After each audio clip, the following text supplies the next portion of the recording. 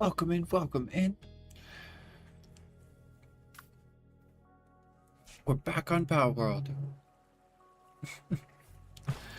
Alright, why am I in the nude? You may ask. You may ask, because we've made some upgrades. Are you ready? Wow! This is what we were wearing before. Right, pretty nice. Beautiful, beautiful. Tier 2 ancient armor. Boom! This is what we're wearing now. So the health is the same, but defense goes up a little bit. So there we go. Oh, no. Oh, sleek. And then bada big, bada boom, surprise! We got the wing pack, and I made some wing cells for it as well. So there we go. Let's discard our old stuff in honor of the new stuff. Okay, so I have no idea how this works. Holy shit! What was that? Can I go up? How do I go up?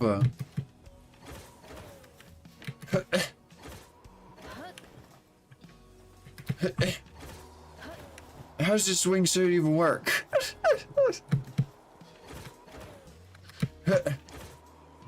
What is happening? Oh my gosh, wait, is it inverted controls? Oh, I hate that. Oh, I hate that.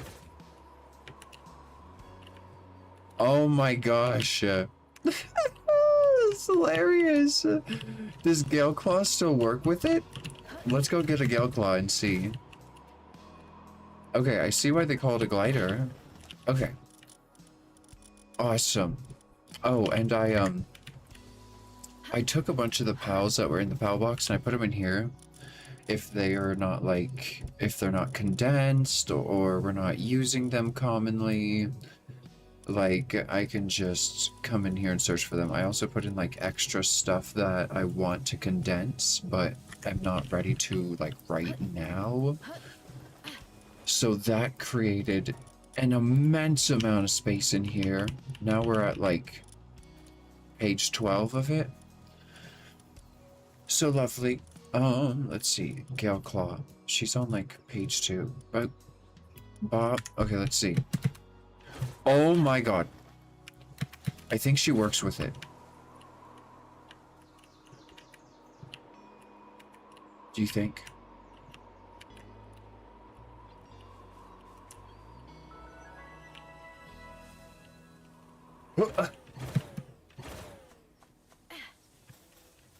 It's a little strange.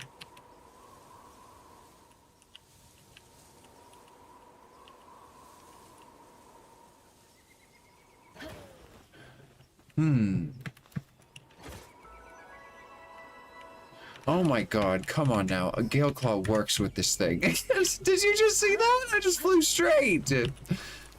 Holy crap. Okay, hold on. Get rid of Gale Claw for a second. Let's try to go between bases again. Oh, wait, no. Maybe she doesn't work with it. You can fly straight for a while. Okay, let's go back.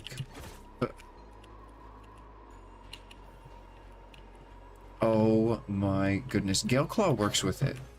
Because we are so slow. And then this, watch this. Bop, bop. Oh my gosh. She works with it. That was faster, was it not? I don't know. Okay, let's see. Okay, 40. Okay. That took like 5 seconds between middle of the base to the other middle of the base. Okay, so now put her away. That was what, like 4 seconds, 5 seconds? Oh, I don't think she works with it at all. Can you sprint with it? No, you can't sprint with it. Okay, so Gale Claw's not... If she does make a difference, it's negligible. This thing is so cool. Oh my gosh! Okay, that's amazing. Let's go put this smart, special, whatever heck cake away. Also, I made a major mistake. I put this stupid ranch outside of the circle because I thought I was saving space. Wrong! Just making a mess is what I'm doing.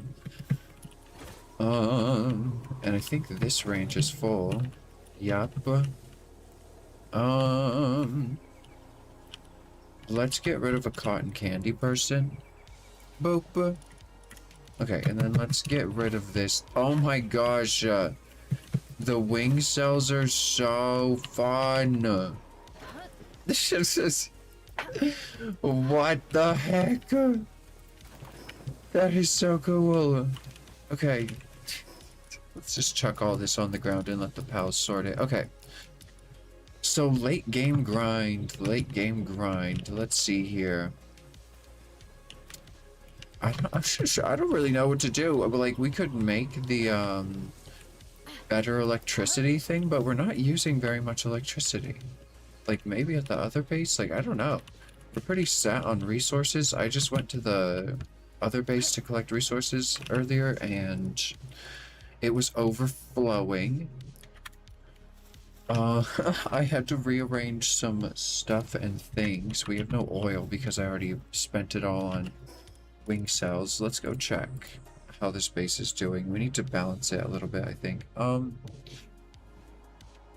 We could, let's see. I need to start condensing pals. So, like, late game, good pals. We could catch another Jetragon. We could catch another Neptilus. Let's just go around and catch all of the, like, higher tier pals. And, like, skip the breeding process for condensing. Because it's not fun. It's not fun to breed to condense. So we'll just go around the world tree and we'll capture a bunch of stuff. I did a bunch of expeditions for stuff and things, so we have spheres. Okay, how's the oil going? Pretty bad. Is it due to lack of electricity or... It's... No, absolutely not. That's not the problem.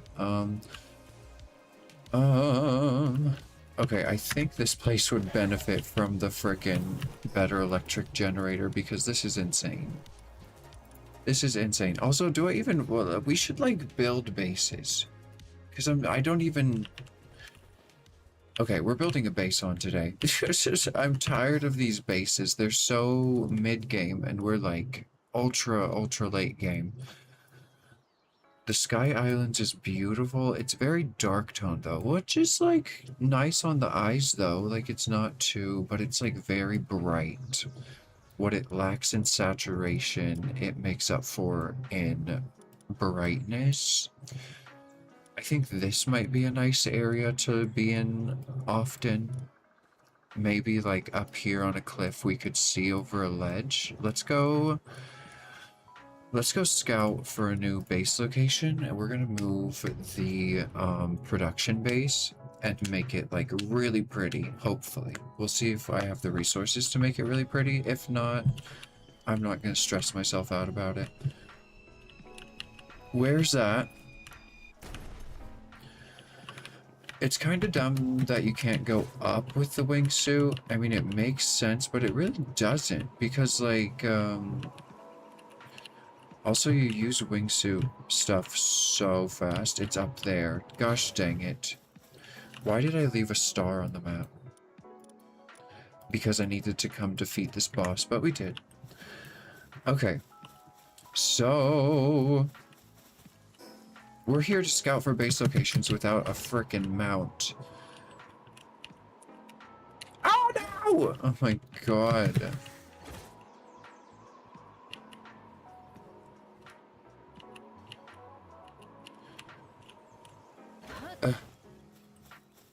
Does it use an entire wing cell every time you glide? Bro! That's awful! I don't want to be like in a cave, that's depressing.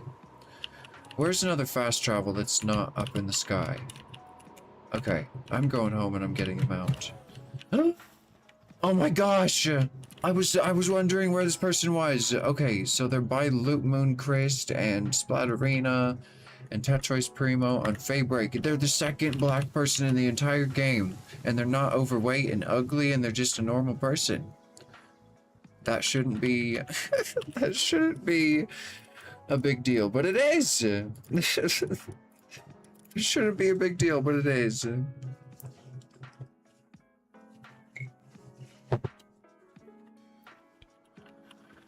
Okay. Oh, I had my, you don't want to know pals together because I was emptying out the pal box, okay? Plain flame drain. We're not going to the world tree. And this battle team is outdated. I never saved my frickin' team still. And the looting team is old. Okay, let's update these teams right now. Use, yes. Okay, I think we're keeping Eidolon. Prickster is honestly badass. He just eats people alive. I don't know if I could replace him. And he's like electric and ground. He's brilliant. Let's see here. So, looking for... Oh, Van Worm Christ is still on the team. We don't need Galeclaw anymore. Actually, hold on. Galeclaw, do you make it easier to go upward? Are you kidding me? Galeclaw is so nice to have, even with the wingsuit. I feel like you can just go further.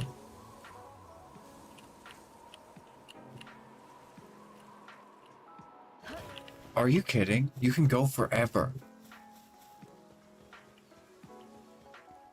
And then let's put Galeclaw away and then try to just like fly forever like that again. Go up, first of all, I'm moving uber duper slow. You can fly forever. No, see, Galeclaw is necessary still. Okay, girl. Let's go. That makes me happy, actually, because I don't want to leave Galeclaw in the dust. Oh my gosh, she is going to take this wingsuit to the next flippin' level. Gale, you're staying. Okay. So, that's fine, because usually we just have one neutral pal to get the neutral. So we need fire. Oh, she stays. She's a part of the current crew. Wait, this is our current crew. This is the crew. Is it not? We have every single type. We have 9 types. We have every single element. This is the team. Okay, so party pals. Did it even change? It didn't change. The pals that I chose in the mid-game are still my favorite pals to use. Hold on. Level... Looking for any combination pals that would fit in well. I found a good combo. Who is my dark currently? My ice? He's a good combo. But so is this. Yeah, I am content with this. Okay. Same team. Let's see here. We need to update looting now. So, our looting team was based off of like as many elements as we could get into one team to open elemental chests, but now we have every single element in our battle team.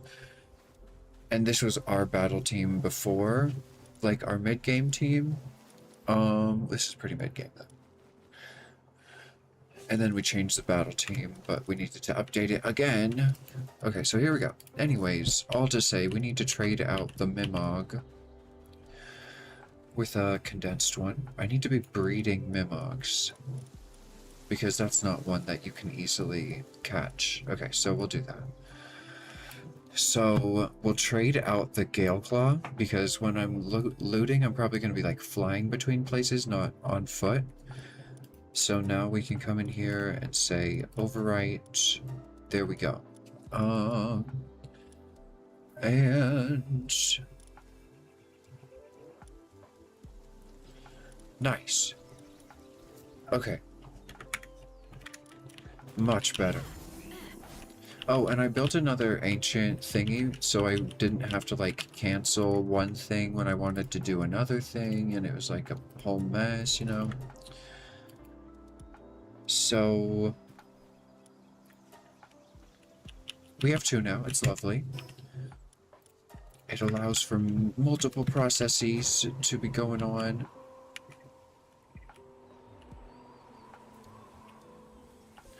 Oh, come on.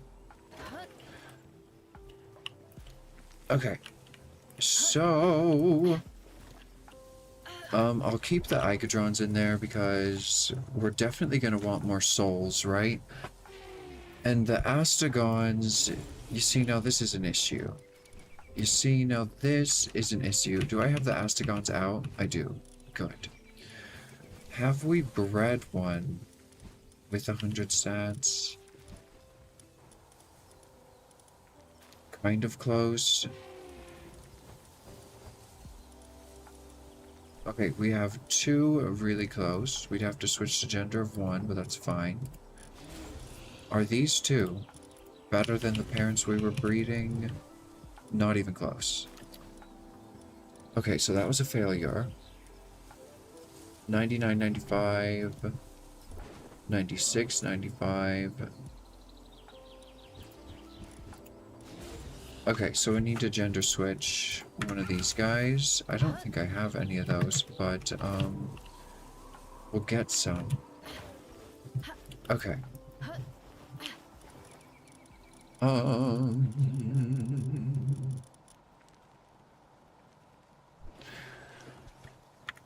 What did we fluff and need?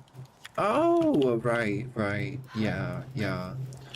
We don't have any of those. Okay. 6, 7. Let's see here. So, bounty officer. Who sells power reversers? Is it just this guy? Do I have to have bounties all the time? Although I did find a video on bounty token collecting, and it was a huge deal. Like, it's not even comparable to any other content I've seen on the subject. So let me find it.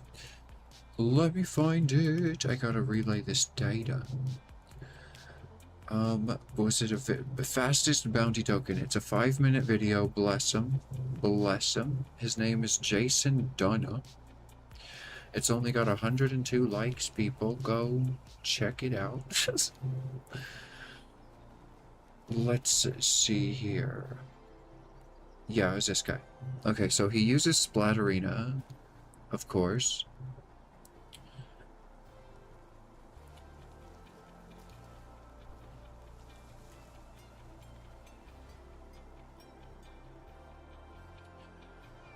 Okay, so he is hilarious.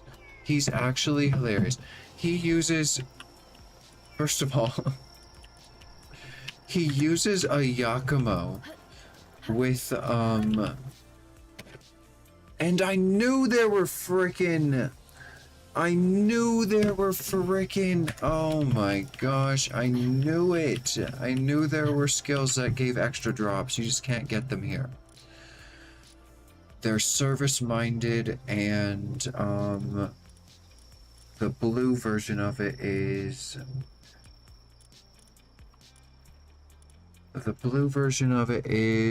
Lavish Hospitality. Do we have Lavish Hospitality? No. Where do you get Lavish Hospitality?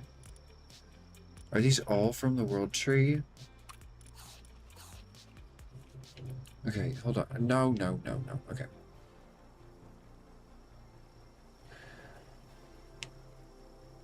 Where to get Lavish Hospitality implant? do.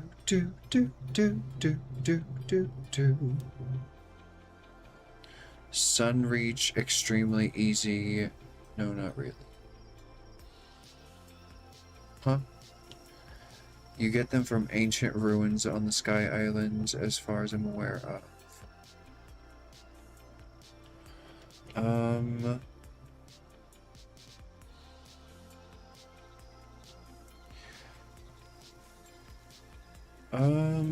Oh, it's making my head hurt. Okay, I'm not Googling it anymore. Um... The data on this game is so bad. They need, like, a good wiki team.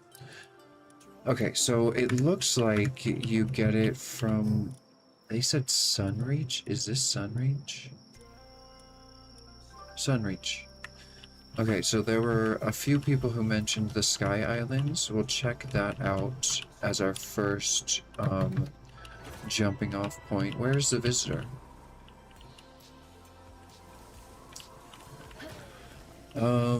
So the guy uses lavish hospitality and stuff on his Yakumo, so that when he catches the bounty dealer people, they have the passive skills that give you extra drops when you catch them and also butcher them. So you're just like getting so many bounty tokens. He got 18 bounty tokens from one guy, which is a lot.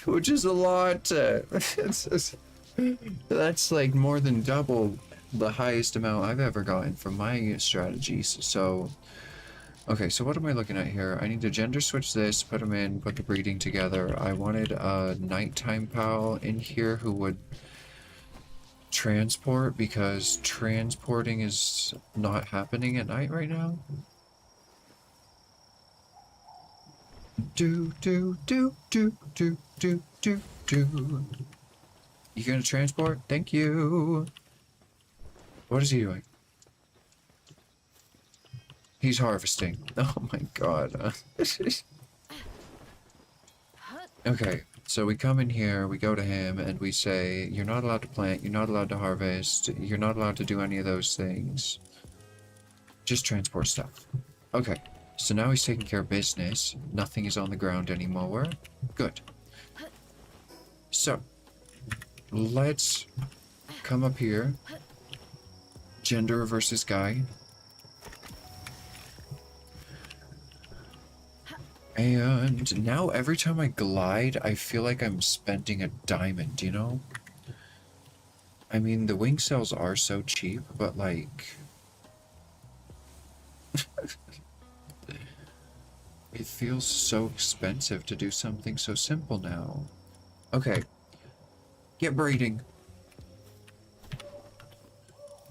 What pen is that? Okay, that looked like not the one I want you to go to. Yes, go upstairs. Okay, good. That looks like the right pen. Is that over there? I mean right here? Yes! Okay, perfect. Let's give them some cake. Should I give them special cake? No, let's give them extravagant vegetable for some healthy eggs. Let's go like 13 or something. Oh, no! No! I have to get used to having these wings on. Okay. Let's see here. Oh, I left myself a note. And apparently I restarted the game since then. But that is fine because I just remembered. Are you ready? There's something I want to do. We're upgrading the food we feed our pals. Unnecessary, completely expensive and ridiculous, but hey, listen. It'll be worth it because there's a really simple thing that we can make that just requires one extra ingredient in addition to the normal salad ingredients. And that is, I forgot the name, but it requires Doomut. And also I'm broke, apparently. Can we make money? Make me money. Okay. These wings are so worth it. Oh my god. So... I wonder where you get the legendary compound bow from. And also, there's like a new... There's like a different better bow than compound that I haven't even gotten a adventure schematic for the mechanical bow. It's blooming amazing. You probably get those schematics. Let's go fishing today. I know you get a lot of schematics from fishing. So we'll go to like the Sky Islands, we'll go to Faybreak, you know, we'll just have a fun day. Well, let's just see here. High quality pal oil. Okay, I'm broke currently, but that's fine because I'm too lazy to make money, so money just stacks up all around the place here. Okay. Boop, boop, look, I'm overburdened by how much stuff we have to sell. Okay, wait, there's still a person in here. There's still 2 people in here. Okay, sort. Beautiful. We can sell to anybody, really. Okay, so, boop, boop, boop, boop. Actually, I wanted to buy some more meat from this guy, too. Although I shouldn't right now. We'll leave him out. I shouldn't right now because we need money for what? First of all, let's show you the new Dumud Chowder. It gives you awesome nutrition. It gives you over double what the salad does for nutrition, and it gives you about double sanity, but its effects are way better. Salad just increases work speed for a period of time.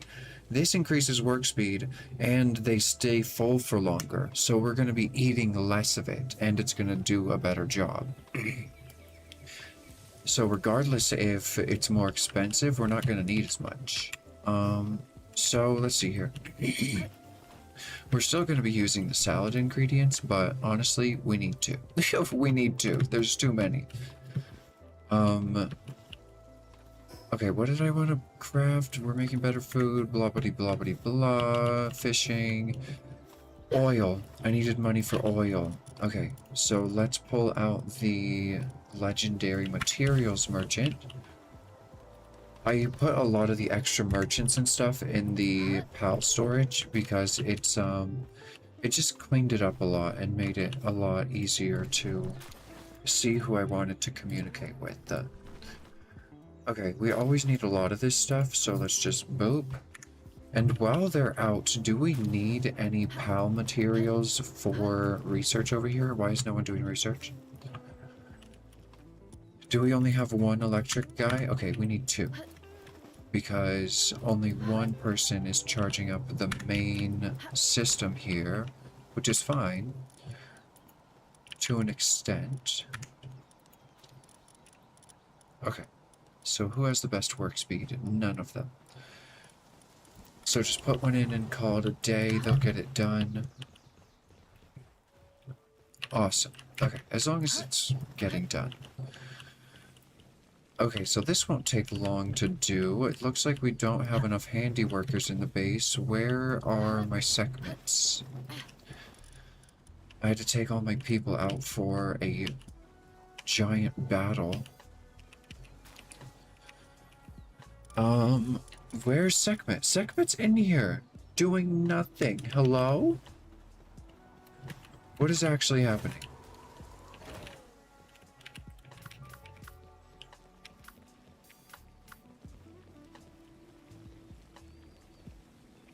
Sekhmet, get over here. That is what I'm talking about. Okay. Pow oil for bait as much as we can, or is that too much? I think that's too much. When do I ever fish that much? Today. 3 per, that's like 45, that's like a lot, 90. 90's good, around 90. Oh my gosh, okay, it didn't even matter that Sekhmet was late because she's so fast. Okay. So I do. Oh my gosh, that's the reason I craft so fast. Is because I eat salad as my main food. That's why when I help the pals craft and stuff, it actually makes a difference. On top of like my insane work speed. Okay, so we want the guys here. Let's put salad into storage. We'll start a slow transition.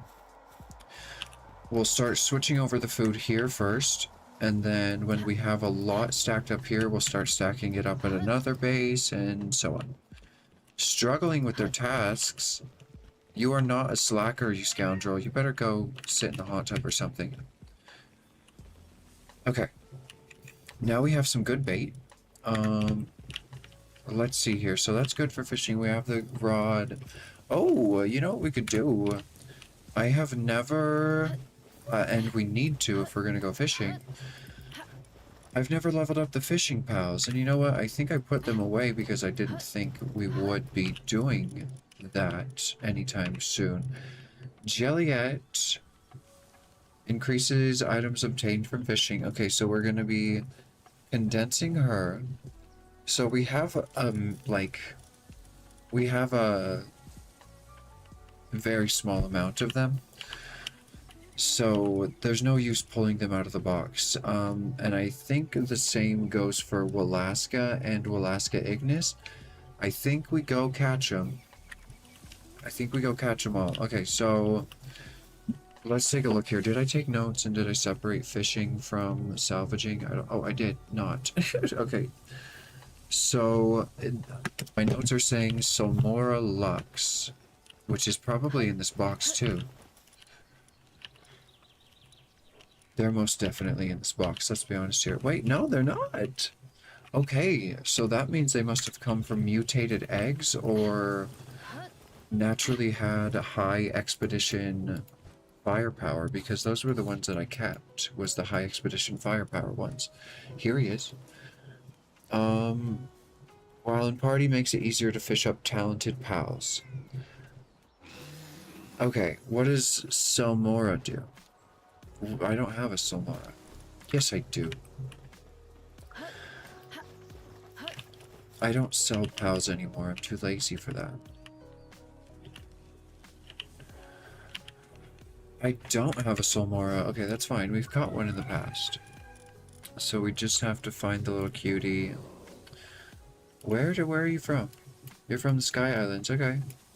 Are you at the tree? No? Okay. Okay, awesome. So we need both of those. So I think we have our fishing crew then, because that takes up the entire party. We have 2 that make it easier to fish up talented pals, which are the only pals I'm going to be fishing up, because let's be honest here, they're the only ones that are worth it. And then we're going to be, that's not true. We're going to be doing a Walaska and Walaska Ignis, and they increase the amount of drops? Or are they for salvaging? Oh, I split them up. There are some in the box and some not. Okay. Fishing minigame begins with higher capture. Fishing minigame begins with higher capture. I mean, those 2 sound like some of the most valuable ones that you could have. Because what if you have a rough start, you know? So they're on the team. So Mora Lux, what does he do? He makes it easier to fish up talented pals. Okay. So what does Jelliet do? Does she give extra drops from fishing? And does her ability stack like Gelroy's?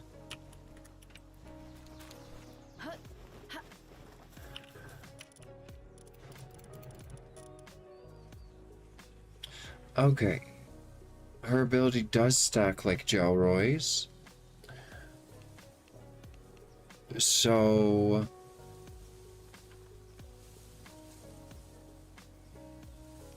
okay, let's see. Let's look at the team and do a firm consideration. So they, I feel like, are non-negotiable. You get more drops, which is what you're going for. And it stacks, so maybe we even allow more than one. So then the next one is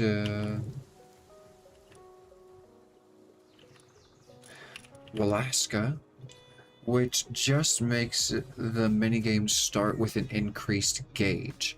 But we have the best fishing rod, and if we go with Solmora, How is this sorted? Where's Solmora? She's been moved. There it is. Okay. If we have Solmora, it'll be easier, like, we won't need the capture gauge to be as full, because if we can keep up with it, you know, who makes it, fall slower? Gloopy? I don't think it's Gloopy. I think it is Gloopy, actually. And I think I left her in the box for that reason.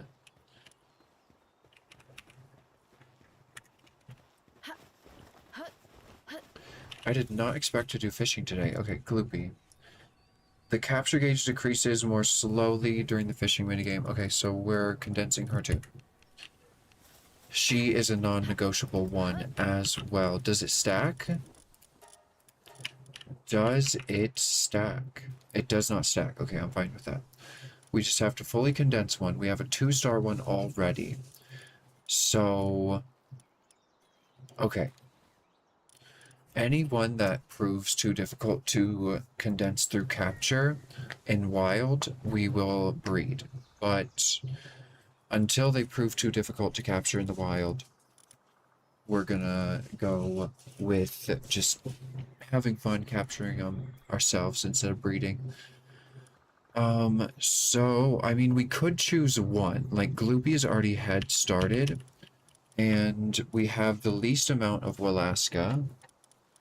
We could get Walaska Ignis to 2-star already. And so, okay, so we need to decide on our team. We have all of our data now. So let's get together the non-negotiables. So where's Gloopy? Gloopy. Non-negotiable. Okay, and then Jelliet, non-negotiable. Okay, so now we go off of preference. We have capture gauge increases. I don't mind not having that one at all, even if we had like another Jelliet. I think that the Solmora I like a little bit more. Makes it easier to fish up talented pals. That's what I'm going to be focusing on. That is non-negotiable for me. And also, so we could have Solmora Lux, and another Jelliet. And then who are we riding? Do we need a mounted pal. So, is there one that we could use as a mount? Can be ridden to travel on water. Okay, so we could use Solmora. But of the other options, we could obviously use Well Ignis, but we're not using Well Ignis. We're using both Solmoras, 2 Jelliets, and a Gloopy. Okay, so let's clear this out. We're going to use both Solmoras, 2 Jelliets, and a Gloopy. So this is the start of rename fishing. That's so boring. Gone fishing. Okay. And now we need to work on filling out the rest of the team. So, who is going to be the hardest one to condense? Right off the bat, I'm thinking obviously,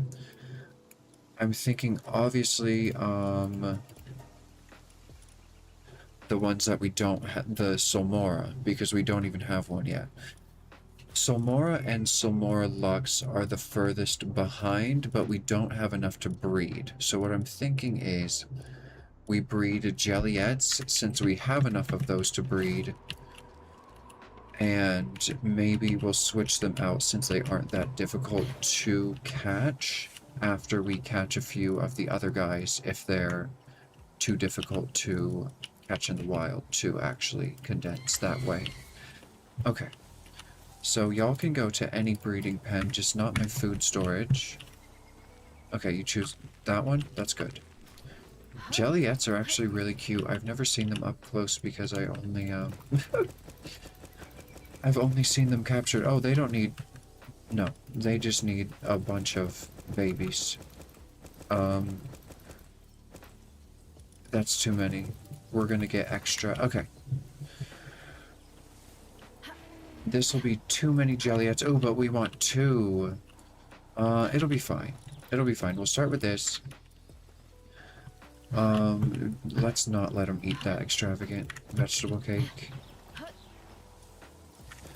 Okay. Sweetness, you are bloomin' adorable. Do you know that? You frickin' puffball. Oh my god. Okay. Sweetness. So, Jellyettes are good to go. Now, let's take a look. Where are we gonna catch? Let's start with the one we have absolutely none with. Start with our worst one. Solmora and Lux spawn in the same place. It looks like they're a fish up pal.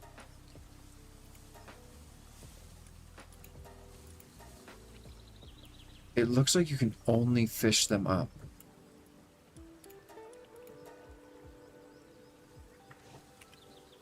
Oh, no, no. Okay, they're more common at the World Tree. But only Solmora Lux. Okay, so for Solmora Lux, go to the World Tree. For Solmora, you can catch them during the day without fishing on this island. What island do they call that? Azure Covenant? No. The Azure Tapestry. The Azure Island. Okay, cool.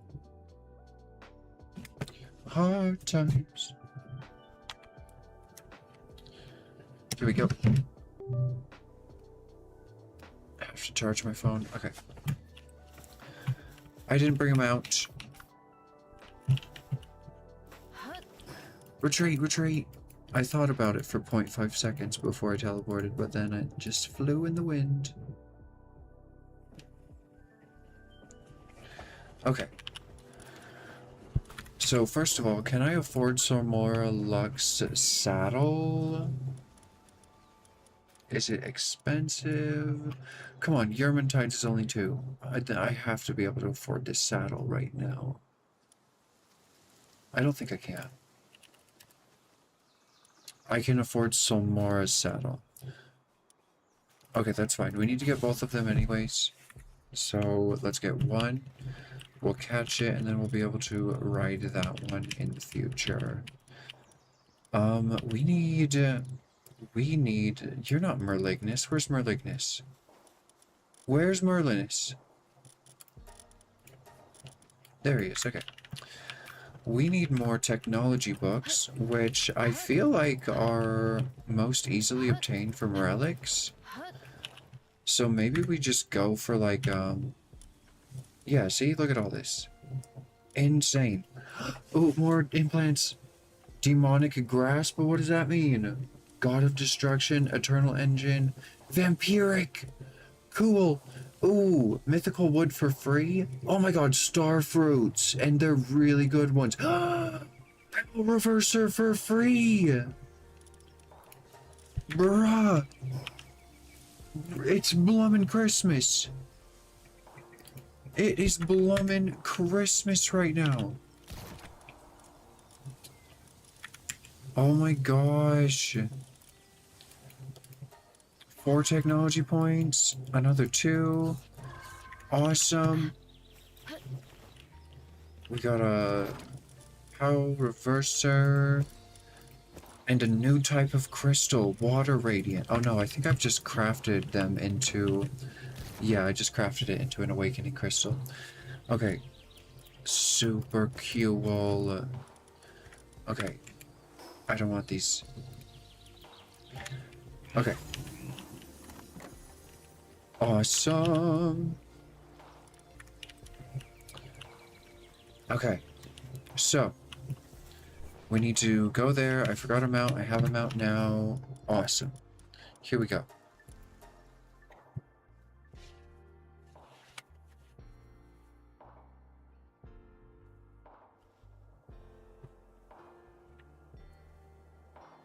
Okay.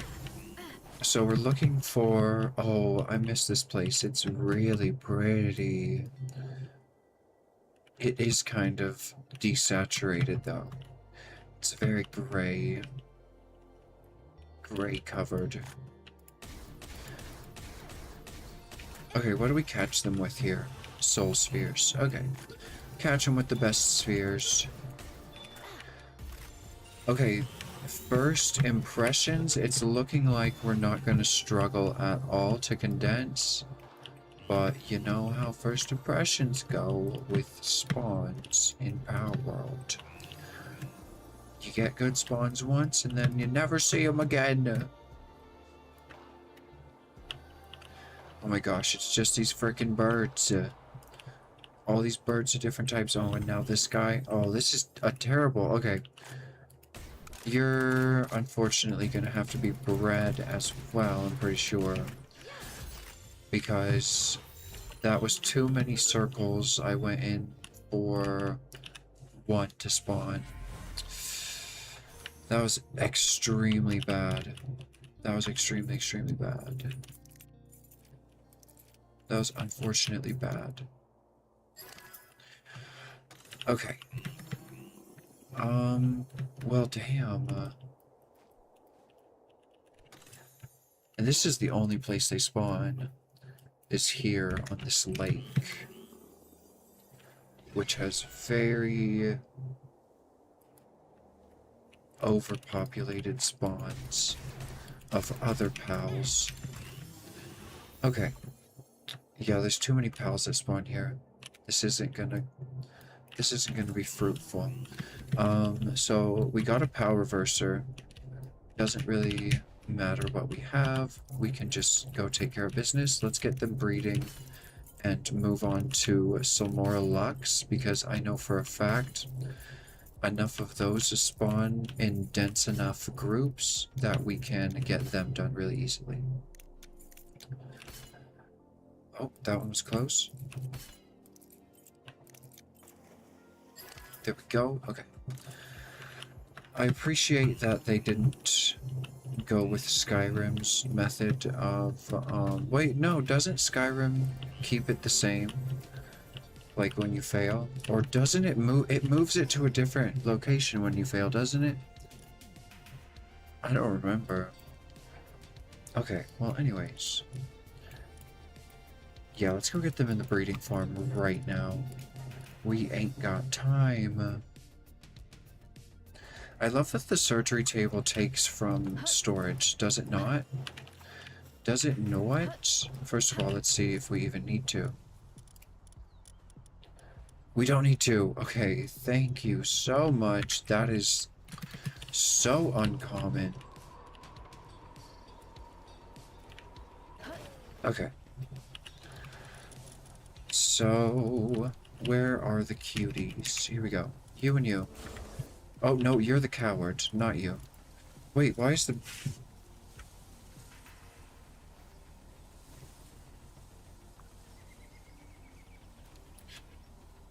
Goodness gracious, my neck just blooming had an aneurysm. Why is it so full here?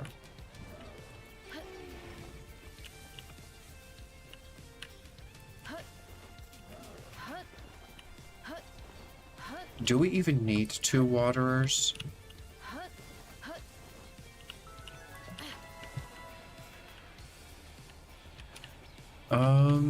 Kinda. Who do we not need? Oh, all these ranchers. We don't need this Puffalt anymore because our electricity generation is crazy. Why is Sekhmet here?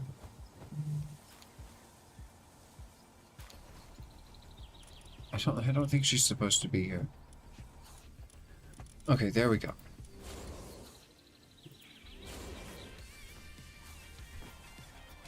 Goodness gracious, my neck is causing issues. Okay. Which one? Oh, I could assign them to the ancient hatchery. But I'm very frugal, so I'm not gonna. Because you get more out of... What did I just do? No! You get more out of... doing it this way. Okay. Everyone go where's your Blum supposed to. Did you see that? What the hell's this? Oh! Where did I get that from? From the relics?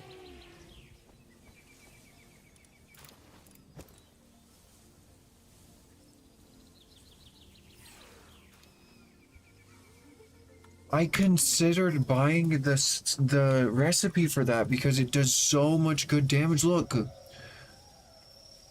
Oh my gosh. Oh my gosh. Oh, right. We got more stuff and things. Okay, so who was on the fishing team that we decided to go with? You got him. You got him. Okay. Do we have the rest of them? Does Gloopy even have... Gloopy doesn't have a thingy, so we're fine on her. And then who's the other one? Escape, for God's sake. Oh my god. Jelliet doesn't have a saddle either. Okay. I was hitting escape like 17,000 times. Obnoxious. Okay, we gotta make the saddles. Oh, right, cake. Get the cake in the farms. Okay.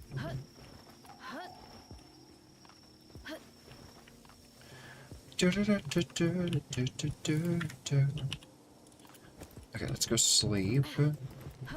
Oh, he sleeps all cute. He sleeps like a bloomin' monk. He doesn't look like a monk.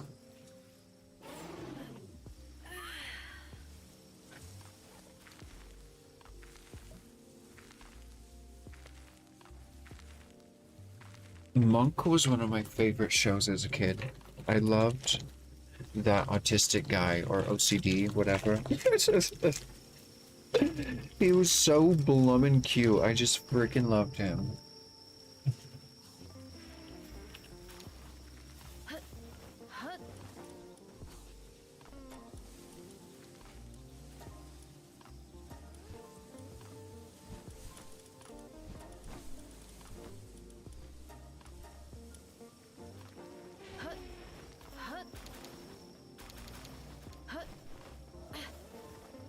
Gotta get the extra eggs.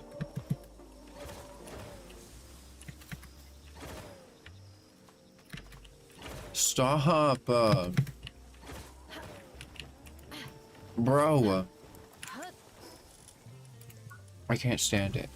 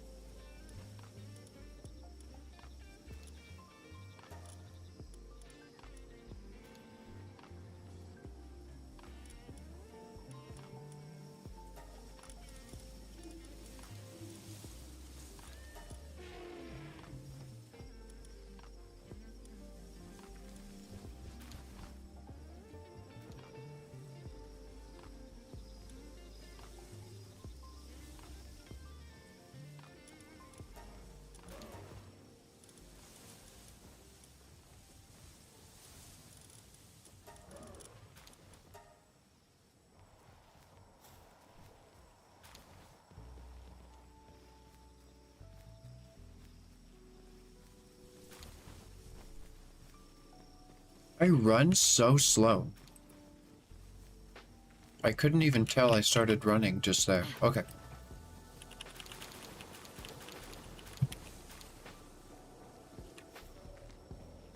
All right, let's see what we got.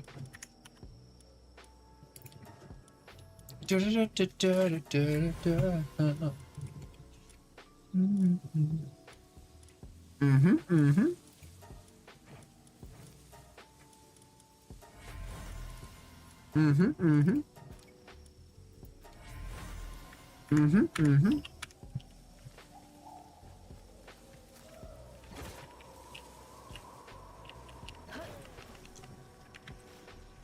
Okay.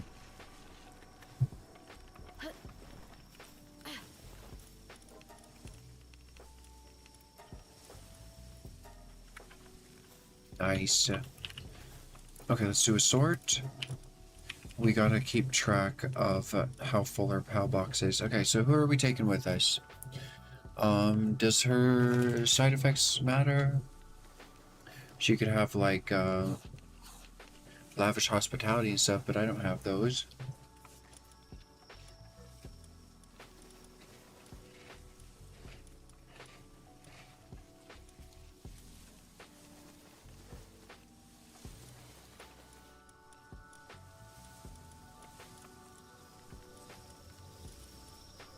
Let's just go for the one with the highest stats.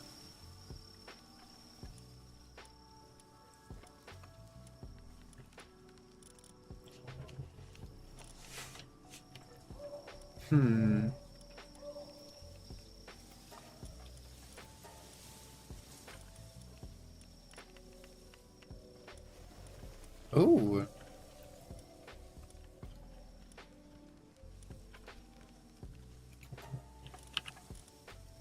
Okay. Boop she bob. Got a 2-star jelly yet so far. Galoopies are struggling. This guy has nothing to do with what we're doing, but I do want a good one. Ooh! 100, 192. 100, 198. Wait. Are you kidding me? Oh. I fixed the rotten controls. Now I have to get used to it. Okay. Okay.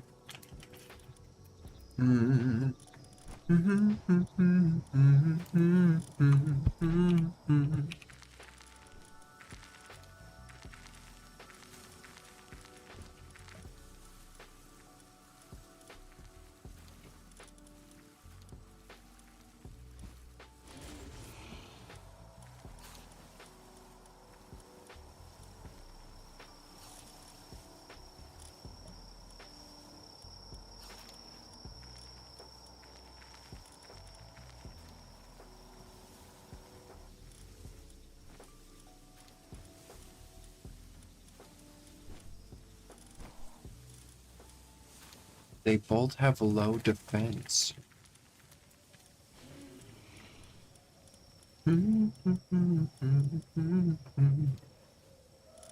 I think this pairing is a good one. Okay, condense the rest, doesn't matter.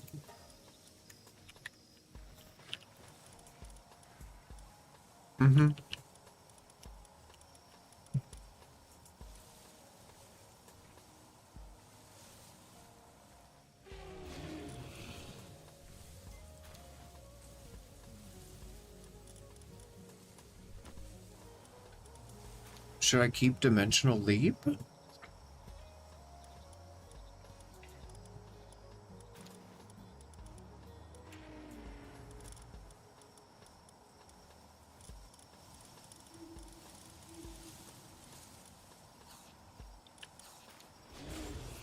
We need to breed that in.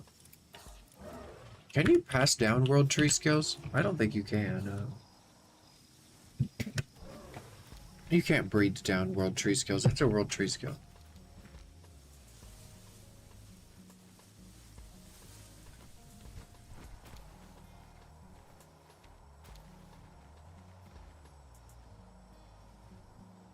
What? Oh my god, you're lying.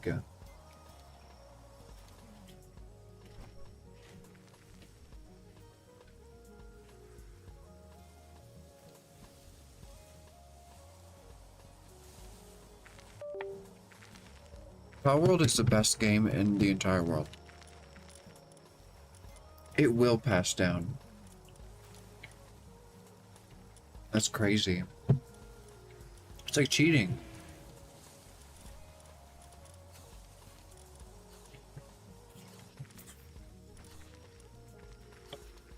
Okay. I'm excited for that little pair. We'll see what happens.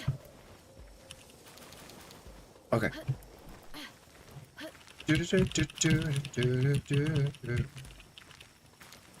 Move! Oh my goodness. Okay. We have the Silmoras going. Now we need to go catch Silmora lugs at the World Tree. Everyone is good to go. We don't need to be here anymore.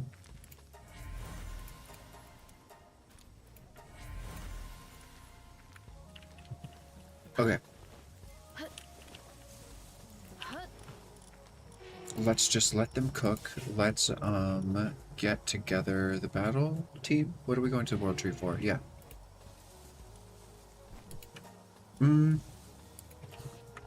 Yeah. Yeah. Okay.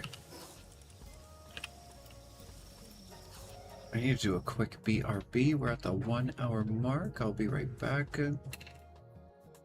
Let's get here and somewhere safe first. Oh, perfect. Here, I'll leave you some company. She's very pretty.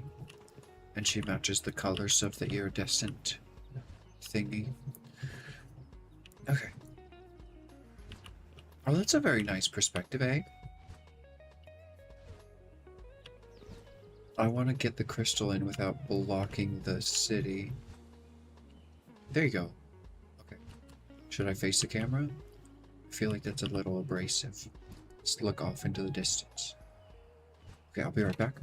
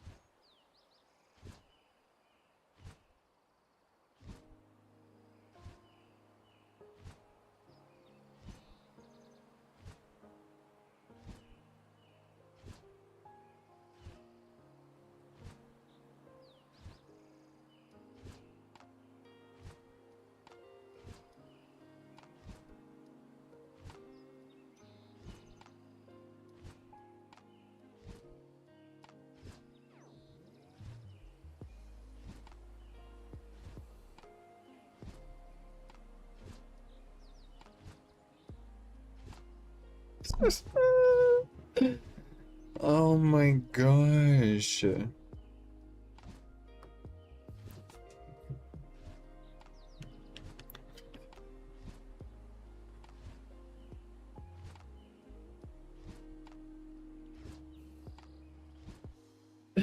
Oh my gosh. Okay, so a mother who is another streamer who is my friend. Their child was watching Minecraft videos and she thought they were stupid, so she had her kid watch my videos. And he came to her and he said, "Mommy Welly is so good at the game. I like watching them." Oh my gosh! I got freaking reviewed by a child, and it was a good review. I'm not blooming catering towards children, but that's freaking adorable. I like that he said, "They're so good at the game." I'm like, oh my gosh. Usually that's a con. People are like, "Oh my gosh, this freaking know-it-all." I'm not trying to be a know-it-all. I explain what I'm doing most of the time. And look, it's helping a child. That's freaking adorable. Oh my gosh.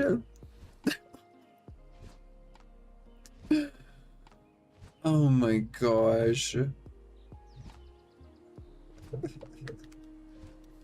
So sweet.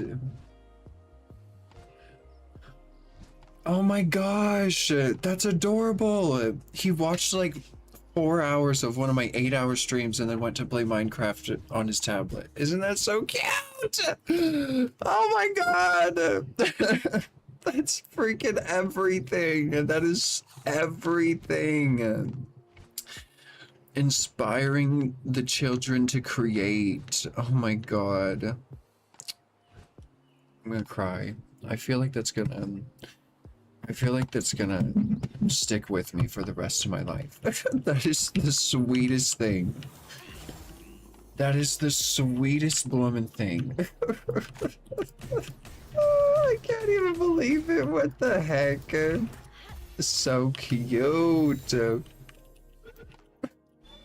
It's so freaking cute. Nice, we got a lot of world tree water from that guy. Okay. Oh my gosh. Okay, the toggle sprint is so bad, it doesn't even work. Game set. Oh my gosh, that is hilarious. That's actually hilarious.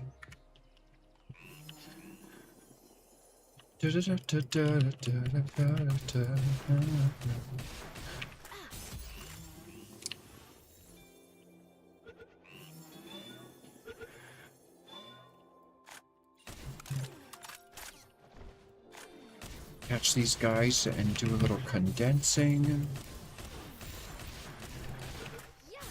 Oh, when she said her child was watching, I was like, I was like, oh my goodness.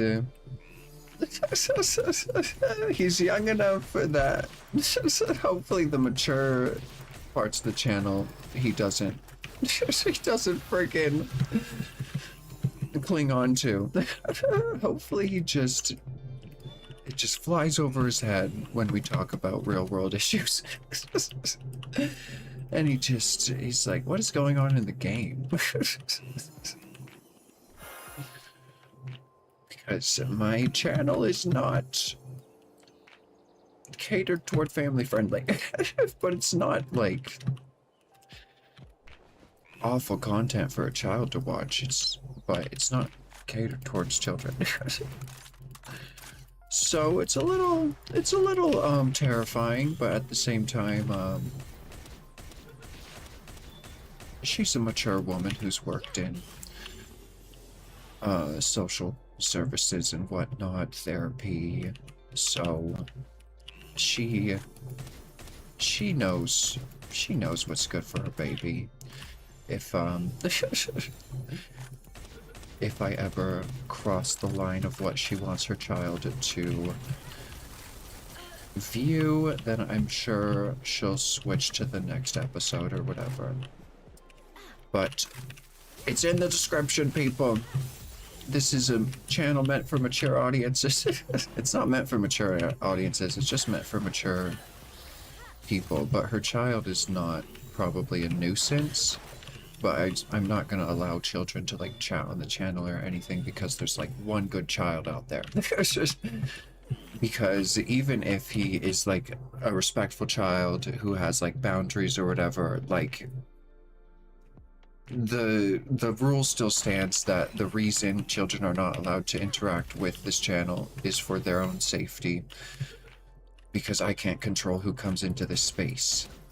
So I can't control who interacts with children who come into this space. So they're not allowed to interact with the space, but they can view the content. That's fine. That's freaking adorable. Hi, Jose. Welcome in. Welcome in. I'm having like a slight anxiety attack slash like my heart is melting because one of my friend's children loves my Minecraft videos. And it like causes me concern because I'm not targeting children with my content, and I may veer off of what is appropriate to I don't discuss like vulgar inappropriate things, but just like real world issues I discuss, and I probably share my opinions more than I should, and I don't want a child to take on my opinion rather than compare it to their own, and you know, like children aren't ready for the discussions that I have on my channel. But if they're just there to enjoy the gameplay, then that's all ages, whatever. But I just I don't want to change myself in a way that is more acceptable for younger audiences, because they're gonna grow up one day, and I'd rather target the adults. I'd rather target the adults. I don't know. I feel like there's just more of us. I don't know. I understand that child content is like the biggest content in YouTube because parents don't like parenting anymore. And they just want to put on the TV. But, I'm not gonna parent your children and for money. My friend telling her child to watch my videos and him being inspired to go create something in the game himself. That type of like educational, inspirational, that is something I'm so about. But I avoided because all of the family friendly channels are not educational. They're just exploiting children for easy money. And that's why most channels are family friendly. They don't actually like have any beliefs, or like they don't stand for anything that would cause them to be family friendly. I'm not family friendly because I stand for the rights of children, and I don't believe the rights of children are respected online, and I don't want to endorse spaces full of children online. I don't know. And also I feel like if I were to make content for children, I would like to have some sort of guideline, you know?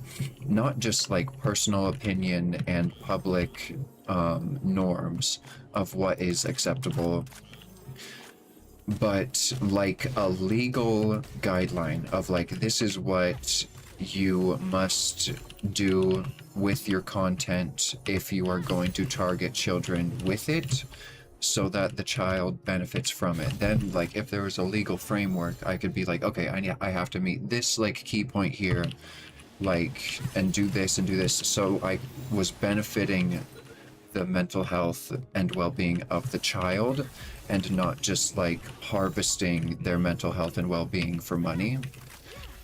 But there is no like legal framework around who can make content for children or how the content must be. So I've avoided it altogether and chose to target a more adult audience. But like, I want to help kids if my content is enjoyable for them, I just like, the world is not set up in a way to benefit them. And I'm not, like, I've never worked in an industry or with children in a way where I would know how to properly, like, form the content in a beneficial way for them. I just know how to be myself and have fun. Welcome in, Tenchi. Good to see you, gorgeous. I'm having a crisis. It's not really a crisis. It's like, it's the most adorable thing. My friend showed her kid my videos. I should tell her to show him your videos because you're family friendly, but you don't target children. But oh my gosh, maybe he'll love you too. But anyways, my friend showed her child my Minecraft videos, and he's only 6. I'm like, ooh. Like, oh my goodness, he showed him my videos. Okay, that's fine, that's fine. But she said that he loved them. And so now I'm like, now I'm just talking about like family friendly channels and why I don't target children as like a not family friendly channel. And the thing is like, I don't like necessarily not being family friendly. I just don't like the crowd that comes along with family friendly people. It's like you have to not hang out with your friends because they say the word damn, or you can't play certain games because like they have innuendos in them or something, or like you can play certain games that have innuendos with them, but you have to like ignore, like it's so annoying. I cannot. Yeah, I'm family friendly, but not aimed at children. Yeah, and it's so obvious because like you don't swear, you don't like, you're very moderate in what you like. You're very moderate in the language you use, but you're not very moderate in what you discuss. You discuss whatever you feel inspired to discuss, and that's something that like most family friendly channels don't do. You are like you're actually the first family friendly channel I've seen discuss like real world issues and like be a human being and not like a character. Like you're family friendly, but you're like not living under a rock. You still know what's going on in the world and you still have your own opinions aside from like the mainstream acceptable opinions. It's very refreshing. It's very refreshing. You're family friendly in a way that I agree with. That if was the mainstream, I would probably have done from the start. I was kind of family friendly at the start, but the people who want you to be family friendly are very all in. Like, they either will support you all the way, but it's very conditional. They're not supporting you. They're just supporting your family friendliness. But, like, you can't control life like that. Like, you're missing out on so many opportunities. You can't collab with people who swear but are, like, your good friends. You can't do so much, like you're limited and you're giving up freedom for something that I don't agree with. Like in Tenchi's way of like, she doesn't swear, but she still discusses like mature topics. That sort of family friendly, as in like it can be broadcast on television and like follow the guidelines, but it can still like reach a mature audience and like a younger audience for different reasons. That's beautiful. That's not how family friendly is in America. Every single family friendly channel in America, they have no boundaries with children, first of all, because they manipulate them in a way to get their parents to like, they manipulate them in a way like they do stupid dances or stupid challenges, like if you donate money. And so it gets children who are entertained by the stupid challenges and whatever dances to get their parents to pay the creator. So they're manipulating children for money. But in Tenchi's way of family friendly, she's not manipulating anyone for money. She is just family friendly. She's not doing like stupid little challenges that target kids to increase her younger audience as a family friendly channel. She doesn't cater to children. She is just a safe space for children because she is not mature in ways that most parents disagree with, such as vulgar language, discussing certain like topics or playing certain like types of games or whatever. Like you can be family friendly without like Miss Rachel. Miss Rachel is an educational YouTuber. She's not a dancing monkey. She doesn't give children entertainment when they pay her. She gives children entertainment for their benefit, and she makes a living off of it because she is so good at it. There's no need to coerce children. And so that is why I'm not a family friendly channel, because the line between coercing children for more views and coercing children for donations and just being family friendly for the principle of being family friendly is not, the line between those things is blurred right now. And I don't want to be a part of that group, you know? Like, if I get pissed off on stream and I have to say fuck, like, it's healthy to say swear words when you're feeling pain or anguish mentally. So, like, family friendly isn't always healthy. It isn't always the most, it's not always what's best for the child either. Because many family friendly channels are playing characters that train the child to recognize false emotions, maybe even be worse at communication because they learned how to communicate from characters rather than real people, or people playing characters to manipulate children for money rather than just real people like Tenchi who are appropriate to be listened to by children but don't. Like, it cannot be overstated enough how much children are coerced on YouTube. Like, you just go through YouTube Shorts and it's all catered towards having children stop and just like, oh my goodness. Like, I will never do a TikTok dance. I will never, like, force myself to eat something disgusting. I will never, like, if, as a, here's, I would force myself to eat something disgusting. I would do a stupid TikTok dance if my audience wanted that, and we hit a milestone that was separate from them giving me money directly. That's fucking stingy. That's so icky. That's so fucking icky. Like, doing challenges that entertain children to coerce donations? No.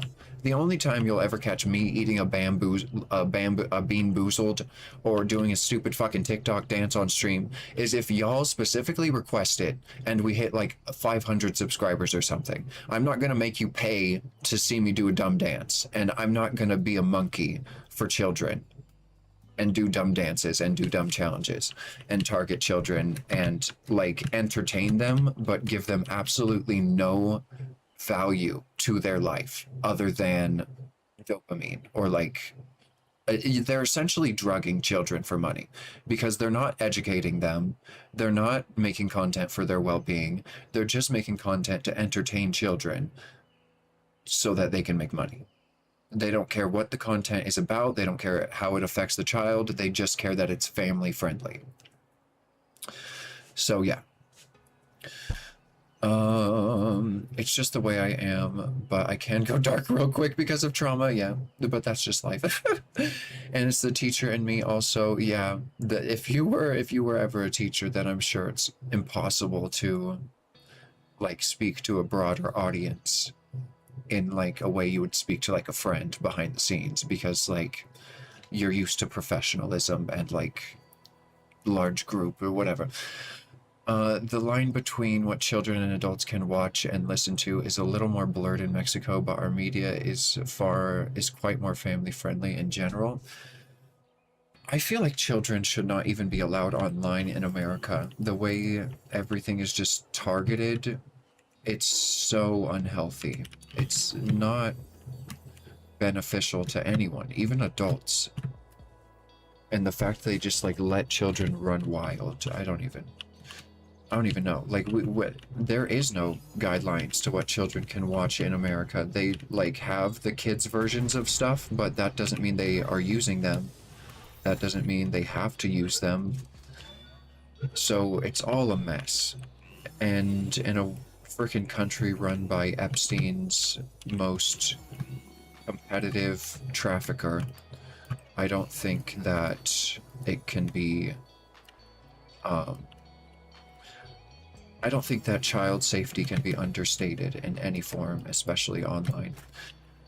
I don't think it's being met. Like, obviously, in a world run by elite pedophiles, like, child safety isn't being met, but we need to take it into our own freaking hands of, like... I decided for myself that I was not going to make content for children, but there needs to be people who decide to make content for children for their, like Miss Rachel, to better them, not to make a living.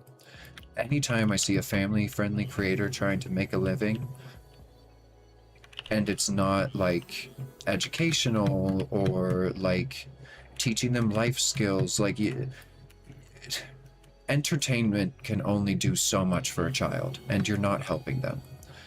Yeah, the world is hard, but they get entertainment from playing the game themselves. So if your content is helping them to be inspired to, like, do something in their own life, then that's great. But if your content isn't inspiring children to come back and watch your content for more of the same pleasure that you gave them, then that's just child abuse. That's just child abuse. Most family-friendly content channels are just abusing children.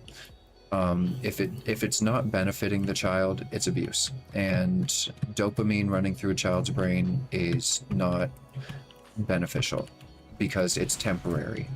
And you did nothing to actually change the circumstances of that child's life. You only made money off of their false joy. And most family-friendly channels are like... They're like little movies, like they show little shows like, look what I did, that you could probably never recreate, and it like probably makes them have worse lives, honestly, because they are comparing themselves to these family-friendly channels that are setting unrealistic expectations, instead of being educational and, like, I don't know, instead of help the child. No child wants to be helped either. Like, content has trained children to want to, like, be the best and have the best and look the best, instead of teaching the children how to get there, you know?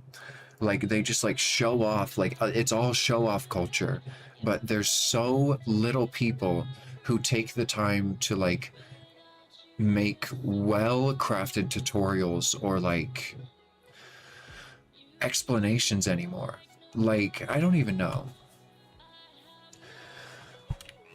I was raised without swear words, but that's also why I don't swear. I was raised without swear words, but it always slipped out in moments of heated emotion from even the most religious in the family.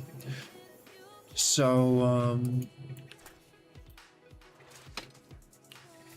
and that's the other thing, is like, when people say family friendly, they're talking about a specific type of family in a specific section of society, because there are many families who cuss. So not cursing is not family friendly. Not cursing is Christian friendly. And many Christians curse, so there are certain religions being catered to. Probably Mormonism. Besides that, do Catholics swear? I thought Catholics swore like sailors. But what I'm saying is, they're not family friendly for all families. They're family friendly for specific families that they um, give more value to than others. No thanks. No thanks. Not every family is the same, and most of the families in the world are not like the families being targeted by family-friendly content. Honestly, most of the people who watch family-friendly content are mentally deranged adults. Mentally unwell adults who are still children.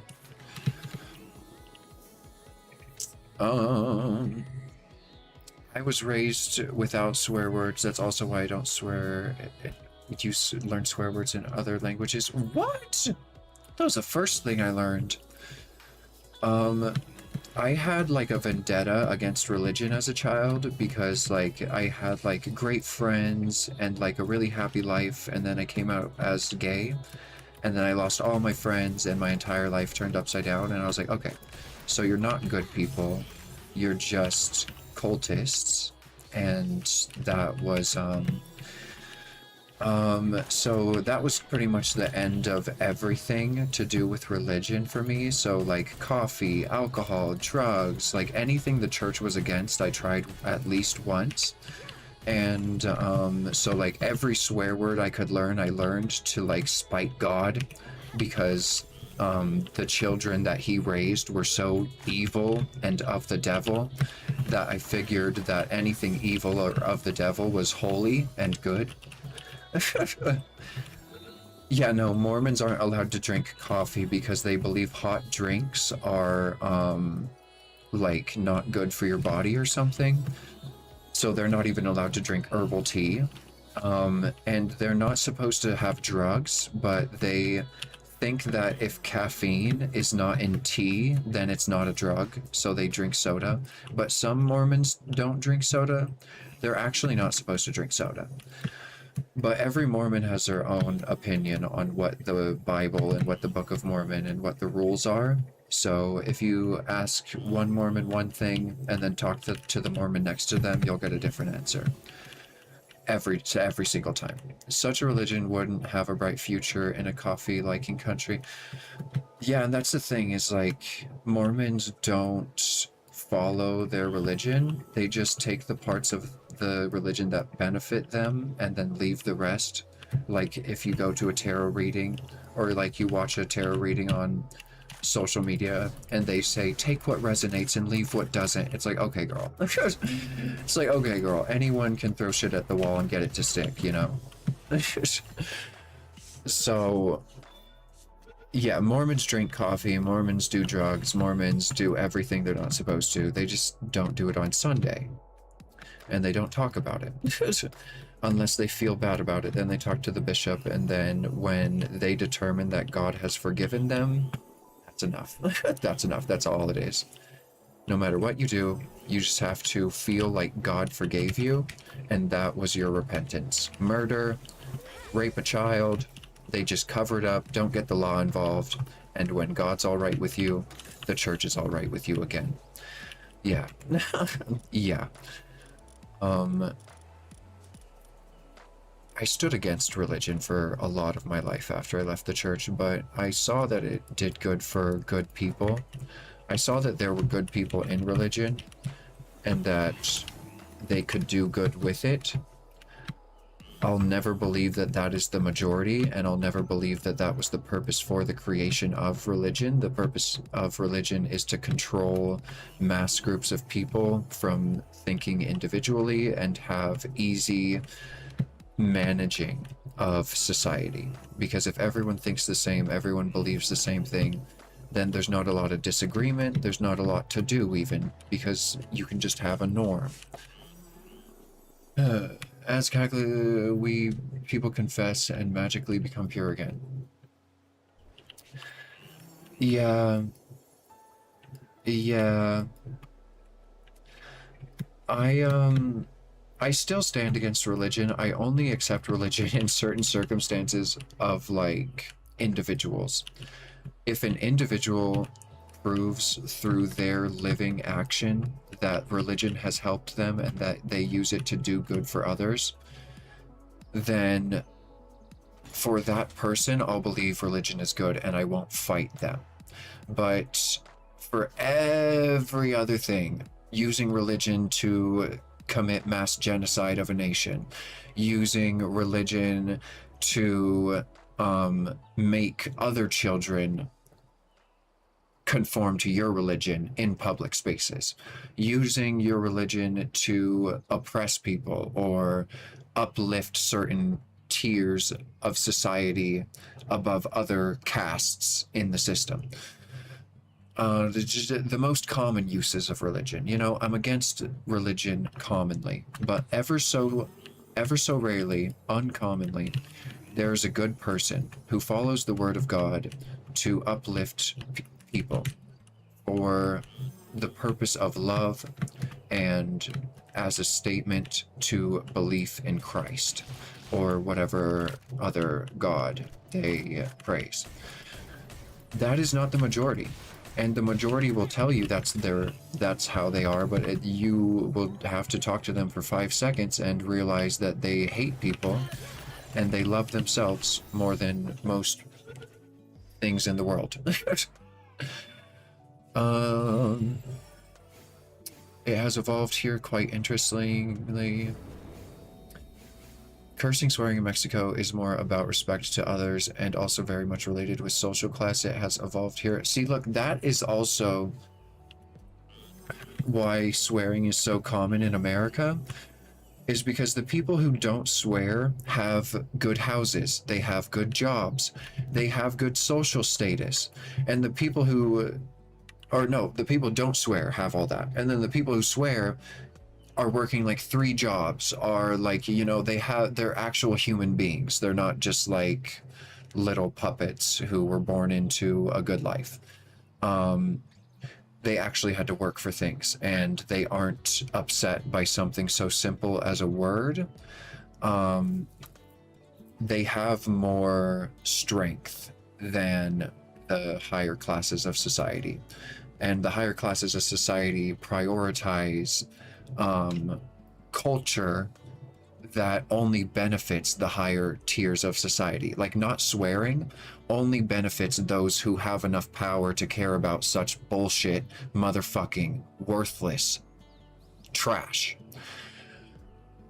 But if you don't have money to care about that bullshit, motherfucking, worthless trash, then you're just a normal human being. High society members, yeah, gentlemen and ladies, yeah, but the gentlemen and ladies are the ones committing genocide and funding wars and destroying the environment. So are they gentlemen and are they ladies, or are they devils sent from hell? Or are they actually demonic? Are we trying to cater to Satan himself? Like, the people who traffic children are called ladies and gentlemen and have castles and own property and all this in the world, and they have to use specific language, and we have to use specific language to carry them, to cater to them. But the people who have never trafficked children in their life, the people who have never manipulated or mutilated or committed murder or genocide, they have to be the ones whose opinion is not respected, when they are the most moral in society. The most moral people in society are the most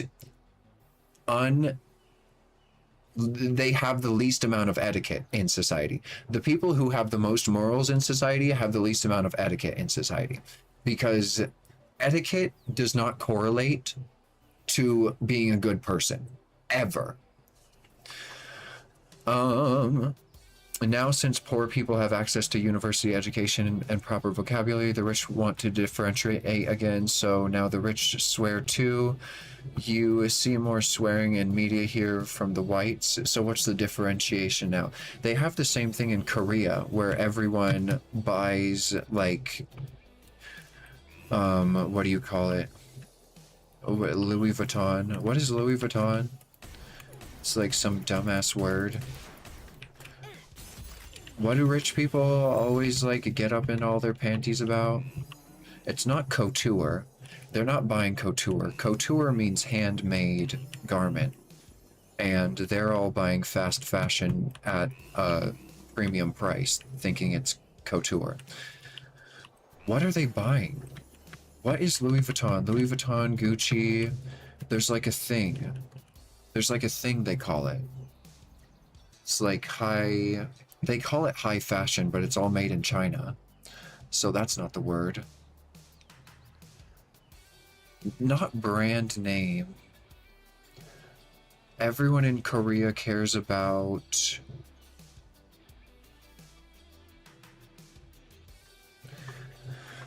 If it's not brand, what is it? It's not brand name.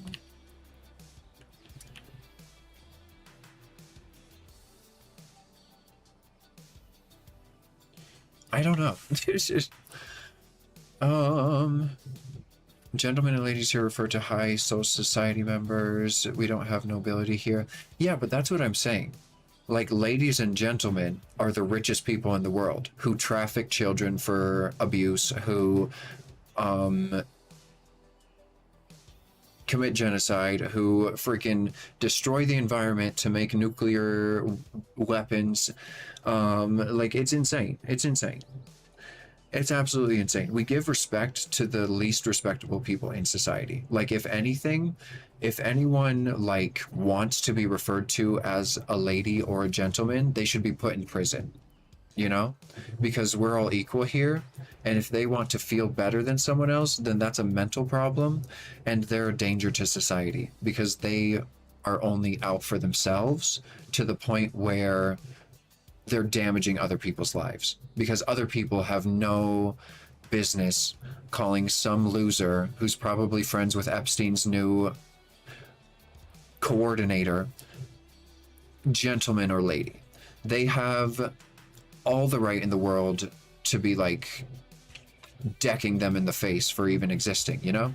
Because like inequality is so much in this world, we can't even afford to live in a house and have gas, and these people want to be called by their preferred pronouns when transgender people are being tormented around the world. You don't get preferred pronouns, and you don't get your wealth because you didn't fucking earn it. All of these rich people are rich off of the backs of laborers.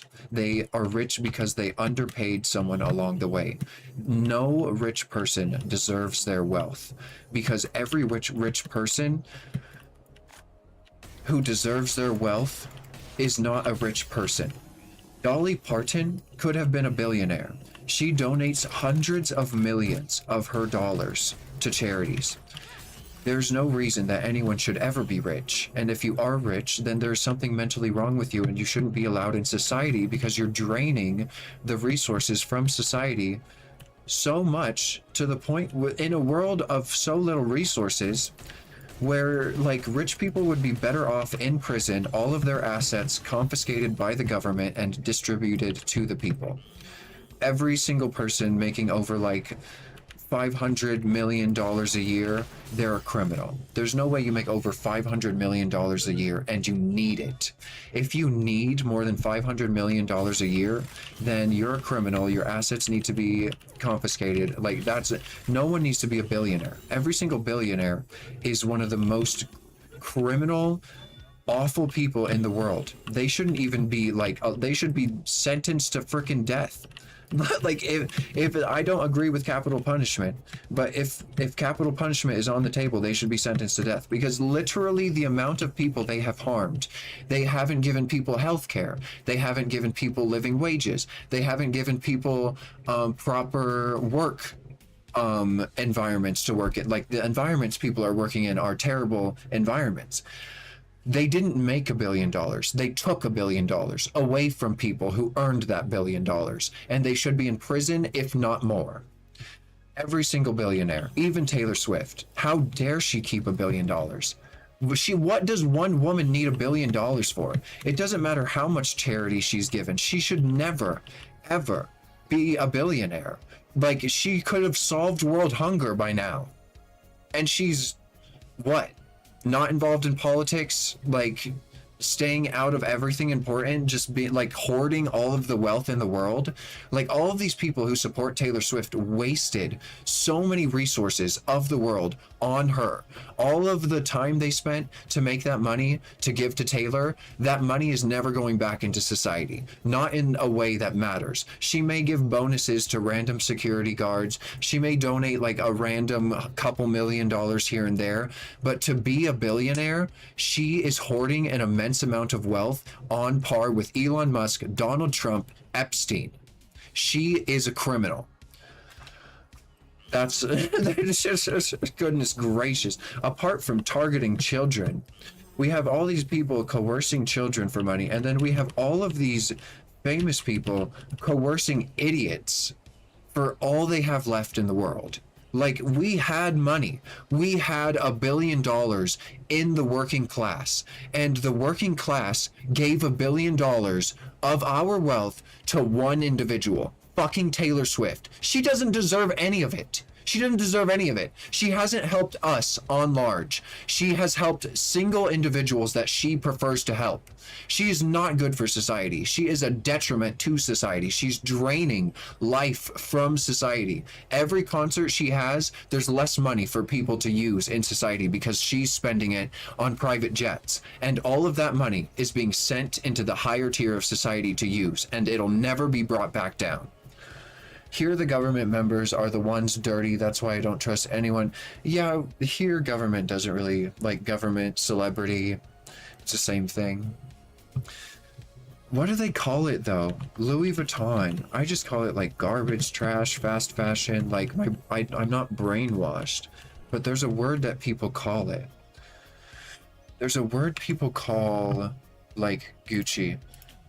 What's a word to describe Gucci and what's that stupid one? Louis Vuitton. Luxury. Oh my god, they call it luxury. Wow. See, this is what I'm saying. Like, remember when I said that being rich doesn't mean that you're like a good person, or like doesn't mean that you're smart, or I don't know if I said something along those lines, but they're literally dumb as hell. They're literally so fucking stupid. They call it luxury. They buy Louis Vuitton and Gucci to look like they are high-class luxury. Brands being made in China with a label being sewn on in Italy or France or whatever the fuck, being sold for thousands of dollars, made for cents, is called luxury. A luxury for an American is having food to eat on the table. That's a luxury. That's a real luxury. That's an expensive, like, piece of shit that I would fucking die for. Something to eat on the table, but a bag. They consider a bag luxury. See, this just shows you, like, why people who have money should not be respected at all. Because, like, in Korea, they idolize people who have luxury items, but the people who have luxury items are not good people, because they're stealing from people, they're manipulating people, they're underpaying people, they're not generous people, they don't do anything out of philanthropy, they don't like care about the well-being of society. And if they posture as such, it's all a lie. Like stupid Mark Rubin or whatever the hell, the guy from Shark Tank, the like billionaire on Shark Tank guy, who like everyone gives a free pass because he like does whatever. They do enough. They do enough to shut you up, and that's it. Like literally. We should have free healthcare, we should have free housing, like we should, like, not all housing should be free. You should have housing for free available. Like, there shouldn't be such thing as homelessness in the richest country in the world, and then we have billionaires saying like, oh, I'm helping people. It's like, you're not helping anyone. You're donating to your other rich friends who opened like a random program that doesn't exist. Like, this is why I stressed out when she said that she showed her son my content, because I was like, oh my goodness. When I talk, girl. But for reals, we give all of this care to the wealthiest people in the world, like, and like we give all of this priority to these labels, luxury, and we see that as like high class. Like, in my mind, high class directly correlates to sex trafficking elites. In my mind, luxury directly correlates to robbery of working people. There is no positive connotation to these words anymore, and the fact that they are so uplifted and idolized and frequently used in a world full of genocide, starvation, famine. You have Kashmir, you have Palestine, you have Iran, you have so much going on. And the people causing everything going on in the world are the only ones able to afford these luxury high-class items if they have dealings in blood money. So, like, where is the majority? The majority of people do not give a fluff. Or maybe they do. When I was in high school, kids in my class used to spend money on, like, Gucci ties and stuff. And, welcome in, Granny. It's good to see you, gorgeous. I hope you didn't raid me. I'm on a rant. I'm on a rant. We're talking about life. We're talking about life.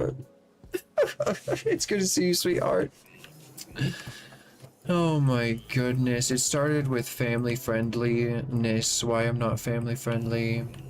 And then it transitioned into like what is considered luxury and like how people have to conform themselves to ideas that aren't healthy. It's just a lot, Granny. I didn't raid right away. Okay. So we were just talking about, so I'll give you a little summary.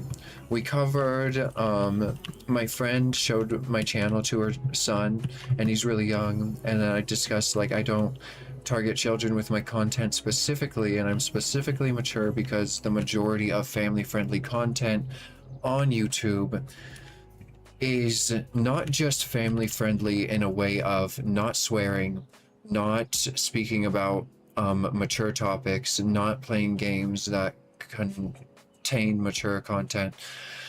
They're family friendly in a way that targets the minds of children to encourage them, to give them money, like doing little challenges or like something that is not very mature but would be entertaining to a child. So I specifically do not target children with my content because the majority of family-friendly content is targeting children not for the purpose of education or for the purpose of their well-being, but solely for the purpose of making money off of their manipulatable mind, their easily molded mind. So I stood against family-friendly channels when I started my channel because the majority of family-friendly channels target children, they don't benefit children, and I didn't want to be in that group. But then I started creating this is still the summary. Then I started creating content, and I met content creators like you and Tenchi, who are family friendly but do not hold their tongue when they have an opinion on a mature real world issue.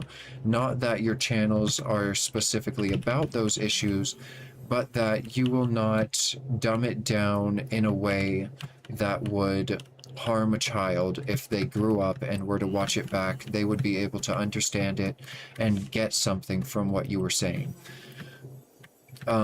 You benefit children, the way you like hold yourselves, the way you speak, the boundaries you set, and also the way you communicate with children. The way y'all communicate, you inspire me to want to be family friendly is what I'm getting to.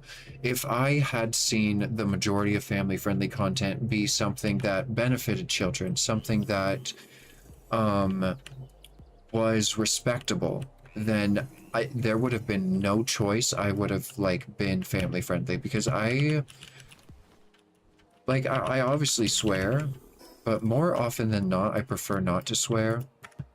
And it wouldn't have been hard for me um, to change that. And also, it would have changed the people that come along with being family friendly. Because another issue I have with family friendly is that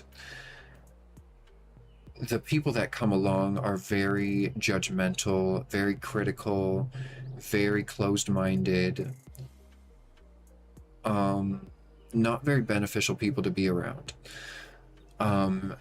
They're not often kind. They're usually only good to the people that they respect, which is usually not a very large group of people. So if I had seen people like you streaming family friendly with audiences that are mature, but also just like are respectful with not swearing, but are not dumbing down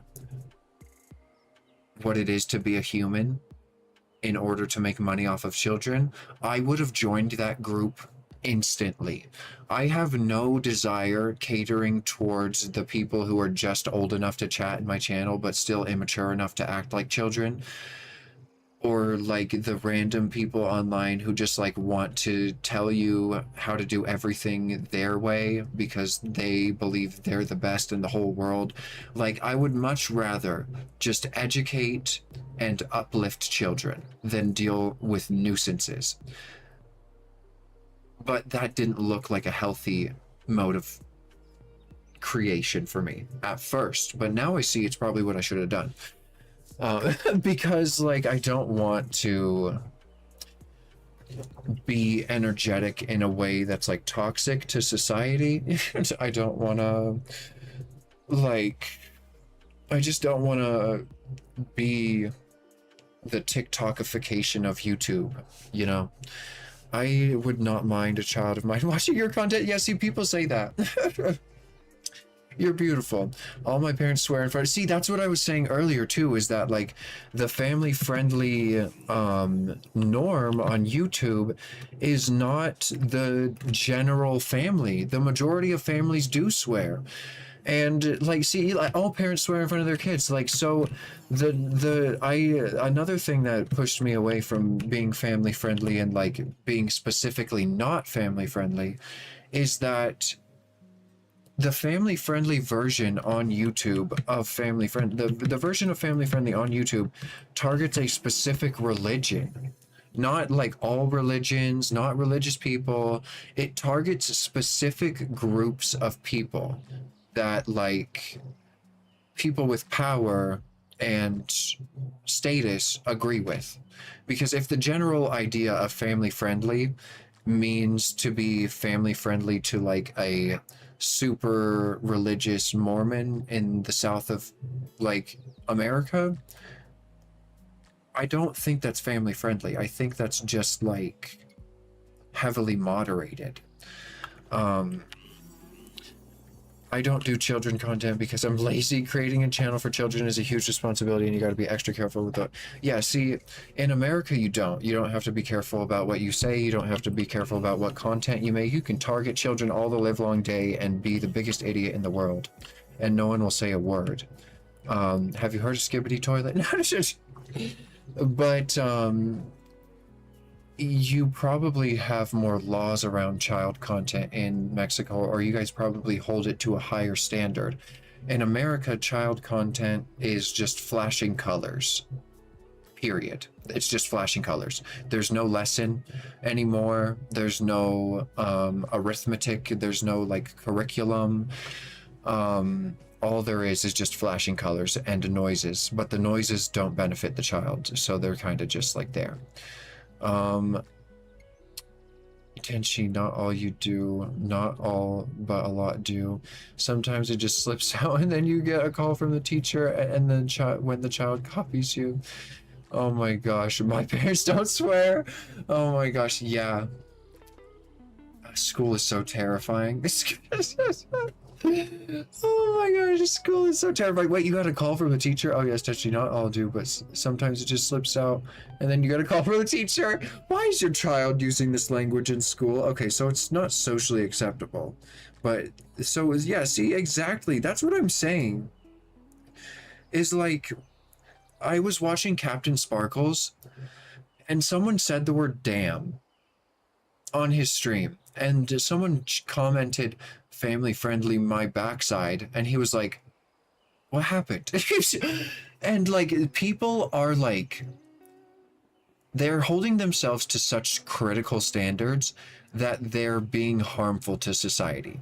They're harming others in society because you're not being family friendly at that point when you're trying to stop people from using the word damn, or like you're being mean to someone because they let a swear word slip out in a heated moment on a family friendly channel. You're being a nuisance. Like, there's no need.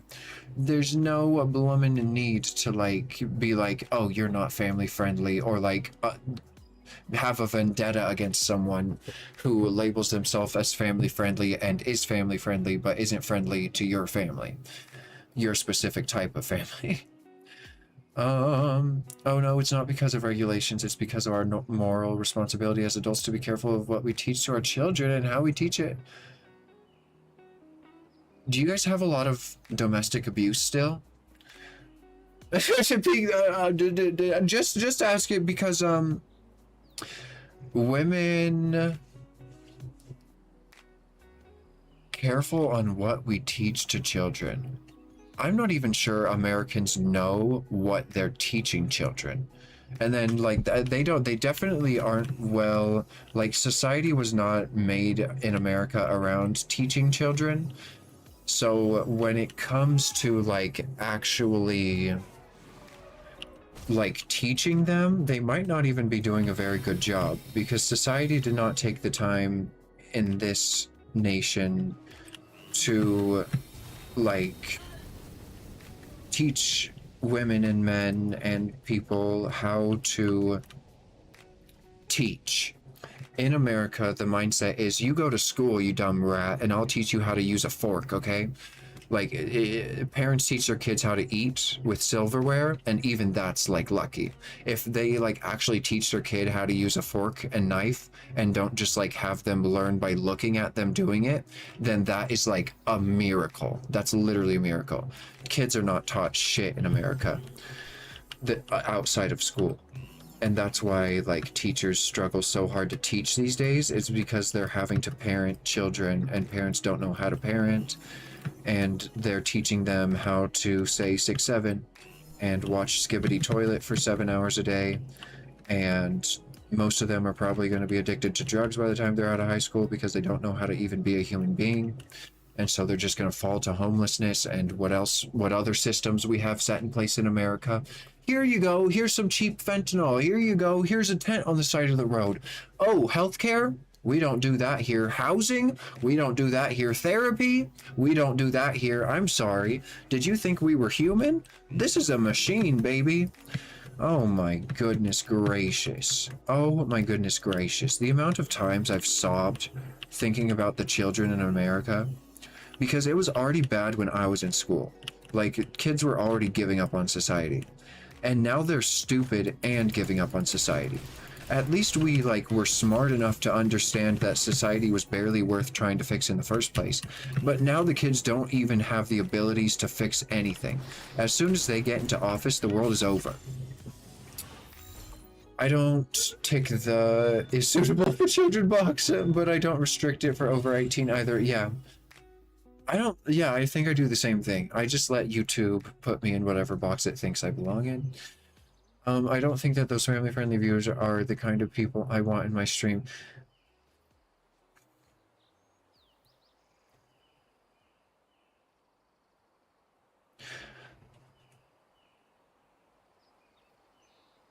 I imagine like the people online who go out of their way to send hate to people. And I can only imagine that being family friendly in a way that you are critical of normal behavior outside of like a niche group I can only imagine that that would increase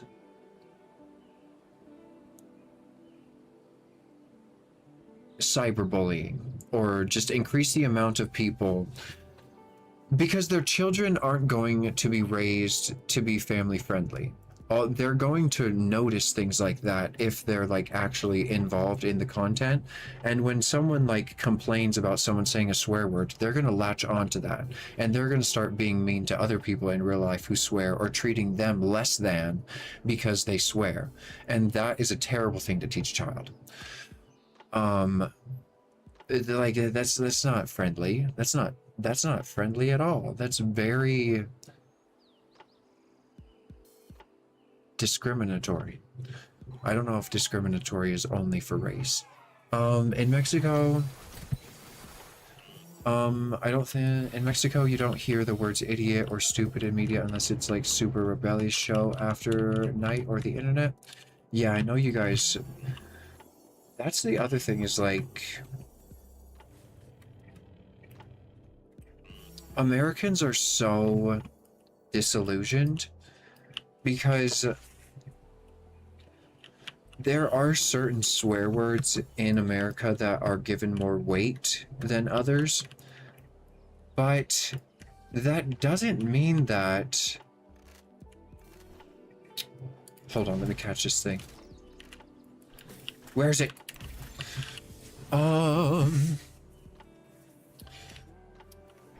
It doesn't mean that they're not used in content, you know? Like, what am I trying to say here? I can't think because this stupid frickin'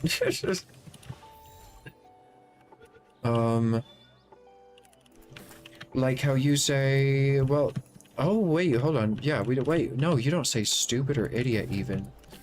Yeah, we're allowed to swear in our content on cable television. Just like even the F word's allowed now.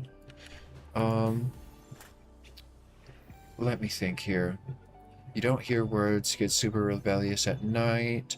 Oh, I know what I was trying to say. Americans have been given so little. Like, the minimum wage isn't enough to cover the cost of living, and it's been that way for so long that Americans have no regard in any sense below like the top maybe like 10% of society. They have no regard for okay, so there's two groups. There's the hyper religious group, and then there's the super rich group, and they're kind of one and the same, only some of the hyper religious aren't super wealthy. Because like, why would you care? But anyways,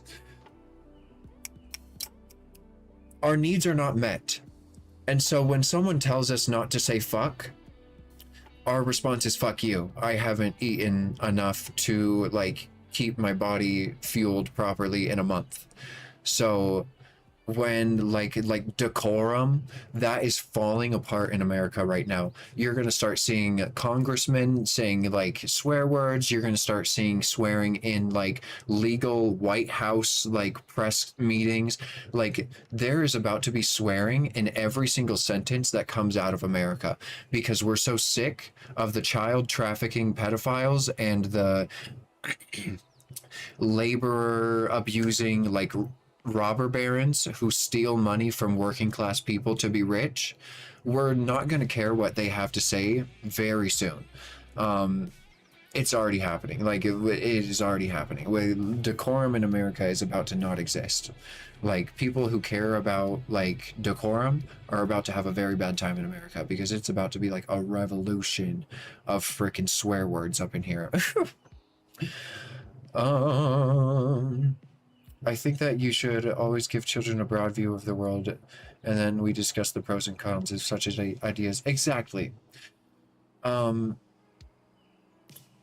I don't know if I covered this in the summary, but I said at some point I wouldn't want to target children with my content unless I had a legal and parent approved guideline, such as like how to discuss certain topics, how to communicate effectively to be understood by children, how to effectively get points across to children. Like if I had a legal guideline of like this is what is appropriate and how to um, deal with children, then like I'd do it. But I don't want to, as a person with no experience in childcare or no connection to like the legal aspects of child safety. I wouldn't want to create my own curriculum, so to speak, as for what content I would create for children. I would want some sort of an idea of what to go off of, not like like I would still decide like the game and like what we were going to do, but just like the language I used and how I set up the like episodes and stuff.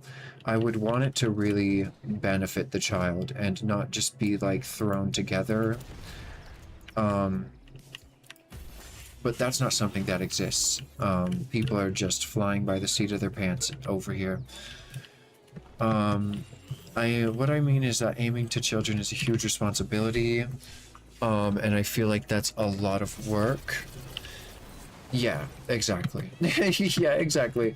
We're on the same page, kind of what I just said. Like, you wouldn't want to do it in a way that would harm the child, but it's a lot of work without a, like, simple system set up already. Have a good snack. I'm gonna go back and catch up still.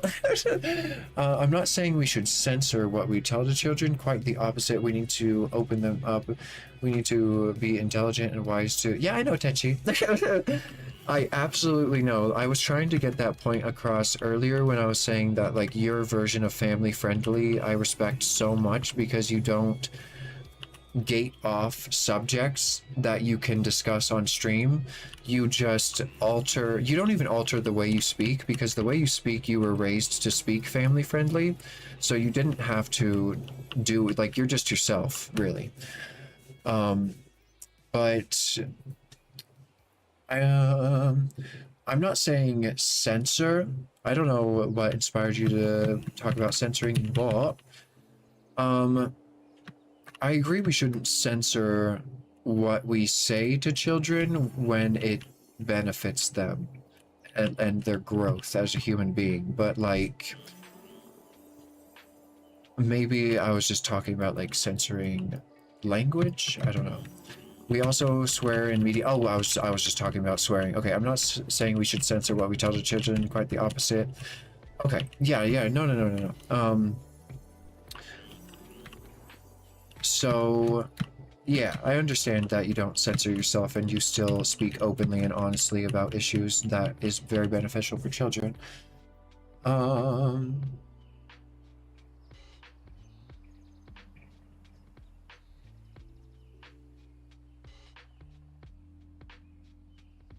Yeah. Well, it's just like an interesting topic because, like, I don't know. We're not child professionals.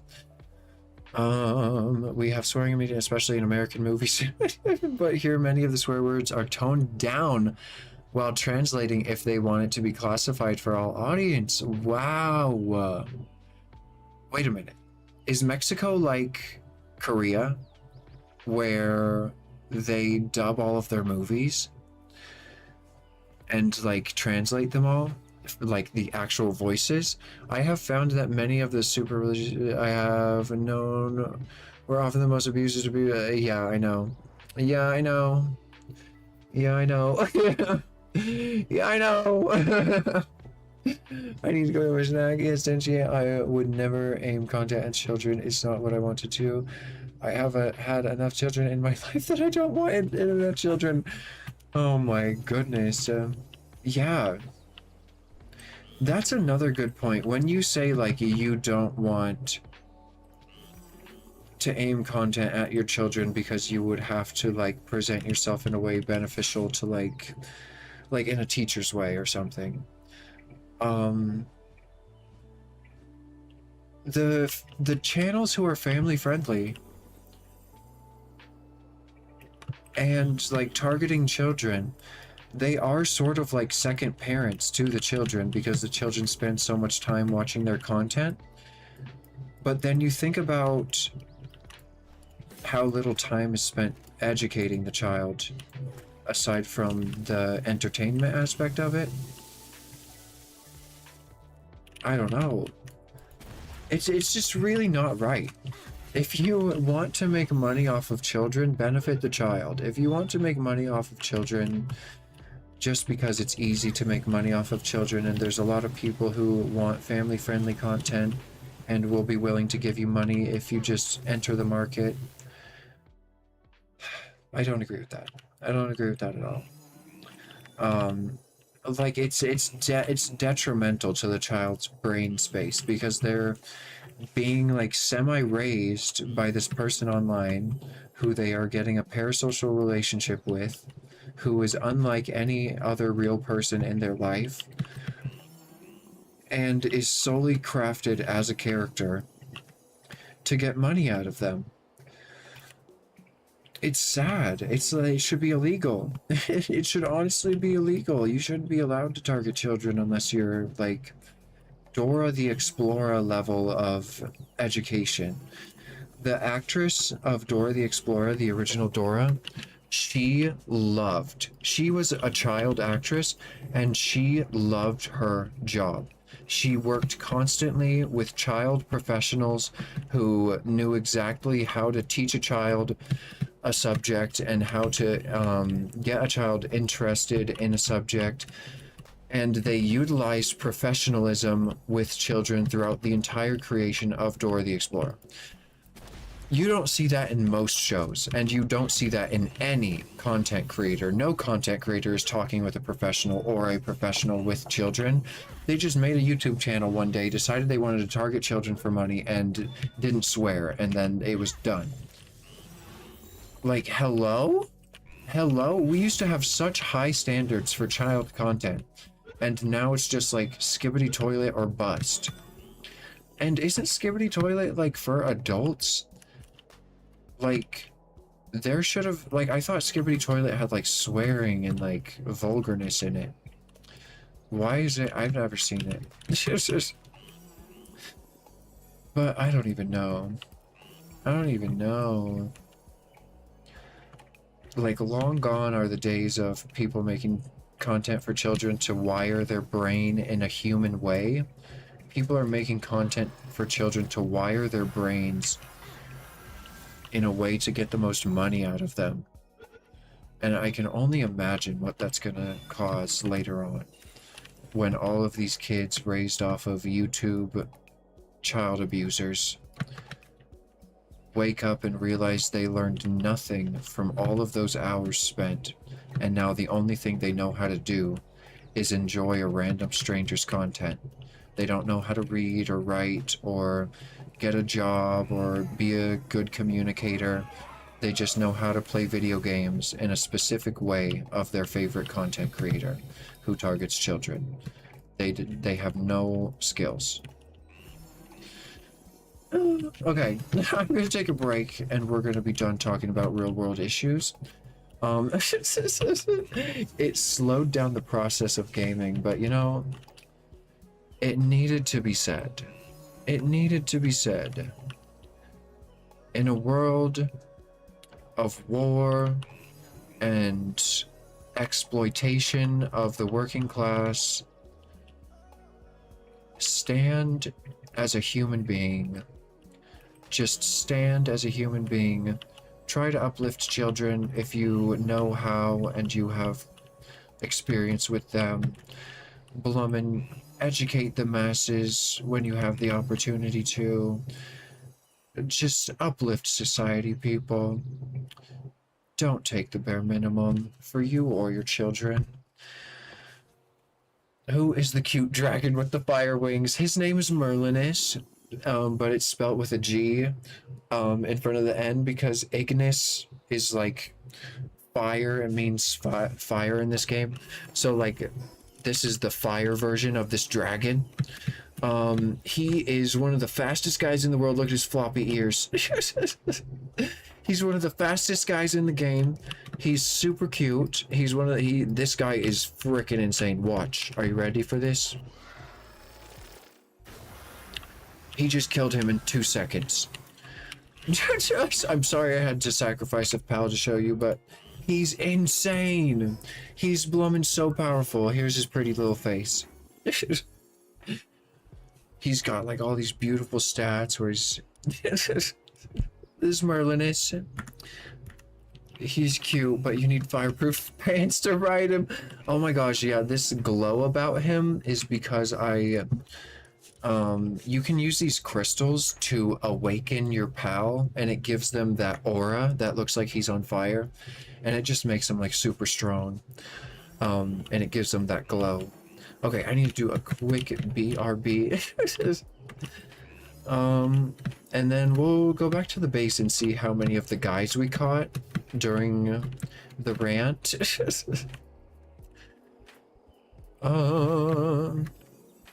I just like, I guess why this is like so in my mind is because I see these like big-ish streamers who aren't like very old streamers, but they're like family friendly. And they have like consistent audiences, but they never like grow very much. So I'm thinking like, if you're trying to make money, is it really beneficial to target children when you have only so many people you can advertise to? Because like,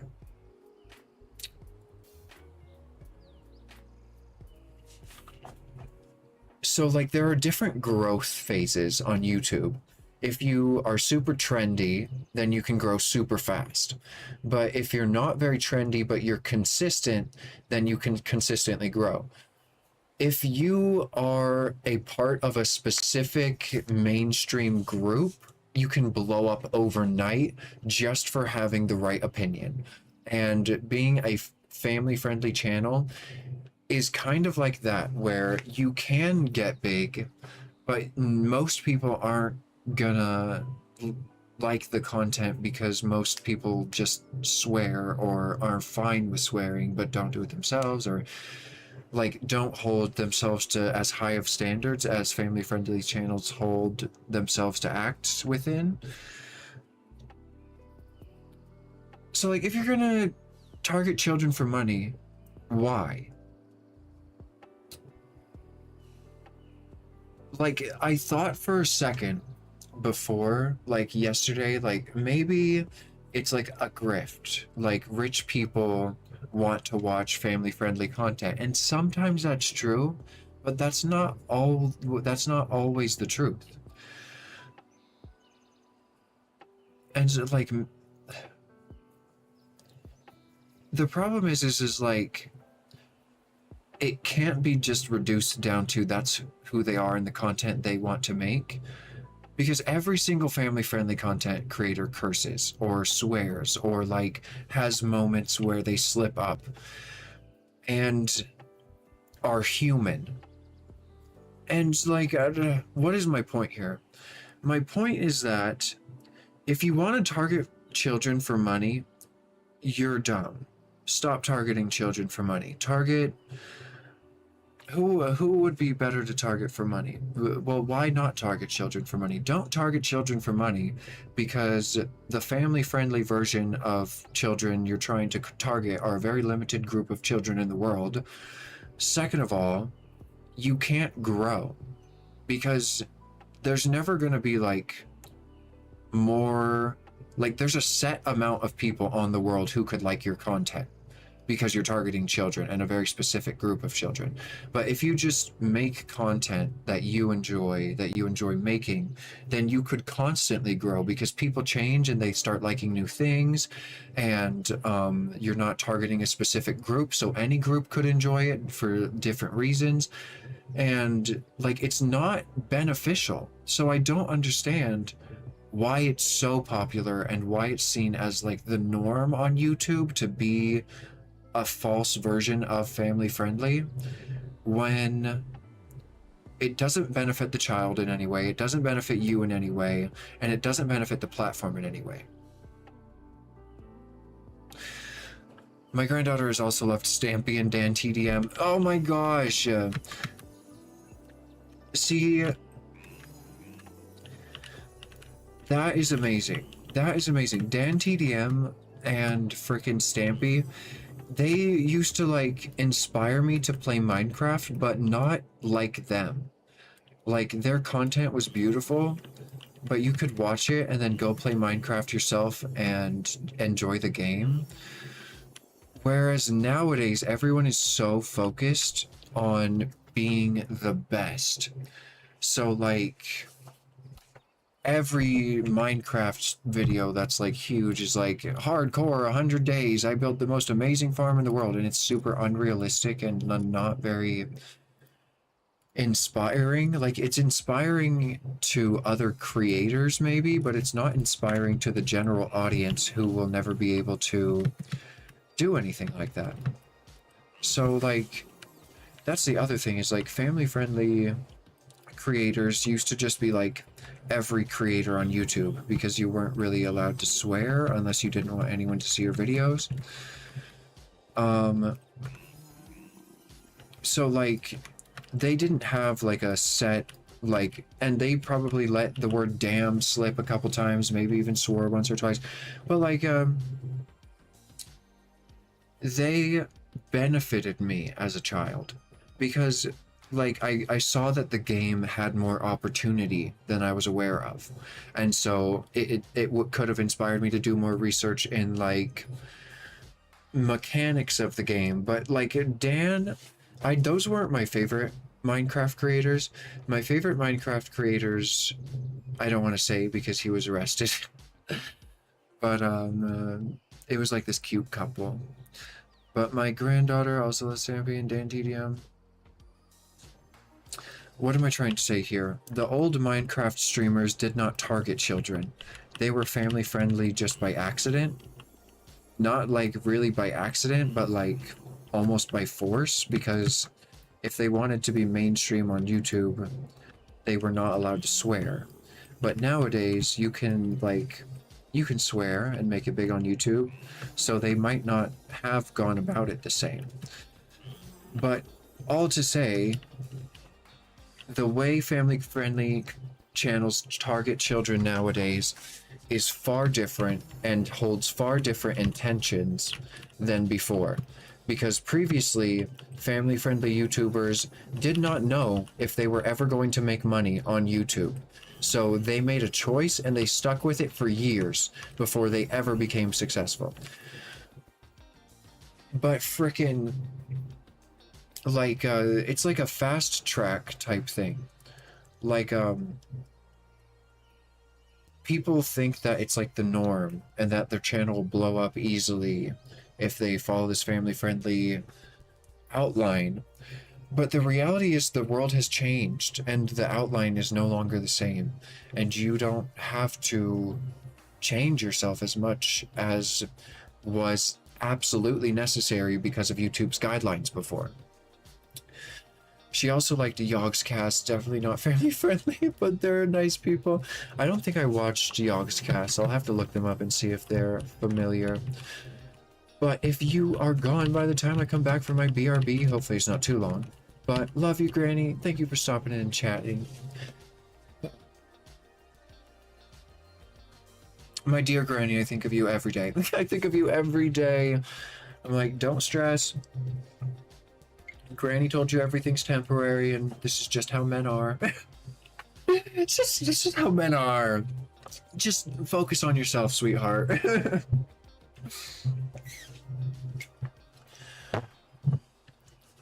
Love you too. Sorry I haven't been. Oh my gosh.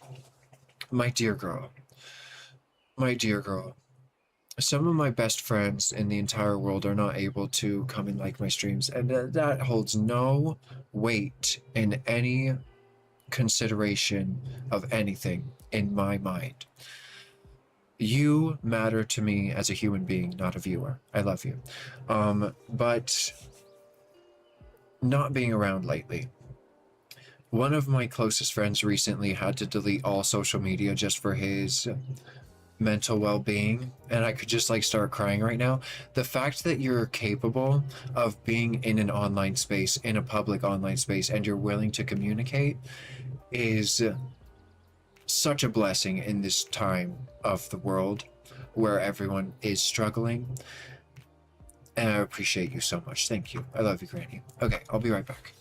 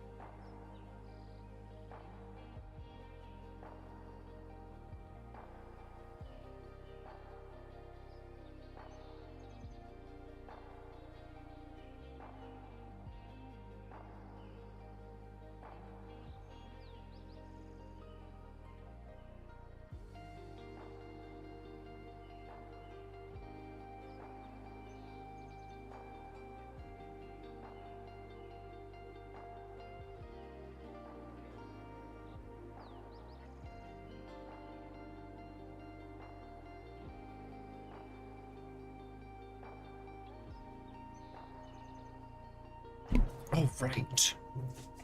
Enough ranting. Enough ranting.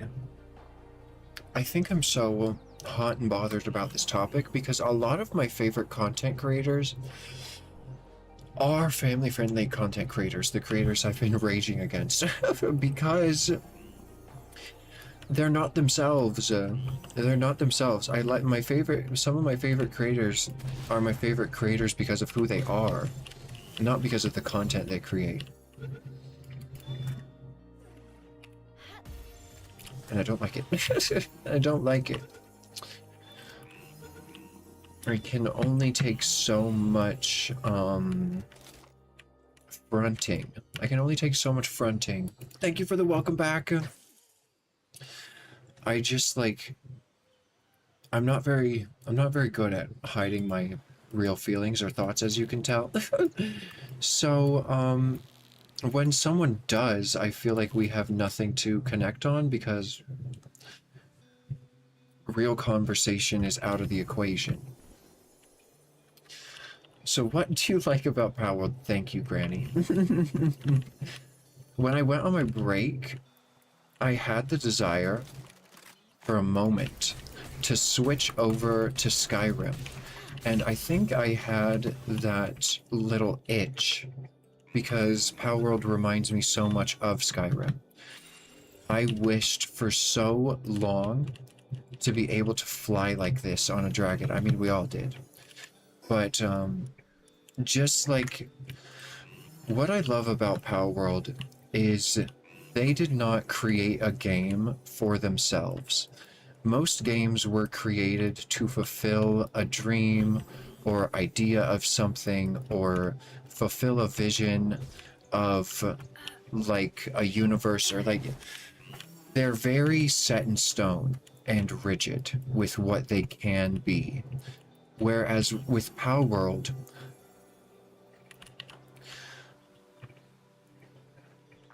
they never stopped. They never stopped. Whereas in most games you have a sort of set path that you must take, there is a set path that... There's not a set path. There is no set path. It's impossible for there to be a set path because your opinion matters so much in this game. Your preference matters so much in this game. You matter in this game. It's not just like given to you in black and white. This is what the game is. This is what you will do. It gives you so many options. If you like building, you can just go into creative mode and build the entire time. If you like collecting cute pals, you don't have to do like the battles or anything. You can catch most of the pals in the game without being like very overpowered. And the environment in the game, if you just want to explore, like the feeling of exploration in Palworld is on par with Skyrim, and no game has hit the satisfaction of exploring and looting as well as Palworld has since, like, I don't even know. I don't play a lot of like games that are popular like Rust or Sons of the Forest. I'm sure there are other more common, or not common, more modern games that are... Welcome in, Roans, good to see you. I'm sure there are modern games that achieve the feeling of adventure, as well, but Palworld is just one that I've experienced. What else is good about Palworld? The team of Palworld is one worth supporting. Most games are so critical on how much money they spend and on what. The Palworld CEO, developer, the Palworld team has no record. They have no record of how much money was spent on animation. They have no record of how much money was spent on animation. Now, in Palworld's specific circumstances, that is possible because they had like unlimited funding coming in and they sold a bunch of copies. But But what was I saying? The exploration, the blah blah blah blah blah. Palworld, the money on animation. They had the opportunity from the beginning. It blew up so fast, but that's the thing.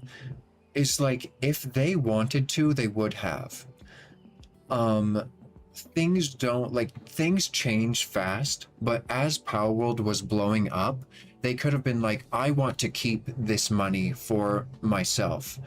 So we need to track how much money we're spending on this. And animation is like one of the biggest parts of the entire game. So the fact that they were willing to set aside profits for quality and overall vision of the game stands out as like, regardless what the game is, the developers are unlike any other team you will ever come across in the world.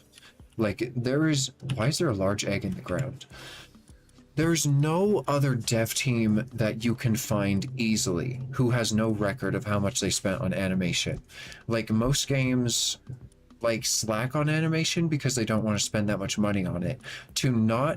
And animation was one of the most expensive parts of the game. So when they say they have no record of how much they spent on animation, that is a stance for the consumer. That is a stance for the player, stating that we care more about your experience than our profits. And they made profits, and they could have done more with the experience, with the amount of money they made, but the fact is they did more than most games with what they had, and that needs to be blown and stated and respected and like looked up to, because so few games care about their player base enough to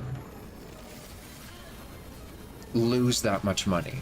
They lost hundreds of thousands, maybe even millions of dollars to animation, and they're fine with it. It's not something they regret. It's something they know happened and did not stop from happening. So, I don't know. We're in a major battle right now. Something else I love about Palworld, the diversity in character design.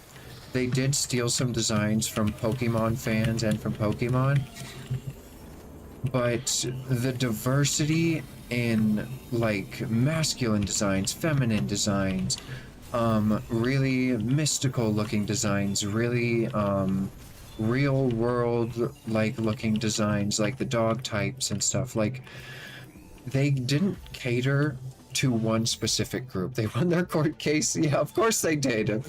Nintendo was being freaking stupid, they were trying to copyright and trademark things that like exist in so many games outside of Palworld that they had no problem with before Palworld. But yeah, let's go. That is kind of, I don't know. I didn't get into Palworld because I hated Nintendo. Like, I wasn't really into the whole reasons to hate Nintendo yet. But now that's definitely like a reason. Like, it's not a main reason. Like, never once does Nintendo cross my mind when I go to play Palworld. Like, oh, we're gonna stick it to Nintendo and uplift Palworld. No, Palworld is just a good game. And my support for it did increase by Nintendo's litigations. Because like, it's like disrespectful. It's absurd in a world full of overly powerful people and businesses, just to see a business abuse its power so much when it has so much respect and support from so many people I love. It just pissed me off. It just pissed me off. Oh my gosh, they took out Nintendo made the gaming space worse. Palworld is still fun. It was more fun before Nintendo got its little fingers in the mess. You used to be able to throw out your PAL and decide, I want you to attack this specific PAL. You aim your PAL at it, you throw it out at it, it knows which one to attack. And now it just like spawns right beside your feet, because throwing out a ball and summoning a PAL is apparently like, it just, and like you can't, the glider, you can use PALs to make the glider stronger, and Galeclaw is supposed to be the glider. When you like activate the glider, she's supposed to be the glider, and she's not allowed to be the glider anymore. None of the PALs are allowed to be the glider anymore. They took out a lot of they took out fun. Okay, so what is the point of what I'm trying to say? Nintendo ruined fun in other games. And they had no right to. They had no right to. They didn't create the things that they're copyrighting. We all know it. They just got it taken out of a bunch of games that we love. Okay. But we're supposed to be talking about things we love. Another thing I love about Palworld is they do not cater to anyone's beliefs. They do not cater to anyone's beliefs. You could maybe argue they cater to some beliefs, but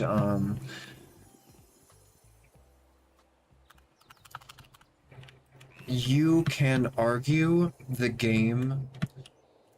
You can the game, regardless of what, like, it doesn't really, the game is less about right and wrong, and it's more about like what exists. Like, it talks about like, well, I don't know what it talks about. I haven't paid attention to the story, but it has themes. It has themes of slavery, segregation. It has themes of sexism.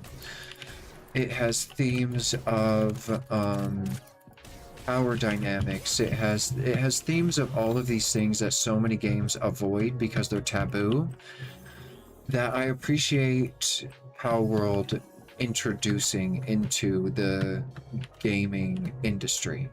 Because before Palworld, a lot of this was just seen as like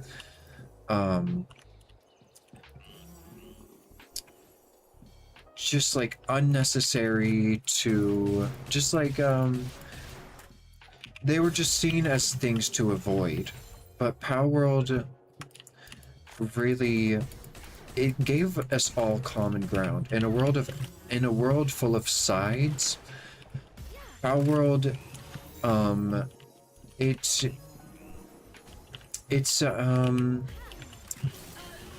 it's loved by the gays, it's loved by the straights, it's loved by the hardcore players, it's loved by the cozy players.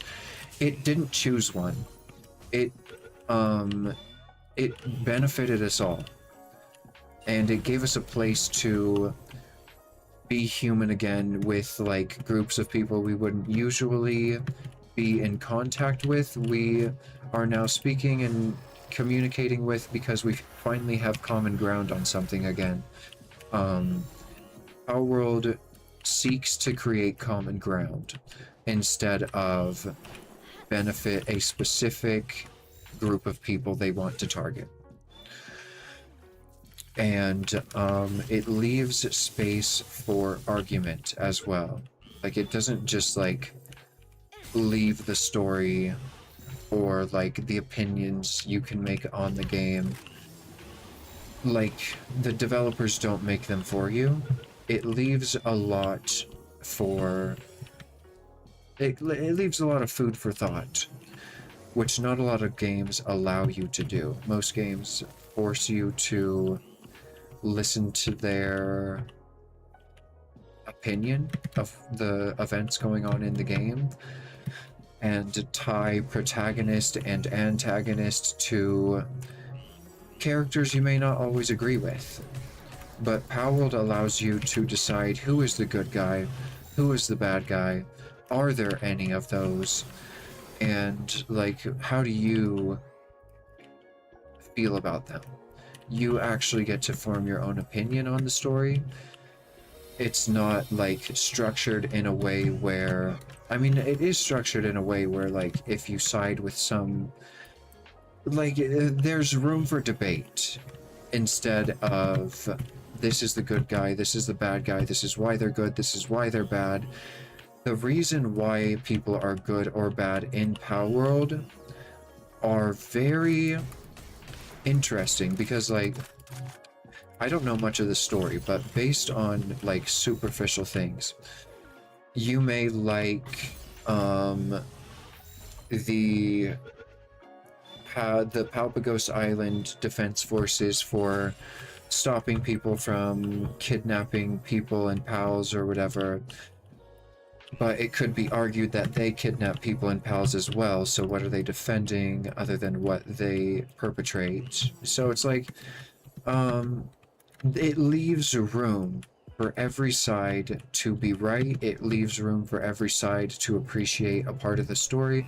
It leaves room for every side to find common ground. Not that everyone needs to have common ground. Like, obviously, like, if someone has the opinion, that, trigger warning, if someone has the opinion that a woman should keep the child of rape, especially when the perpetrator was in the family and could cause birth defects of the child, why are we talking about this? Exactly. Exactly. What are we talking about? Palworld, difference of opinion. Oh yeah, if someone has the opinion that a woman should keep the baby if she gets raped, obviously you don't feel the need to have common ground with that person. That's a very intense analogy, but not everyone you want to have common ground with or feel the desire or need to have common ground with.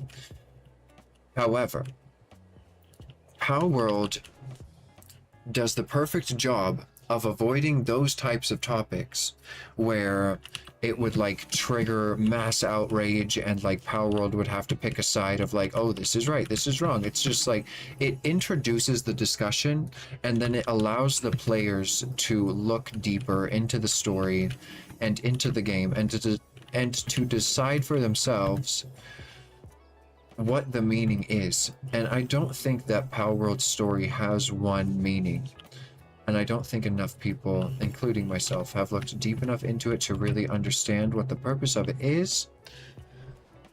But the story of Palworld is open to be enjoyed by more groups of people than any form of content in modern human history.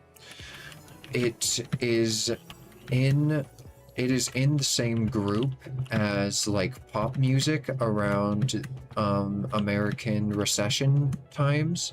So like Lady Gaga, Poker Face, Katy Perry.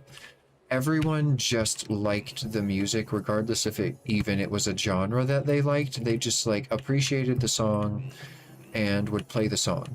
Palworld is like that and is revitalizing an idea of that, where you don't have to listen to artists and artists do not have to be a part of a certain group. Content can be for human beings at large and can cater to human beings at large without paying mind to what the major political discussions and the major societal groups at the time are. It can just cater to human beings, and like we can all have an opinion on a circumstance in a video game that's meant to mimic human life, like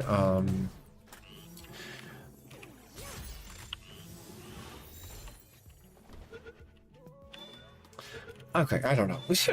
I don't know. My brain's being overworked. I need like a I need like a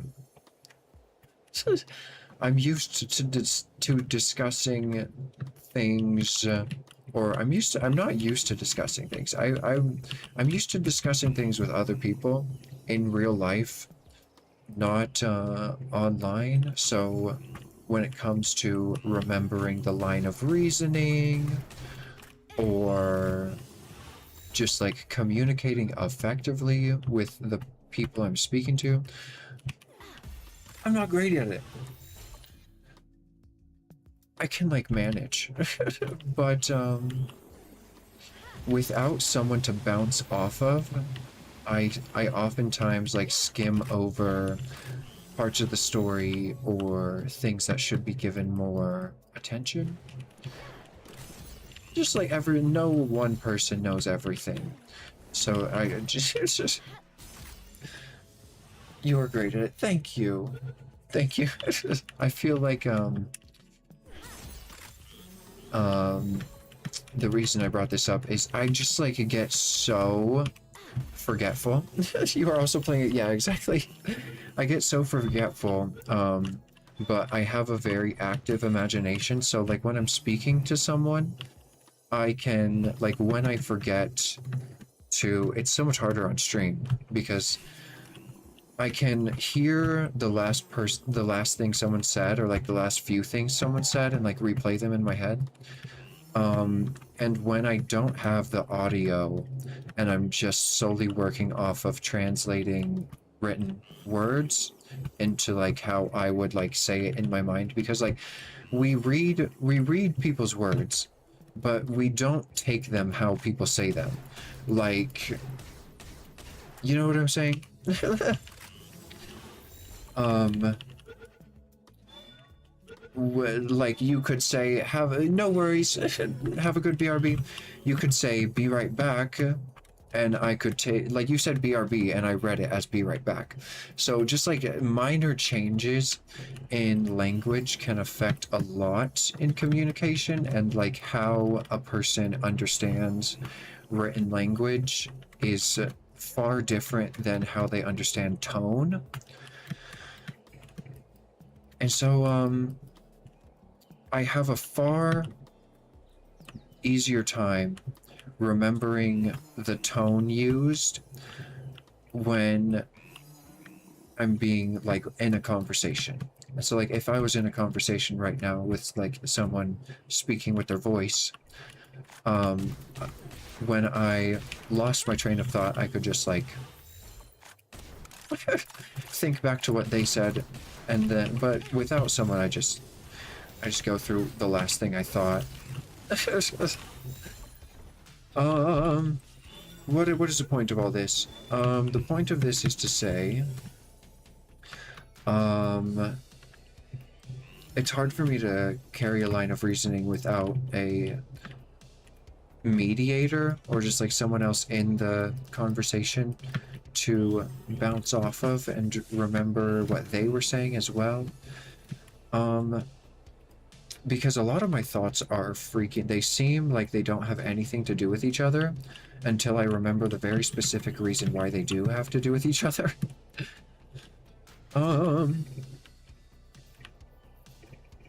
Anyways, back to Palworld. What do y'all love about Palworld? What do y'all love about Palworld? Oh, move!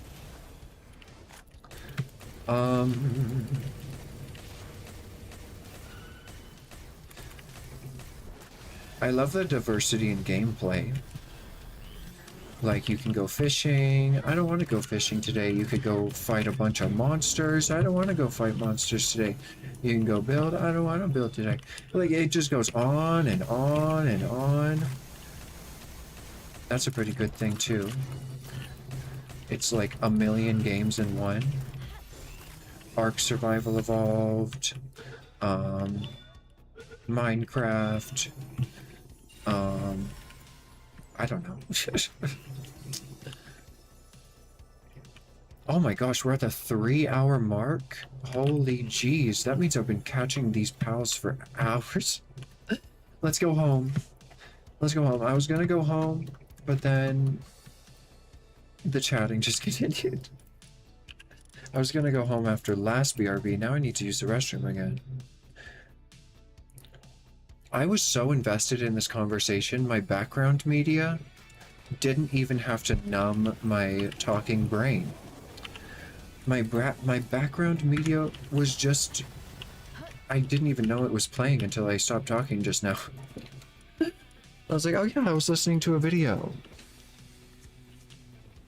I wish I was able to focus on my current task as well as the rants I have. Okay, we're rich. We needed to come home to empty pockets also. Oops. I'm not used to the not inverted controls anymore. Okay, oh, don't pick those up.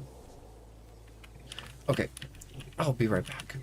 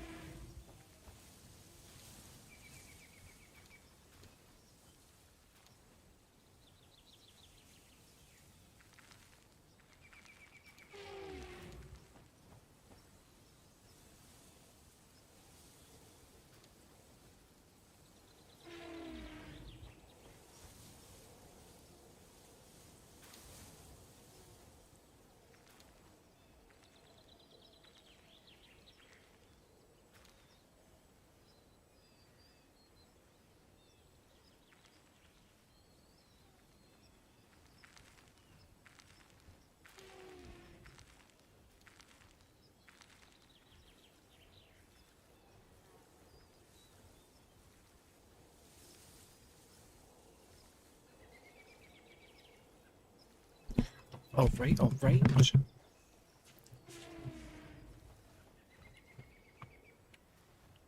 have to go to the animals that need feeding. Loves and hugs.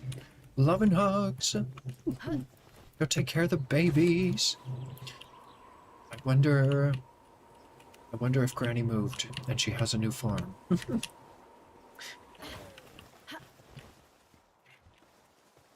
Pretty sure she did, but she must have a new farm.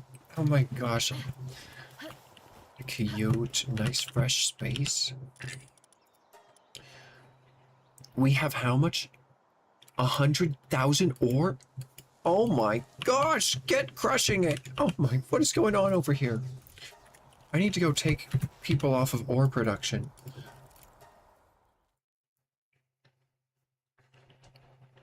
Oh, the music stopped. Oh no. How much food do these guys have? They're good. Stop making ore. Oh, I took them off of it. No, I didn't.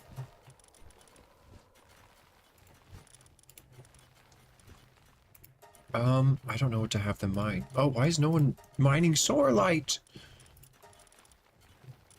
What is actually going on here?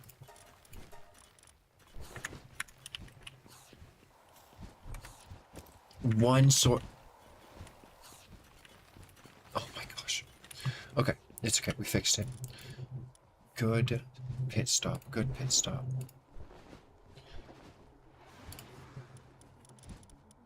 Oh my gosh. No!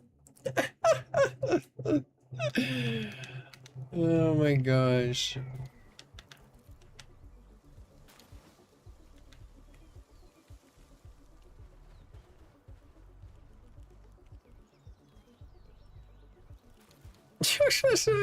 I just stopped into Creative Katie's stream. She's building a greenhouse, and she asked how my stream was. I was like, oh my gosh, I was like, I just said, you're so sweet, it's been good. As I was still streaming. Okay. Endurance? Holy crap, what are these? Cativa effigies? We've gotten so many Cativa effigies. Ooh, Rainbow Fortune increases the chance of wild bells having better passive skills. We need to go to the World Tree and look for more Yakumos.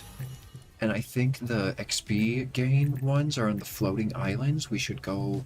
I don't know. I don't know where they are. I don't know where they are. We maxed out movement speed? Isn't that a little strange with how many pals there are in the game? Why wouldn't they just, like, reduce the percentage it increases it? And then... Because we're gonna have so many extra effigies, right? Why wouldn't they make it so you had to catch every single one? Because you don't have to catch nearly every single pal to get all of the Mimog effigies, which doesn't make any sense. But okay. Hello, sir. I think I'm too... Are you the visitor? No, you're not the visitor. You're doing work. I put you in the base. Where's the visitor? Oh my gosh. Not the enslaved one. Where's the one that just showed up? Oh, Pal Tamer bodyguard. The Pal Tamers always get frickin' lost. I can never find them. There she is. Okay, what you got? What have you got? He gave me diamonds. What?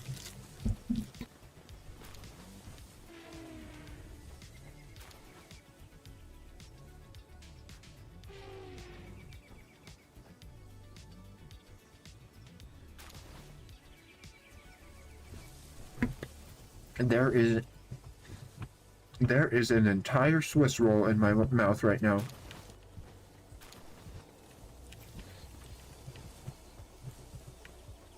I just wanted a bite. It just wouldn't stop coming. Okay. We're doing so much breeding. This used to be a hassle and a half, but now we can just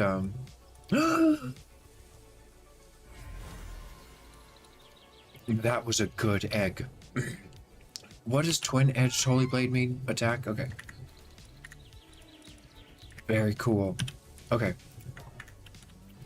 Let's go get our baby-making team. Ah! Oh my gosh, I don't know how to use the glider anymore.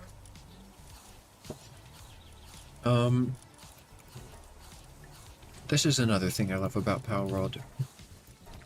You can set your parties so you never have to look through your box more than like one time. Unless you're me and you forget to set them.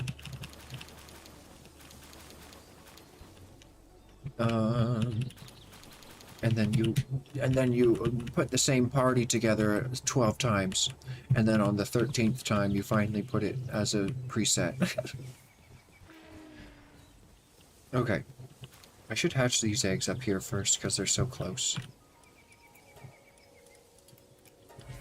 Okay, we're gonna be able to condense these guys for sure. I gave them enough cake to do so.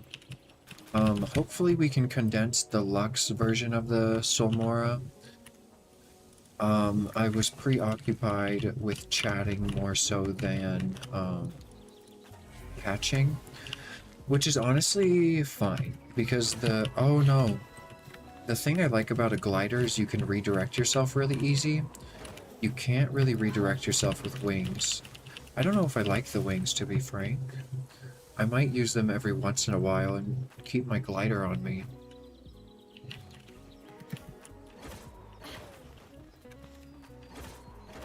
Oop.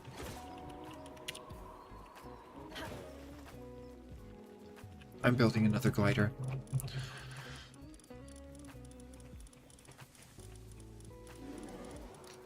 They're too nice. They're too nice. Being able to redirect yourself is just too valuable. Okay. Glider. Bitte. Thank you. Bitte, bitte, bitte, bitte. In Germany, you have to say bitte 3 times every time you hand someone something. You say bitte to tell them that you're handing them something, like please. And then you say bitte, or I think bitte is thank you. And then you say bitte when the person who grabs it says bitte, so bitte, bitte. And then once they grab it, the person who handed the person the thing says bitte again. So bitte, bitte, bitte. Bitte, bitte, bitte. Goodness gracious, you gotta love German. You gotta love German. Where are all of our crafters? I regret setting money to be... Look how fast they're crafting it! Look how low their sanity is. What are you doing? Why don't you go... What are you doing? And what do you mean one is slacking? Where's the slacker?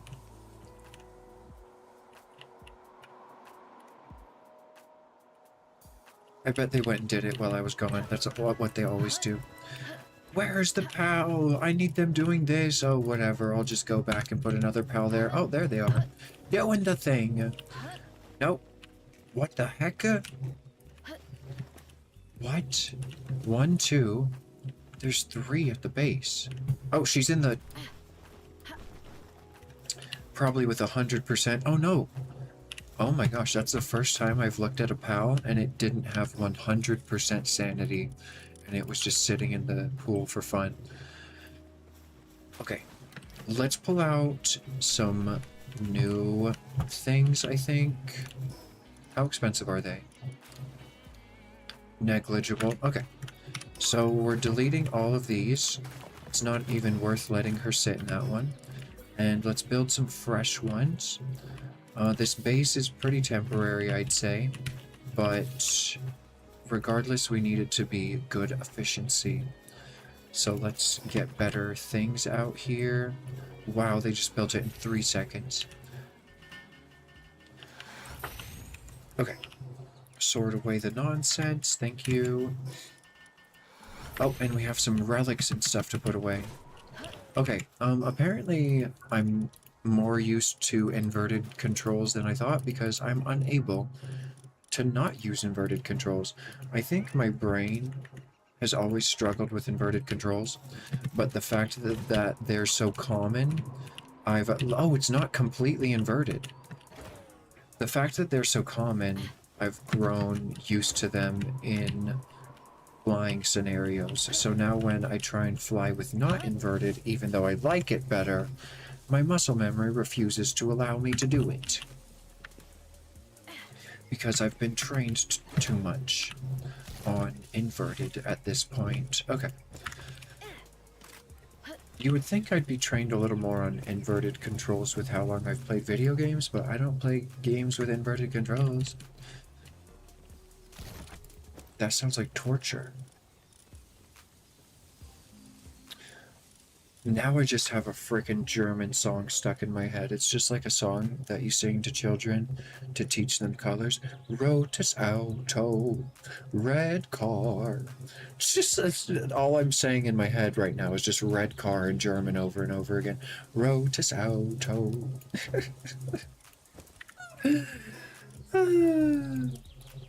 It's a freaking bop. Listen. Listen, you don't even know. You don't even know the joy of Rotes Auto. Rotes Auto. Grünes Auto.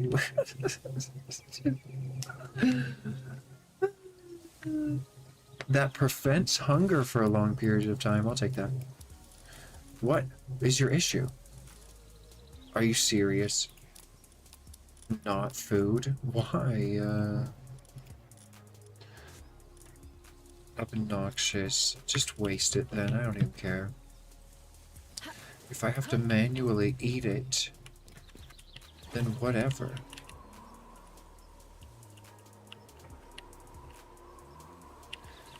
Alright. Why did I go to the other side when I had eggs in my pockets?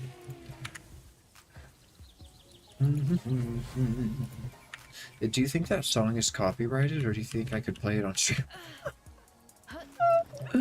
It's most definitely copyrighted. The tune, if not the song. Get out of bed, it's the middle of the day. Okay. Sweetness. Oh, I wonder if the wing pack is able to be stupid as hell. The answer is yes. Bro, whatever. Whatever. Get this wing pack off of me. Until I want to go a super long distance, I am not using that thing.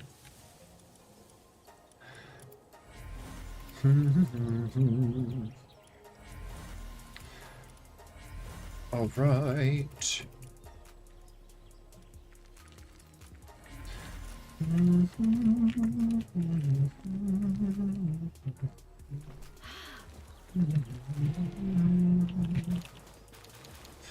Okay.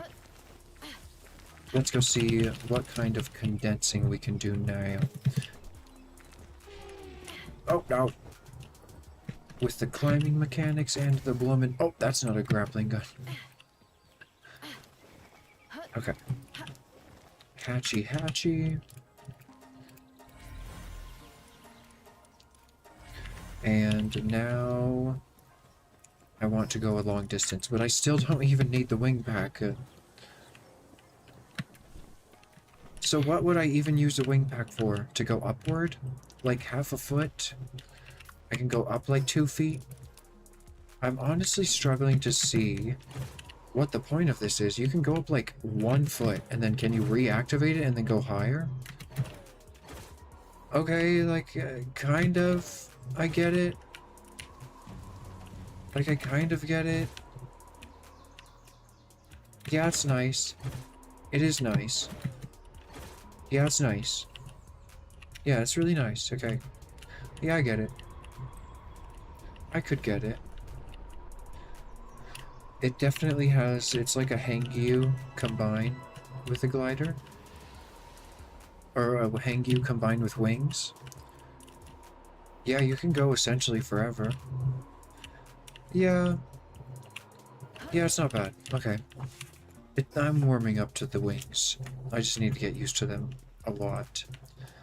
I just need a lot of time with them. Okay. Oh! Good news.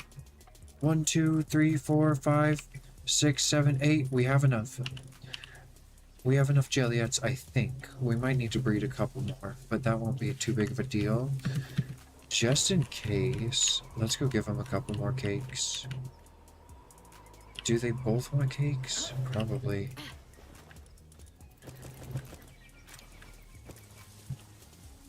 Okay. Okay, apparently I have to listen to Rotes Auto or it's never gonna get out of my head. One moment.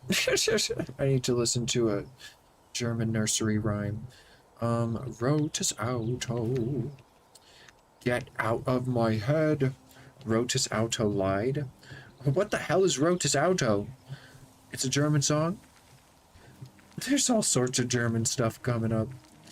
Where's the one I watched in German class? There it is! No, that's not it. What the heck? They've been all replaced with AI. What is going on?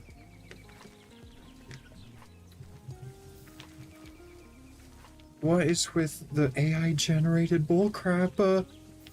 No! Rotus Auto. For Kinder. No! No, they're all AI. No! No! Oh. Every single video is AI. No AI. Where did the song go? Fuck AI, bro. The only way I can listen to this song now is if I support a stupid AI creator instead of the original. Wrote Auto original video. Watch it show me all AI. It's literally showing me AI shorts of children. Why? Why? It literally has nothing to do with what I even searched. It's showing me AI. It's impossible that AI is an original video.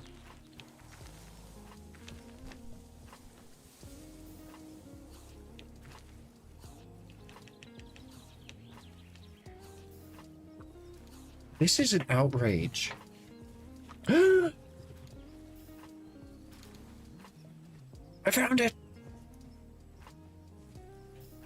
I don't think I found it. No, I didn't.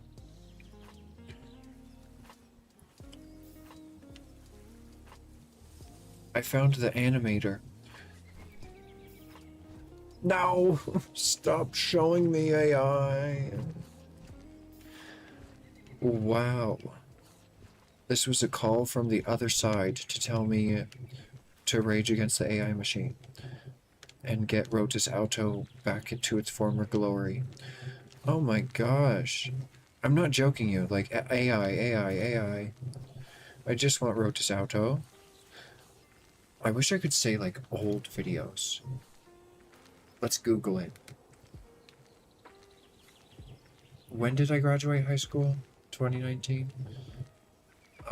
Rotus Auto 2018 video.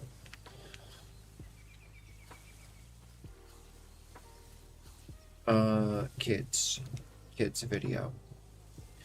Some idiot wrote a song called Red Car, unironically, when there's a children's nursery rhyme called Red Car. So now all that shows up is that stupid white guy trying to rap. God damn it!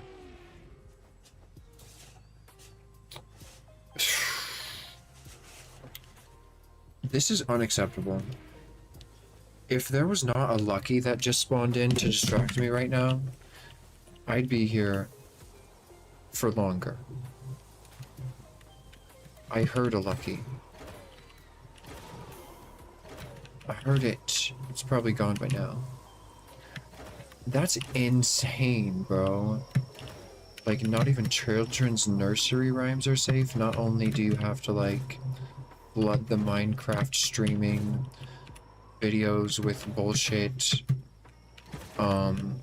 AI, like, the children's videos.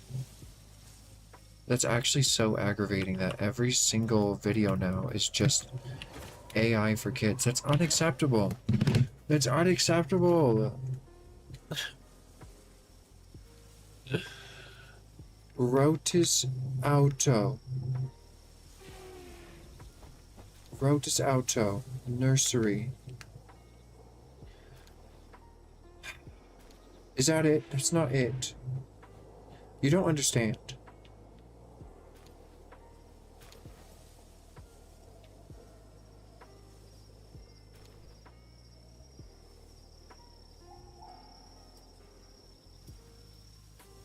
You do not understand.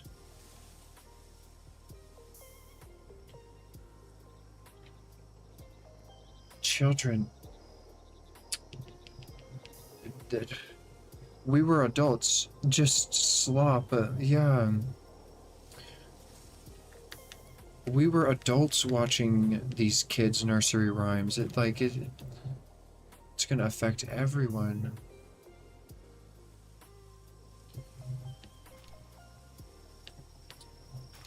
I actually can't believe it. The video that we learned German with is just gone. I'm finding some old videos, but they're not even like the song that it's crazy. There was like no other result for this song when I was in high school. Like the only thing that would come up is what you were looking for.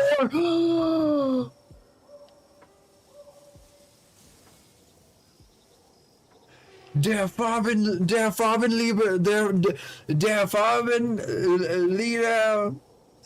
Let's go! Der Farbenlieder! Let's go! I found it! Rotes Auto! Rotes Auto! Let's go! Look at this! Look! Grünes Auto. Green car. Green car. What's next? Blue car, blue car. It's amazing! It's amazing! And it's hand-drawn! And it's hand-drawn! Gelbes Auto. That's a green car, or is that brown? That's a yellow car. That's a yellow car, and it's being taken out. Isn't this amazing though? Look at the hand drawings! They're trying to replace this with AI, and the green screen's cutting it out. Look at this beautiful video to teach children about colors. And it's being replaced with AI. I'm saving this video. Why can't I save it? Let me save it. You can't save it. You can't comment on it. You can't save it. You can just report it, download it. God damn it. How am I supposed to ever find this again? No. No. Der Farbenlieder. I'll just have to remember the color. What does leader mean? Farbe is color, but what does leader mean? German. It's called... Oh, our classical art songs featuring a solo voice and piano. So it's literally just called color classic. Color classical song. Farbenlieder. Cute. Okay, I'll remember you. I'll remember you and all the value you gave to the world. That's insane, y'all.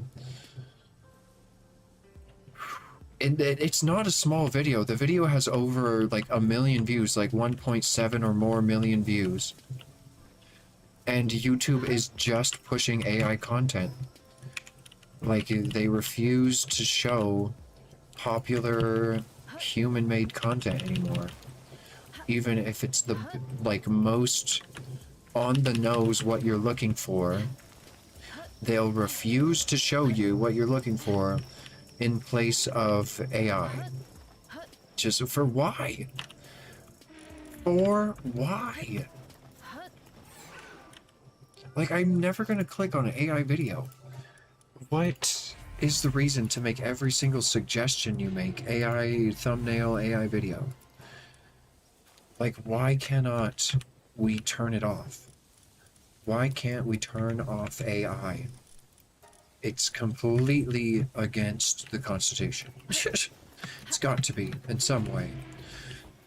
Literally, like they're guiding what information we have access to unless we have previous predetermined knowledge to utilize to find the truth within all of the bullcrap. Should be blooming illegal. Should be literally illegal. Why am I not freaking out that every single video for children is AI? Like, isn't that like I'm freaking out that every video for this specific song that I loved as a student in German class was AI, but these videos are for children. Why are children being sentenced to an AI future with no options of human-made content anymore? Like, be on YouTube's behalf. Like, it doesn't matter what you as the parent decide or what you know as a human being is good for you. YouTube is just deciding what you have access to now. Aggravating. Aggravating.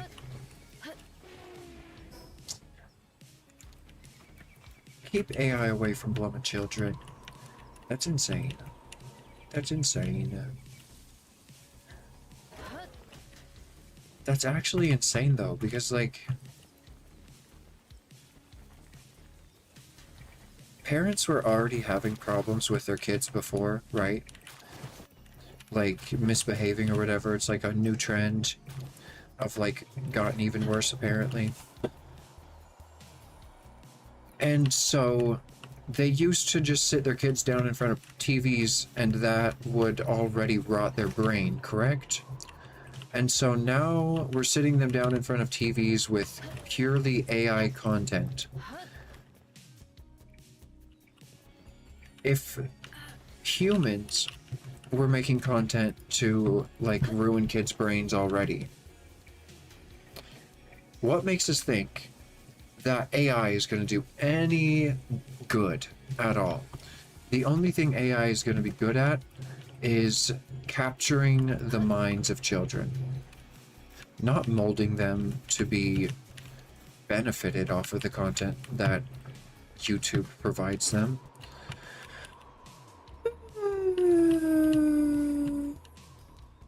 What are we talking about now? Oh my gosh, what were we talking about earlier?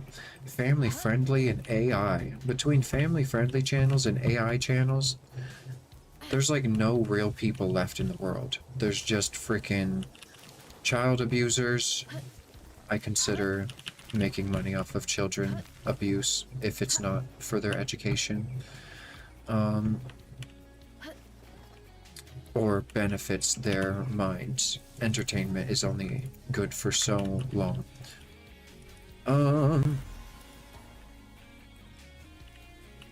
You have the child abusers who just want money out of them. And then you have the abusive companies who just want money out of them. So you have individuals harvesting the minds of children, and then now you have companies professionally harvesting the minds of children.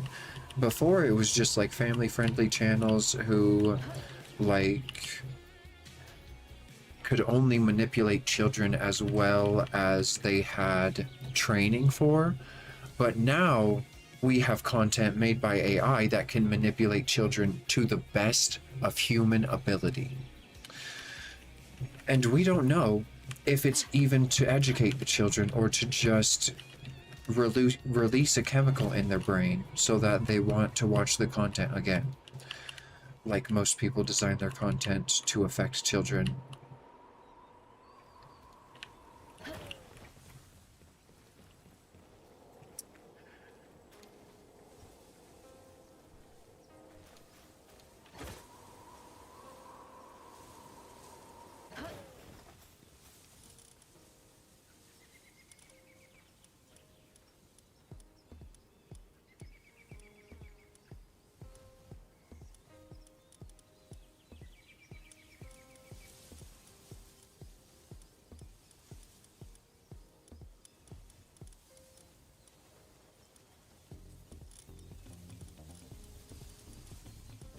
Alright.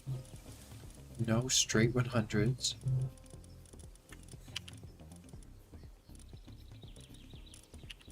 We definitely have enough of these guys. Oh, We don't have enough of these guys, but that's fine. We'll figure it out.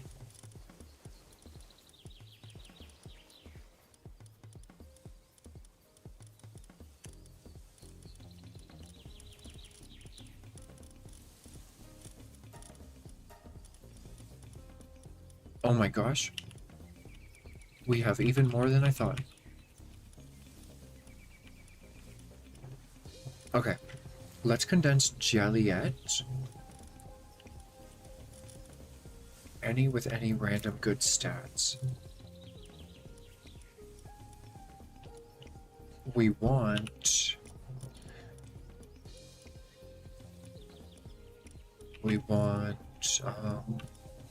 I don't use it very often, so it's hard to think of. Service-minded. We need service-minded. If we can.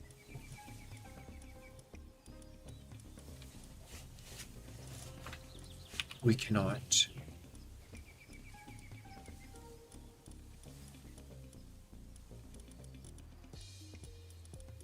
Okay, whatever. Can you get service-minded? Or do I have like any... What stats do I have?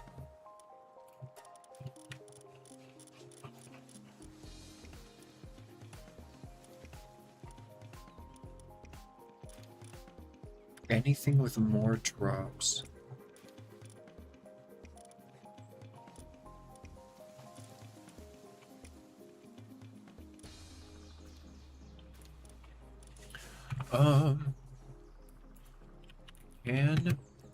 Can you buy a service-minded implant? Palworld. I don't think so. Catching, find and capture pals. Oh yeah, no, duh. No, you cannot buy that implant. Okay. Okay. Gotcha. So we can't do anything that gives us extra drops unless we find it in the wild. So forget it. Forget it.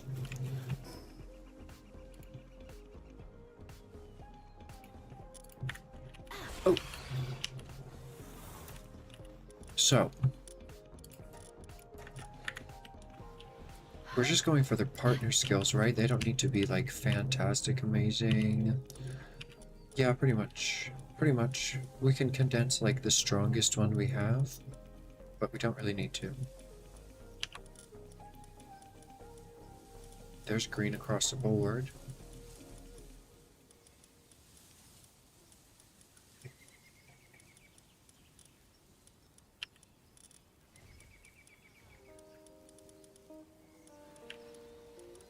Okay, I choose her.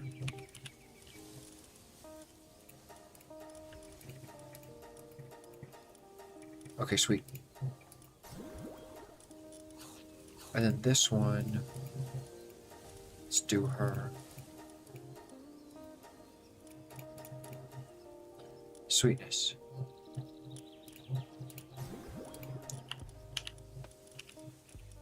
So we've got a 3-star and a 4-star. Now, oh, Galoopy. I didn't even think about Galoopy. Okay. So now these boys.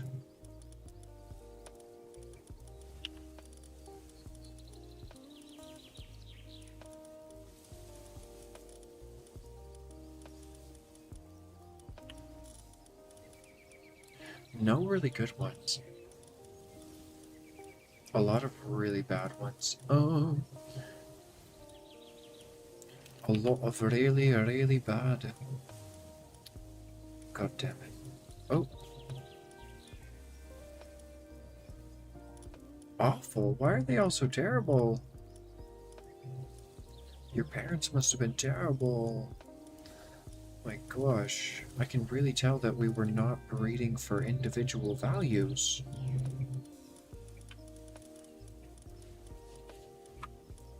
Where's the 100 one? There it is. Okay, you're the one. Condense them before I have an aneurysm. Sweetness. Yes, yes, okay.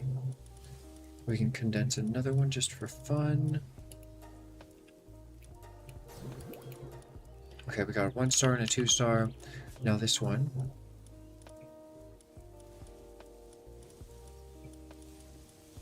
Oh, I didn't look if any of them had service-minded.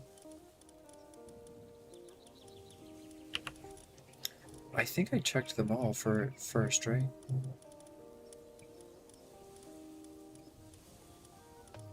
Okay, let's just go off of individual values.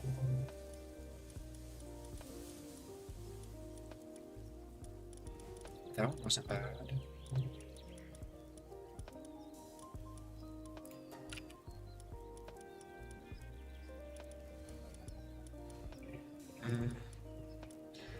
Forget it, just condense them. No, we're short. Okay, we just need to catch 3 more. Okay, so we have a fully condensed what? What's the team?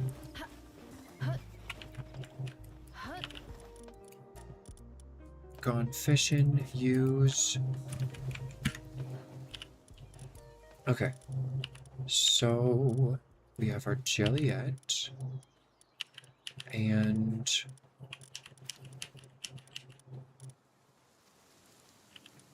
our Somora... Electric Somora needs a little bit more. Who's the last one? Oh, we were gonna do 2 Jelliets.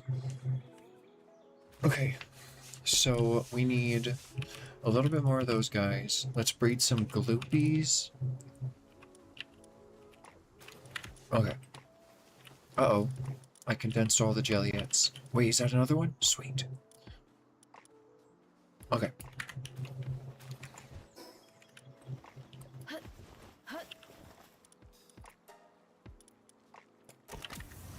Sweet, okay.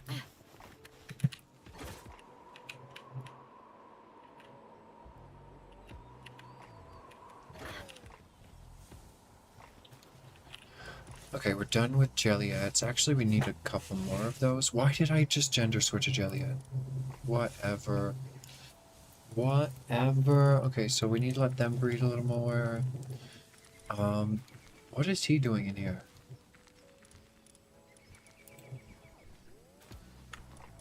The heck?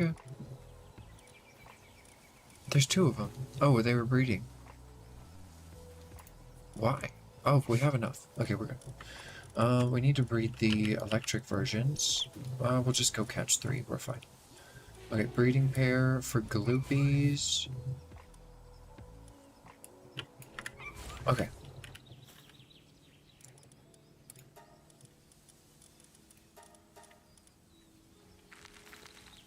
Nope, that's not a pen you're allowed to use. Go to the other one.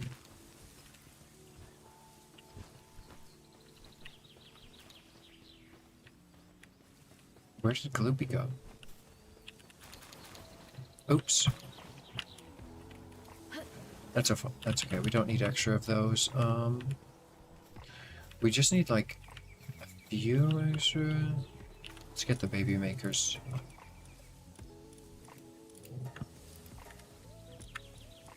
Okay. Oh. Button mashing. Okay. Where did the Gloopies go?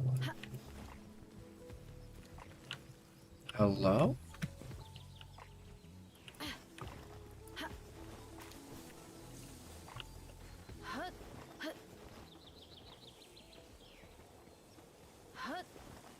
What?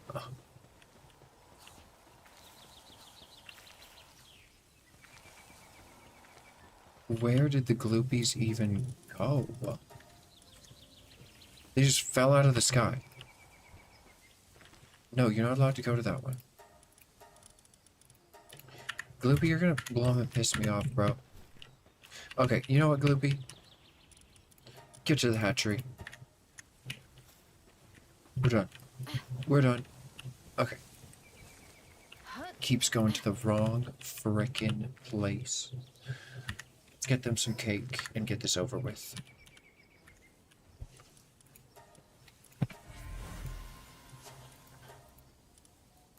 Oh, okay, we got the rest of our Jelliettes.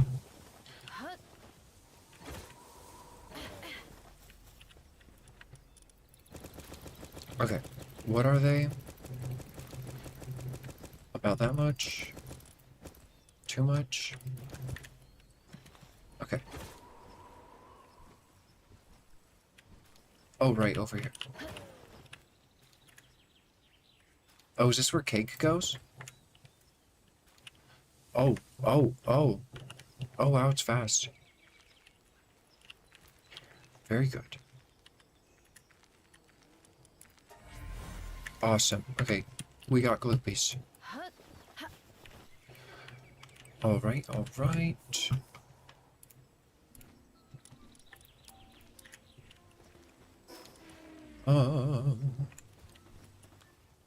I can condense Jelliet now, right? I think so. Don't think they need any more. Okay, let's go.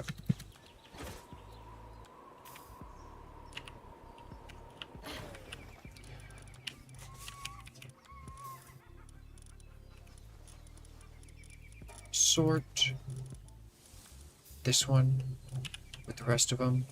Not that one. Did we get one with a special?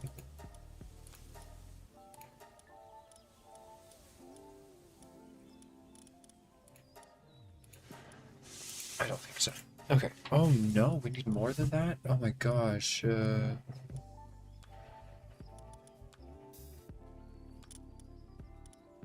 Okay, that's fine. Alright, who is next? Gloopy. I think that's the only one. Everyone else is done, right? Oh, we need a second. We need a second Jelliet.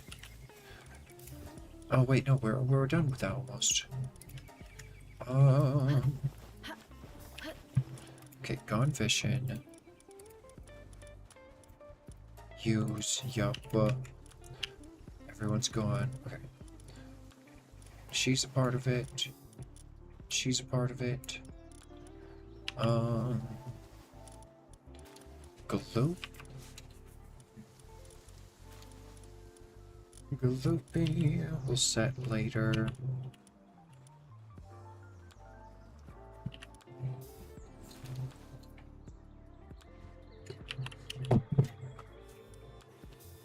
Okay. Here you go. And this guy just needs 3 more guys.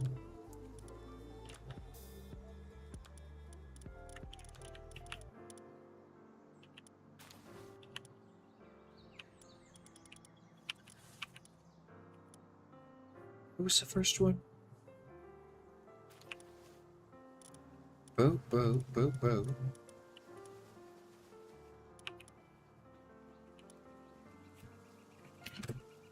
God.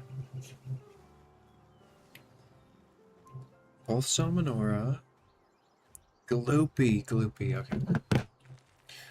Okay, so Gloopy and then that guy. Okay. Let's go get some Gloopy eggs out.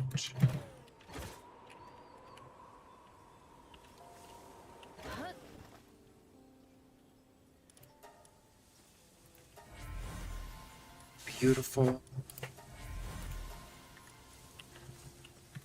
Okay.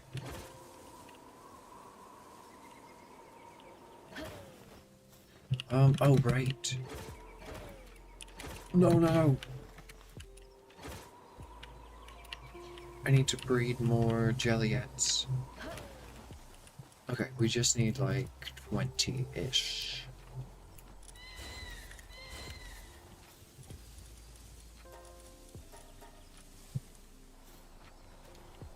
Perfect. Okay.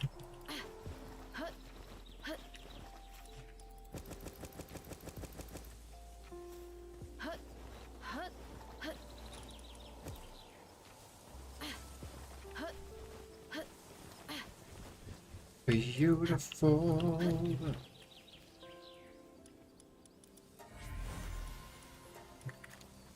Okay, Gloopy is gonna be done in no time.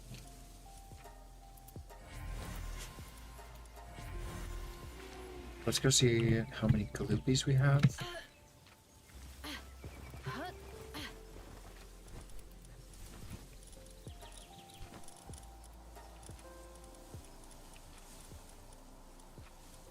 Okay, very good. We're so close.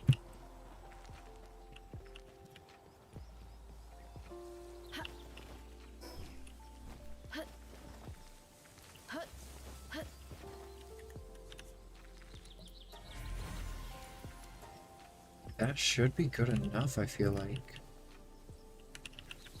How much cake is left in there? Yep, they're almost done.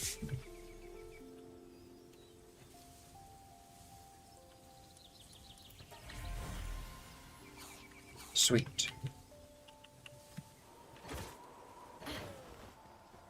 Let's see.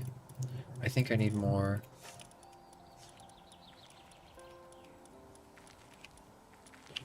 I need a little bit more. Okay. We'll give him a few more cakes. Get our girl set up. I hate how it changes direction. Okay. Here you go.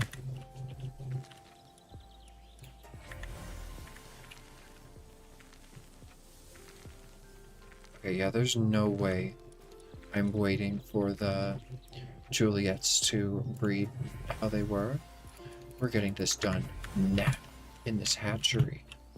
Okay. Nice. Okay, we're done with groupies. Get them out. Now Jelliettes to the hatchery.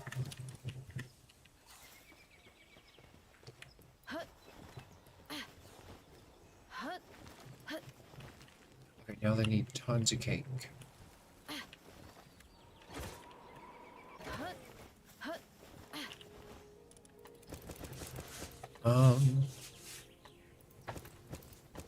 Yeah, about 10. Are you kidding? Bro, these wings are obnoxious. Let's see here. Here's your cake. Beautiful. Alright, I gotta go put dinner in real quick. We'll let these cook up. We put in 10 and it can only hold a small amount of these eggs. Yeah, 5 at a time. So, let's collect some eggs. We got a mutated Salmora. Immortality Diamond Body. Could you imagine if it got something that gave us more drops? Like Lavish Hospitality? Okay, I'll be right back.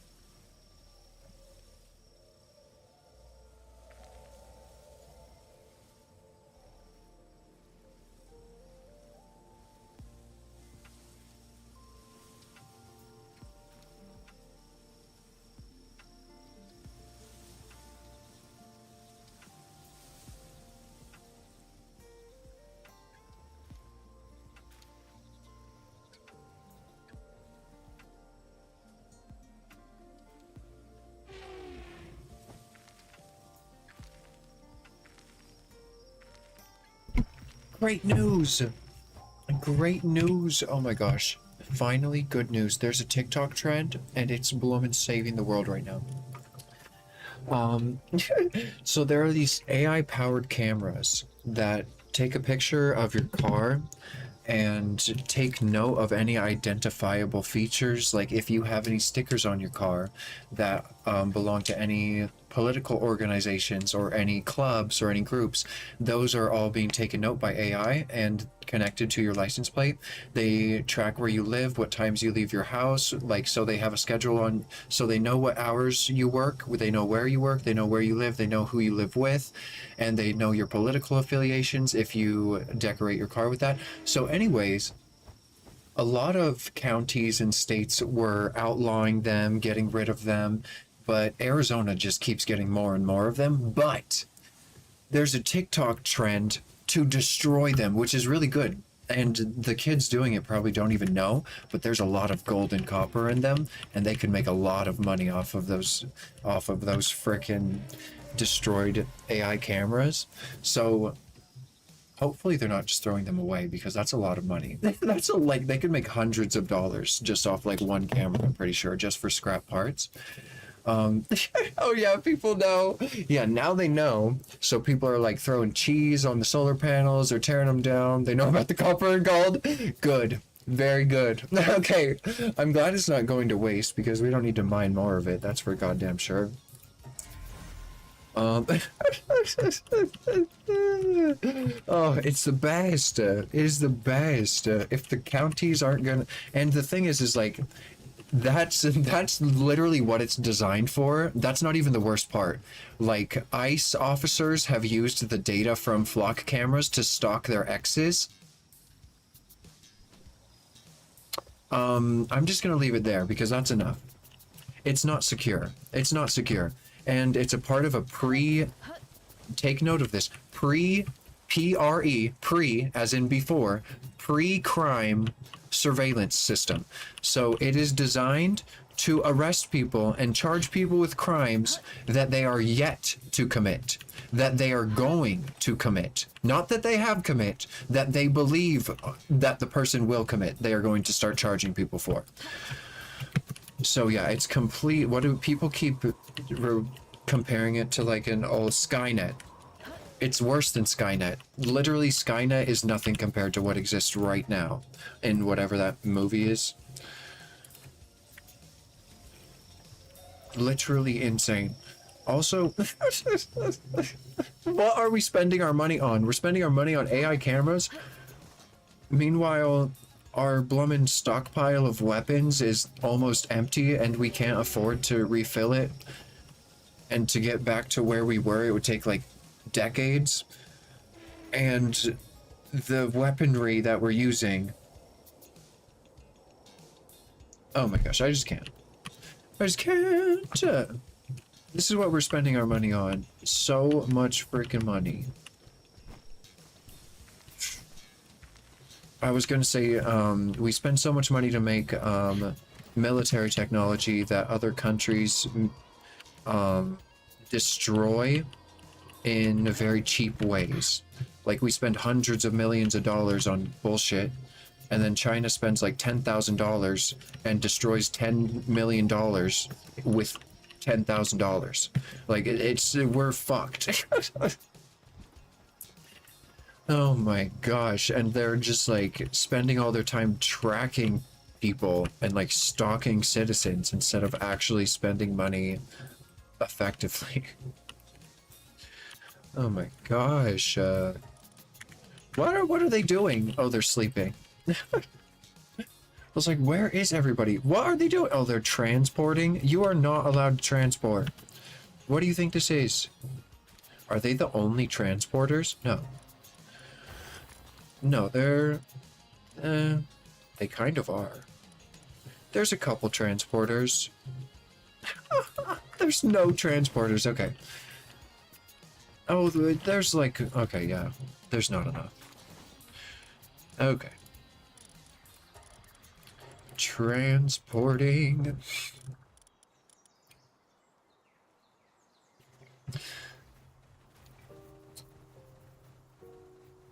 I'm watching a video about the TikTok trend in the background, but I just got so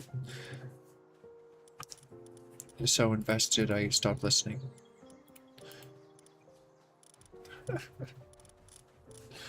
Oh my goodness gracious.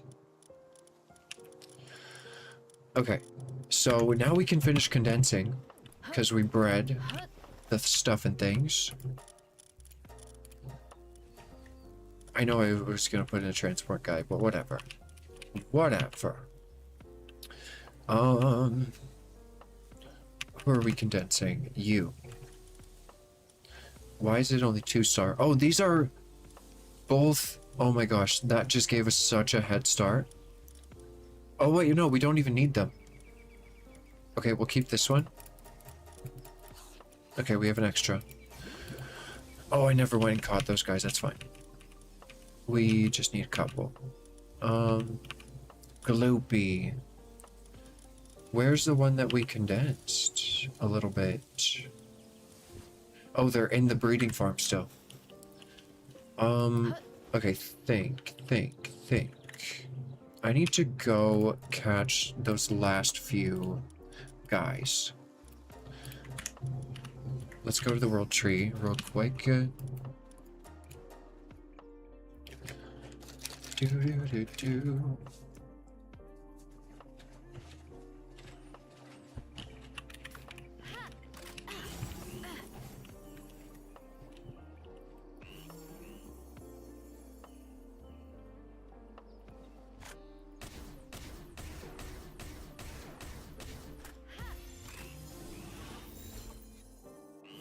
Oh my god.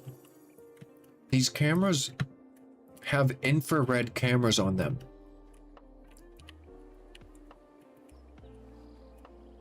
That means they have like semi what we think of as X-ray vision. If there is a worm, like a person, behind something, you gotta wear special sunglasses. Yeah, exactly! They could see your whole face. They could see your whole ass face behind cloth and so many different materials. That's crazy. Why is that necessary on a traffic camera? It's not.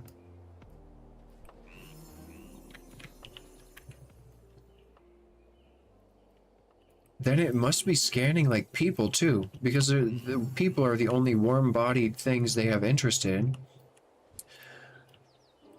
So they're literally not even just tracking the vehicle information. It's so much worse than that. Insane. That's insane. There are 4 of those cameras right outside my house. I thought telling the neighborhood about them would be enough to like get the job done, but I don't want to do it. Someone else do it. Oh my gosh.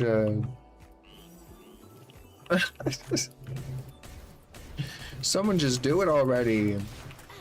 They keep adding more and more because there are websites that will give you routes to avoid being tracked by them. And so they've started adding more and more and more, so there's almost no routes you can take without being tracked. They're everywhere. They're at every entrance of my housing contract.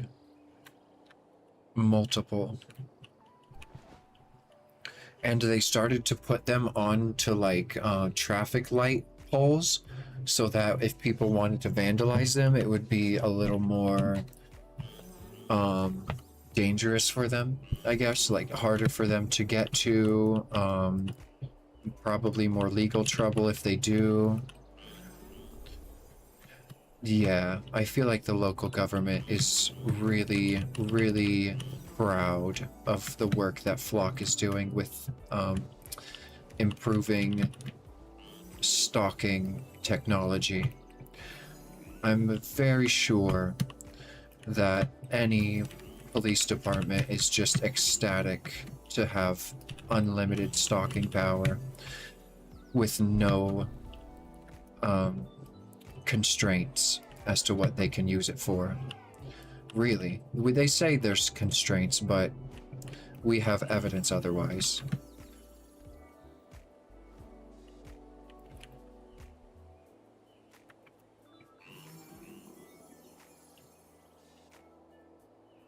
And like the traffic cameras were bad enough already. Like before there was AI and stuff, the traffic cameras that you see in the city and stuff, the camera company is allowed to write into the contract how long a yellow light is allowed to be, so that the city can earn more money from rear end accidents due to yellow light stops.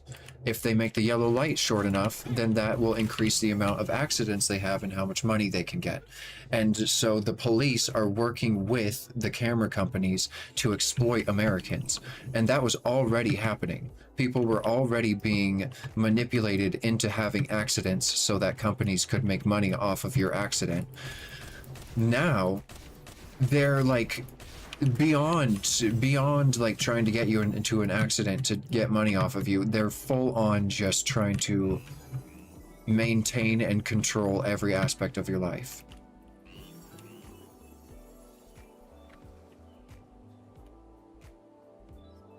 With a camera. It's actually insane.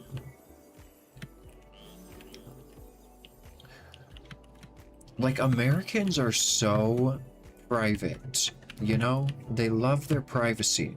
Not that they don't love getting in other people's business, but they love privacy. I don't understand how we've let this go on for months and months and months, and they're still installing new cameras after several states and counties have banned them. Obviously, there are people in the places they are left who are using them for things that we would probably enjoy to have a law against in the Constitution.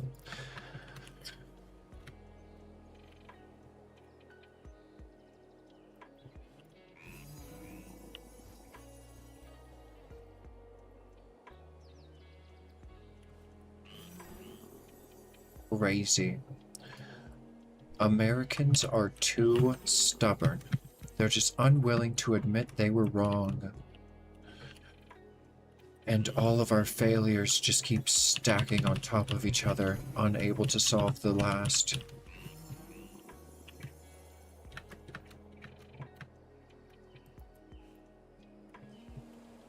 Ew. The video I'm watching said that they're considered necessary infrastructure. As if we don't have technology that does what they're stating it does already. What did he just say? Necessary infrastructure. Okay. So we need to start getting more involved in politics, because there are Congress people out there, there are politicians, there are our representatives out there saying that technology, which is used to create an AI schedule of our lives and track our affiliations and relations with friends and family. Some people are considering that necessary infrastructure. They are considering stalking citizens necessary infrastructure. Okay, I'm gonna look into where that is after stream. He has an accent. It sounds like Tennessee or something. Maybe Alabama.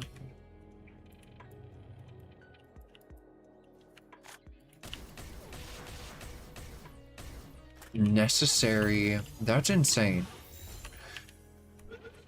That's insane.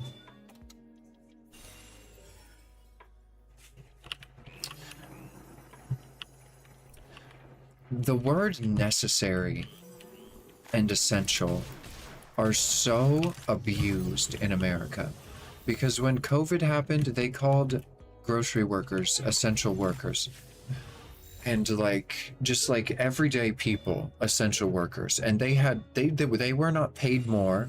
They were not given the protections necessary to keep them healthy. Their lives were just put at risk with no benefit to themselves more than any other person in the same world.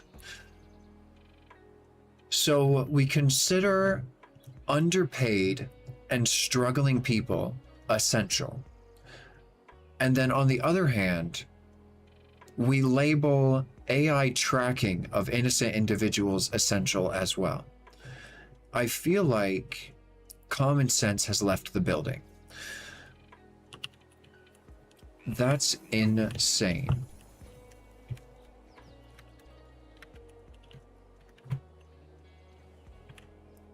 Okay, I think we caught enough of these guys.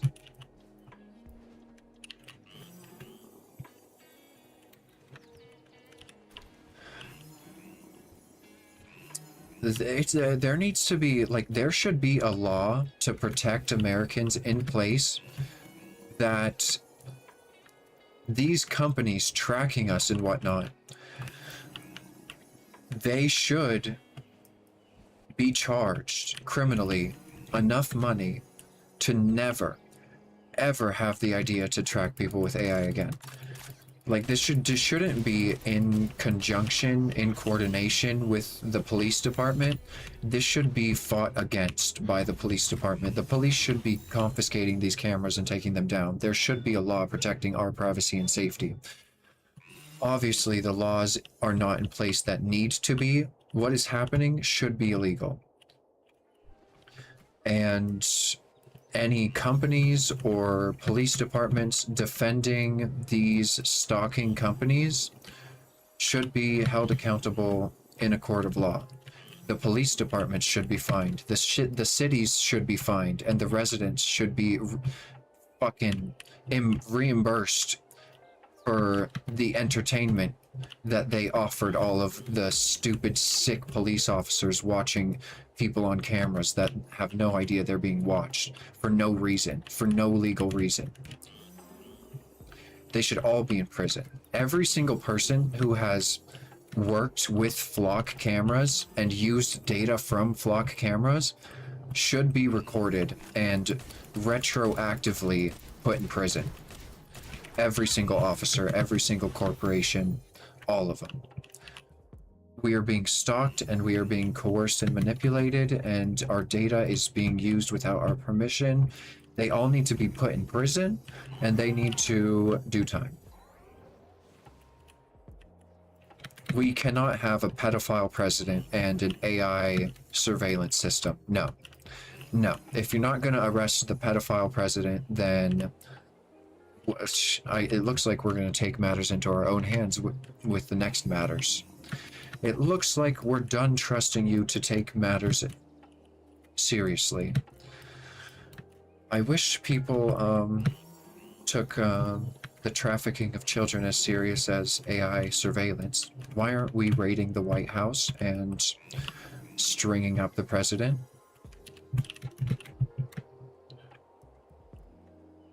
Honest question, like, why? Why? We can't afford to live. He is against all of our morals. And he's ruining the world. Hello? And he's letting AI companies run wild and track us like we're bloomin' animals. I'm pretty sure if the law's not going to deal with it, we need to take that matter into our own hands too. When is someone gonna do it? When is someone gonna do it? We're all going through it. When will somebody say screw it and just do it? When is someone gonna do it? That's a song about when is someone gonna do it. It's real. There's many songs. There's many songs asking, when is someone going to assassinate the president already? We all want it, except for the fascist Nazis he has employed who will be in prison after he is gone. Just someone fucking do it. We'll pardon you later. Jesus Christ. Honestly. There are not enough people trying to assassinate the president. Not even a tenth of the amount that should be. The entire military should have taken him out and returned the country back to the people. They're all like responsible for every crime he's committed. Everyone in the military, they took a word, they took an oath to the Constitution, and every single person in the military has gone against the Constitution and is a criminal because there's a pedophile in the White House and they're following his orders. So I have no respect for the American military anymore. I have all the respect for everyone who was kicked out, all of the hardworking trans and LGBT and true Americans who were fighting for freedom and not for fascists. Yeah, we need to start arresting people. All the military, we need to put Trump into one of those like bend over, throw tomatoes at them things. Like we need to start taking our lives more seriously. If we can't be tracked by AI, we can't be abused and underfed, like we can't just be treated like animals. What is wrong with people? What is wrong with people?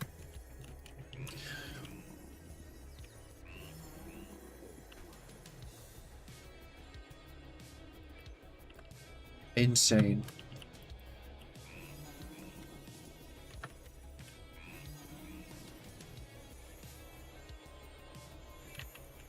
Ooh.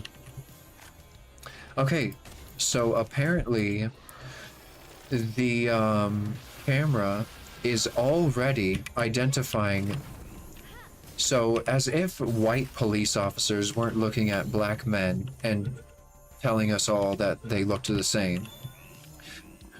Now we have AI cameras made by stupid ass fucking white men telling us that all black people look the same because they are incorrectly identifying individuals and causing officers to nearly assault and almost permanently injure individuals who are innocent.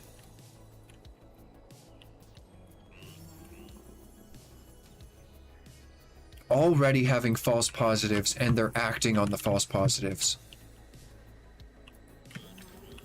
Oh my god. At this point, we're not even going to be able to just abolish ICE and, like, recreate a better system. The corruption has seeped so far into the policing system that we just need to abolish the fucking police and make a new federal program for protecting our citizens. Because the police are gangs. They're nothing more, nothing less. They're criminal gang members. That's all police officers are. If they were serving the people, then they would not allow us to be stalked. They would not allow us to be gunned down in the streets. They are all Nazis. No one who wants something better in this world becomes a police officer, because there's nothing you can do to fix the system. It is broken, and we have to restart. Everything is just fucked up at this point. I'm so done. I'm so done trying to like dance around like, oh, like I respect that you respect these people in society. No.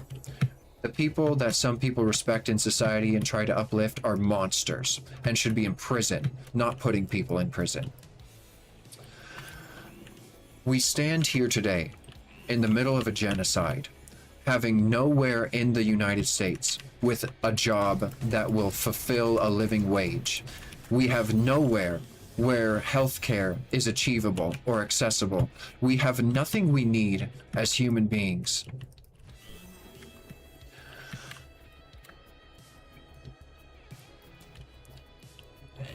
And we accept it. And we accept it.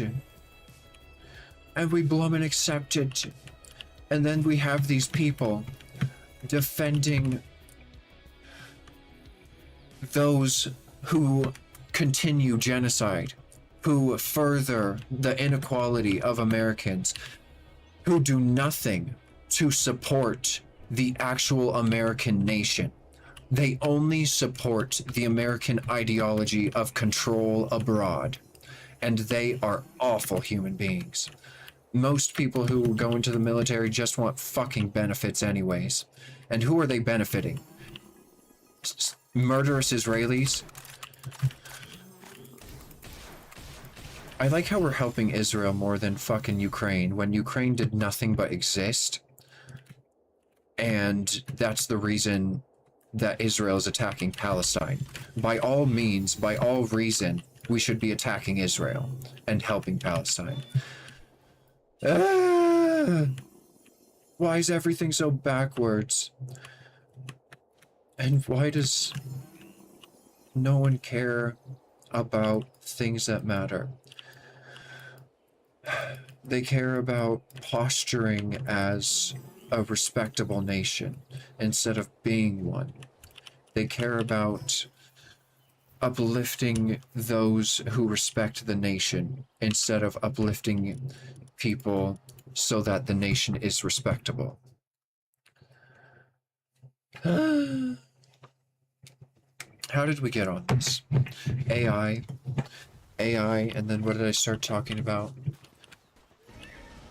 Just how no one, like, people are freaking out about AI, but they're not freaking out about not being able to afford to live in this country. We should have been having riots a long time ago. I think that people are so used to peace and they enjoy peace, but they don't realize we haven't been living in peace for decades and that we've been conditioned to believe we're in peace. But this has been anything but peaceful if you just open your eyes. And everyone likes to think that the solutions are so far away and so hard to come up with, when it just takes normal human beings having normal conversations about solutions instead of how they can profit off of people. You know? Because the conversations being had are about profit. The conversations being had are not about our well-being anywhere along the line. And as soon as one piece of the puzzle starts fighting for the well-being of people instead of corporations, as soon as we get a little bit of power, it'll just snowball. We will take out all of these corporations, all of these sick leaders. As soon as we have a communicated group of individuals dedicated to the betterment of society and human beings overall, once the people have power, and yeah, we may never, but I feel like with AI, concentrating the power and concentrating who our enemy is, they finally made it possible. Whereas before, we could never get together and find common ground because we had been brainwashed into arguments that don't have solutions. We have been so fed up with the people at the top that even if they say, it's not possible for you to find common ground, it's not possible for you to do this, do that, we're at the point, we're just going to make it happen. We're just going to make it happen. Oh, you can't make healthcare for all work. You're a trillionaire. I'm pretty sure we can make anything work with the right amount of rich blood, you know? In the evening, when I leave my den, I'm moisturized with the tears of men. I stir my tea with a crucifix. I'm an ugly, nasty, commie bitch. In the morning, when I'm on the rag, just rip up a couple of American flags. Take a nice hot bath in the blood of the rich. I'm an ugly, nasty, commie bitch. I try to think, but it hurts my brain, so I have an abortion and a fine champagne. I'm a Jezebel. I'm a wicked old witch. I'm an ugly, nasty, commie bitch. On the weekend, when I want some fun, castrate a man, take away his gun, drive a classic car into a ditch. I'm an ugly, nasty, commie bitch. Well, I know I am, but what are you? Some fascist, bootlick, Nazi tool? A whiny boy with a tiny dick? Or a dumb fuck, backward, redneck hick? Did I get it right? Did I peg you yet? Maybe we don't know who we ain't met. Maybe nobody wins, but the already rich. If you're a dumb redneck, and I'm a commie bitch. Common ground will be had, regardless how much they fight to keep us separated. The amount we agree on will always outweigh the amount we disagree on. Regardless how racist, homophobic, sexist, we are human beings and we will always be more similar than dissimilar. I'll be right back.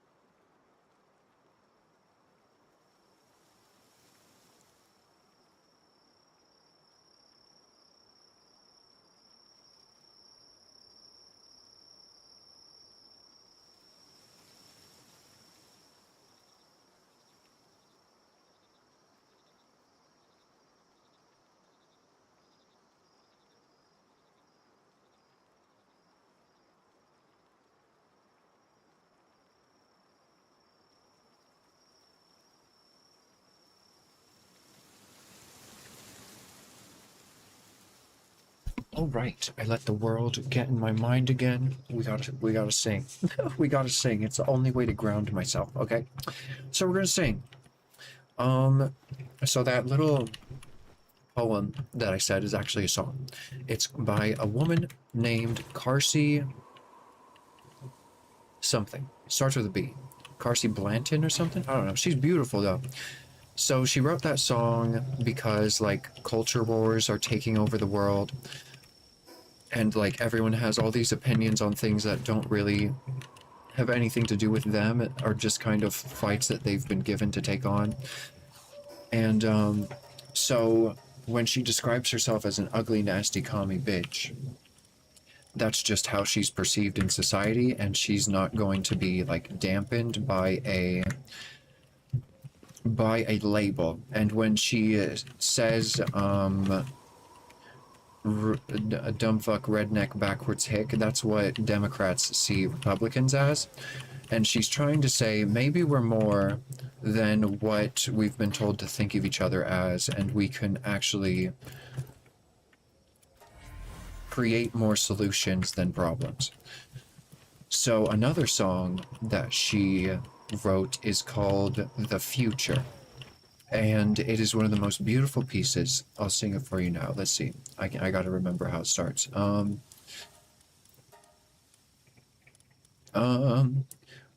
it starts out so nice. Well, There ain't no future in stocks and bonds, I heard it on the news today. There ain't no future in credit swaps or banks or the USA. I wouldn't bet heavy on oil and gas, the Dow or the S&P. But I believe in the future, honey, 'cause the future is you and me. She's beautiful. She's beautiful. And then she goes, the future is you, and the future is me. And all of our friends, and maybe even some of our enemies. She's amazing. And then there ain't no market for war and plunder. We've done that, all we need. There ain't no new world to discover, no manifest destiny. There ain't no future in money, so there ain't no point in greed. But I believe in the future, honey, 'cause the future is you and me. Oh, makes me cry every time. She's so good. And then what's another song she's written? She wrote a song called Little Flame, and is one of the most beautiful pieces you've ever heard in your life. I'll sing it for you. This one is called, what does she sing it? It's called, it's one of my favorite songs of her. Oh, Little Flame, Little Flame, okay. So this one is a very heavy one, but it's like so empowering. So it starts off like, cotton fields, silver mines, Johannesburg to Palestine, broken treaty streams deprived, we kept the little flame alive. I need the tune in my head. I need to do it justice. Cotton fields to silver mines, Johannesburg to Palestine. I need to hear it in my head, whatever, but broken treaty streams deprived, we kept that little flame alive. Bobby Seale to Bobby Sands, a picket held in frozen hands. Prison cells to freedom rides, we kept that little flame alive.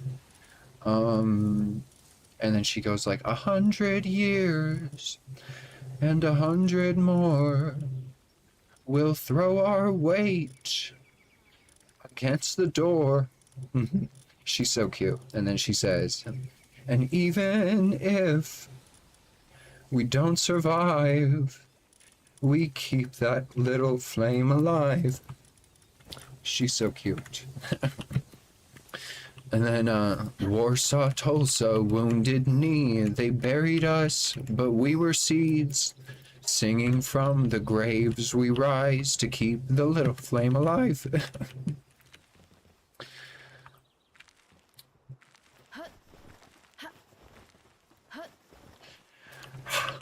Check her out, she's beautiful. She gives me hope in this bloomin' awful world. She was a part of the Freedom Flotilla for Palestine, so she risked her life against the satanic Israeli scourge to bring baby formula and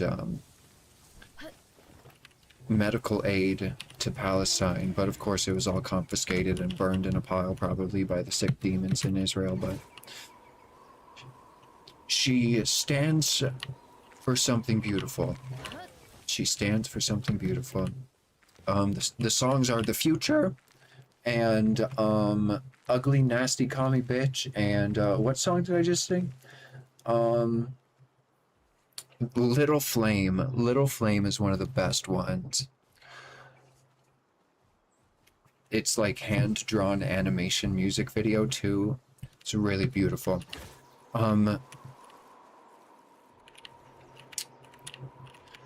Yeah, there's like this black dragon creature, and like these doves come out, and like the dragon starts falling, and it makes the shape of a swastika, and then it falls apart, like love defeating fascism. It's awesome. It's awesome. What's another song by her that won't make me like sob uncontrollably? Oh my gosh, she has one of the best songs ever. It's for, where's my phone?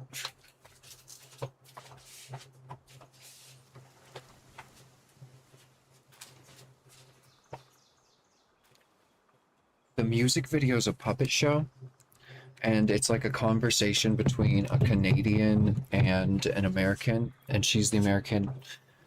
And they're like, "How's everything going on?" And so it's called "Everything Is Great." So I have to sing this one for you. Everything is great. Everything is fine.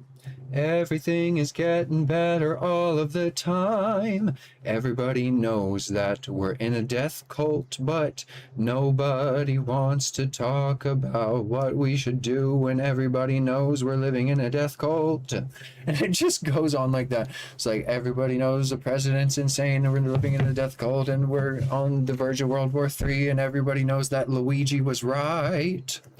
We can talk all night. Oh, one of my favorite songs of hers is called Tango Luigi. I know this one by heart, and it's not very long. Are you ready? Okay. One morning in Manhattan, young Luigi Mangione pulled a hit and run. With a ghost of a gun, the workaday commuters passing through Midtown beheld an unrepentant psychopathic killer lying dead on the ground. Everybody's got a limit. You can bet your life on that. Just another handsome cynic. Till the minute that he snapped. And then it says that she talks about Violet Chachki. I don't know who that is. But it's a really good song. It's a really good song. It's a really good song. Just the one morning in, just it's so beautiful, so well written. One morning in Manhattan, young Luigi Mangione pulled a hit and run with a ghost of a gun. The workaday commuters passing through Midtown beheld an unrepentant psychopathic killer lying dead on the ground. Like that. We need more writing like that. We need more writing like that. Edgy, stands for truth and reason. Less, what's a stupid song? Love me like you do, love me like you do. I think we have enough songs about sex. We need more people singing about things that matter. That's all I'm interested in, is listening to songs about things that matter. I just feel like singing right now because I'm overwhelmed with the world and it's the only thing that brings me peace. So let's see, another artist is Woody Guthrie or Pete Seeger. They're folk singers. Woody Guthrie is pretty popular, but Pete Seeger I feel like is a little less known. They cover each other's work a lot, or maybe they just sing a lot of the same songs. They're just folk singers. Pete Seeger. He sings like This Land Is Your Land, or maybe that's Woody Guthrie. But everyone sings that song.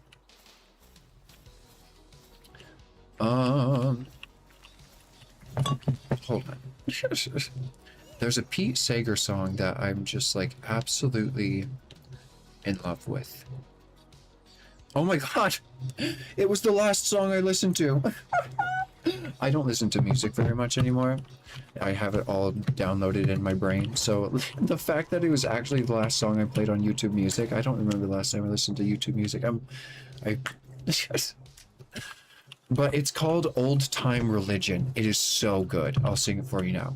Okay, so he starts it off by saying he was singing a song down at the Deacon's Sloop Club down by the Hudson River where he lives, and he sang a song, or someone sang a song that you might like to add some verses to.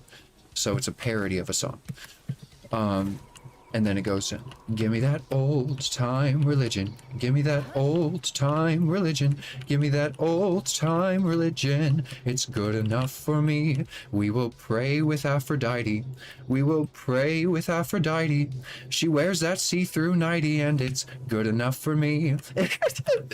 Give me that old time religion. Give me that old time religion. Give me that old time religion. It's good enough for me.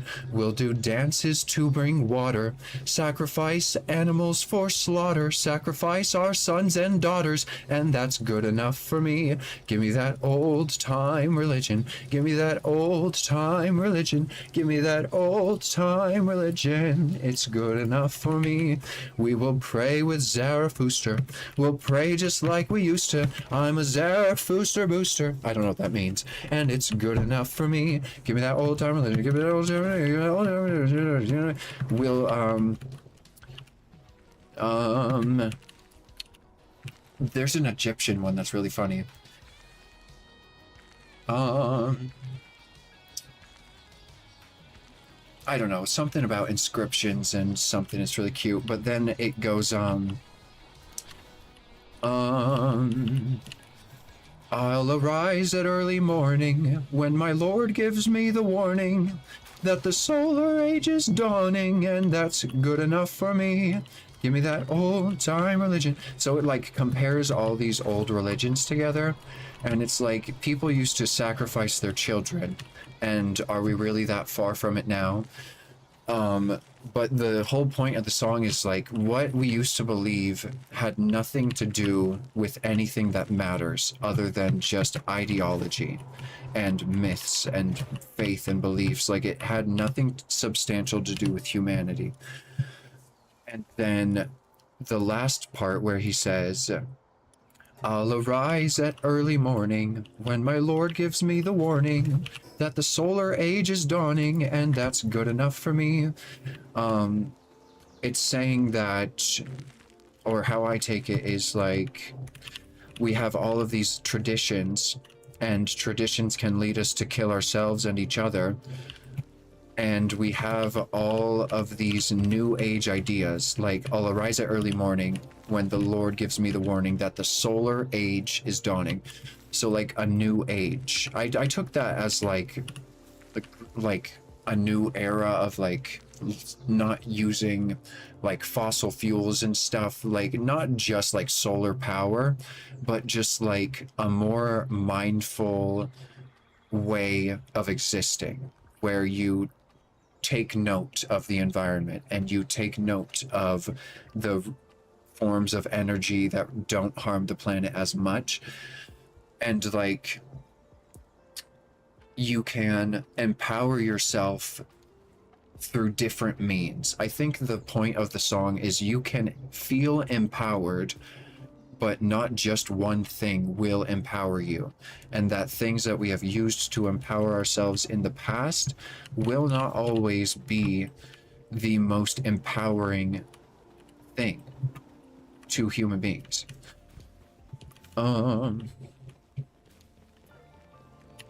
Yeah, but it's just great. My favorite part of that song is the darkest part of it, where, because it just hits me the hardest, where he says, we'll do dances to bring water, sacrifice animals for slaughter, sacrifice our sons and daughters, and that's good enough for me.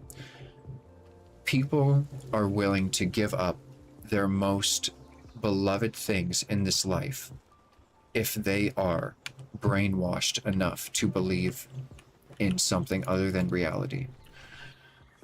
And we used to give up the love of family, the love of community, the love of partnership and friendship and companionship with animals. And we still do. We still do murder animals and stuff for no God-known reason. Or I guess for only God-known reason. But it's barbaric. And it's outdated. We don't need to kill animals. We don't need to kill each other. We don't need to do anything that anyone from the past ever did because they were probably wrong, is essentially the essence of that song.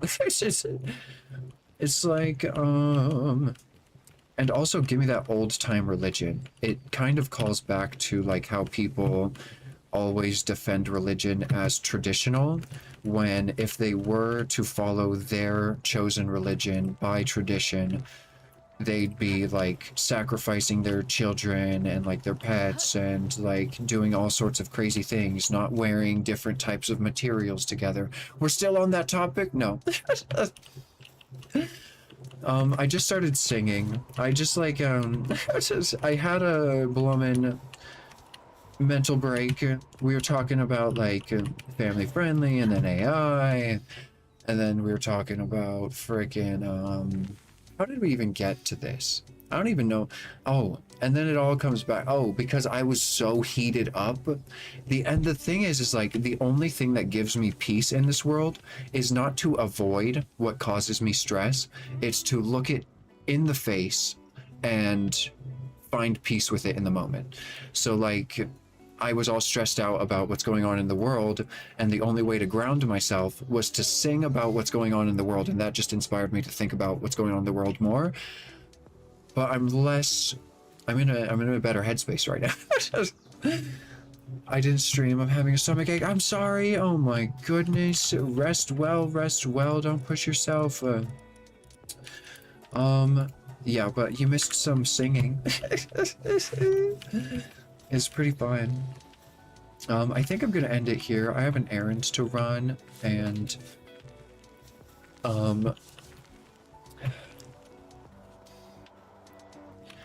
something about recently, I'm just unable to focus on the game.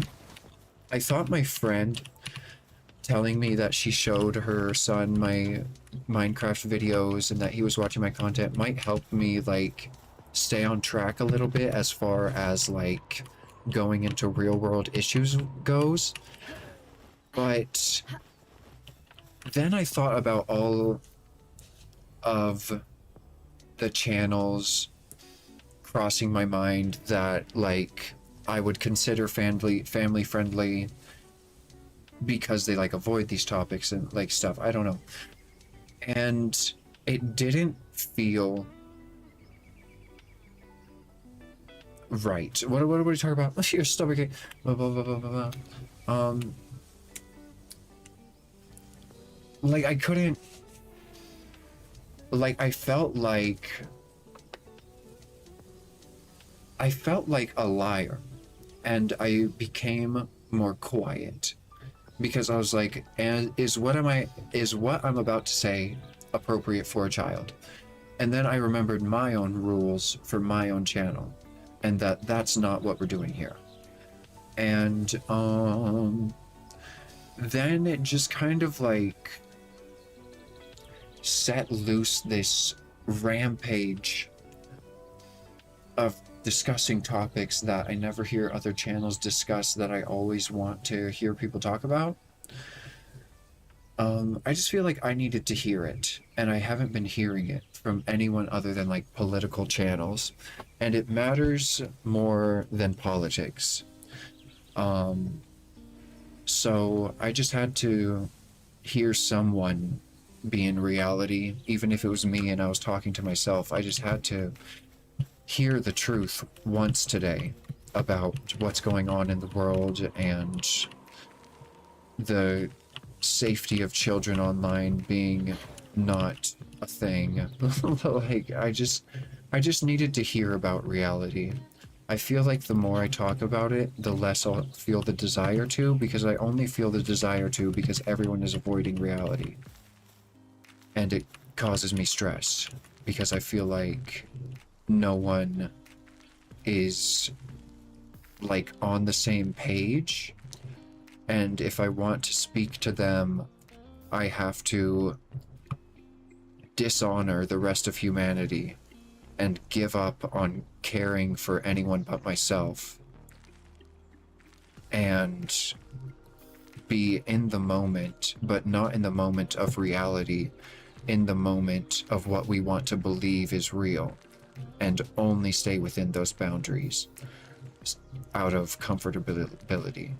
I just can't stay comfortable. I don't want to create a space that's comfortable for people who ignore reality. I want to create a space that's comfortable for people living through reality and recognizing it as it is, and just want to know they're not fucking crazy for seeing reality as it is and not putting on a character every time they step out of their house. So anyways, I love you guys. If I ever say something that offends you, please let me know.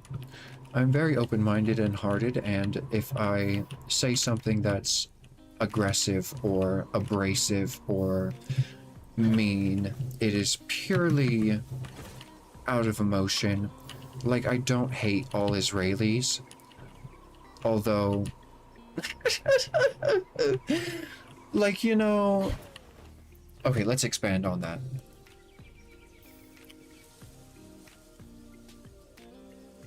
Maybe we don't. Okay, let's expand on that. I don't hate all Israelis who are good people. Like, obviously good people exist all over the world. This is so crazy. You just never hear this on normal channels. But like the Israelis who just like are complete Zionists, want control over the West Bank and everything, like,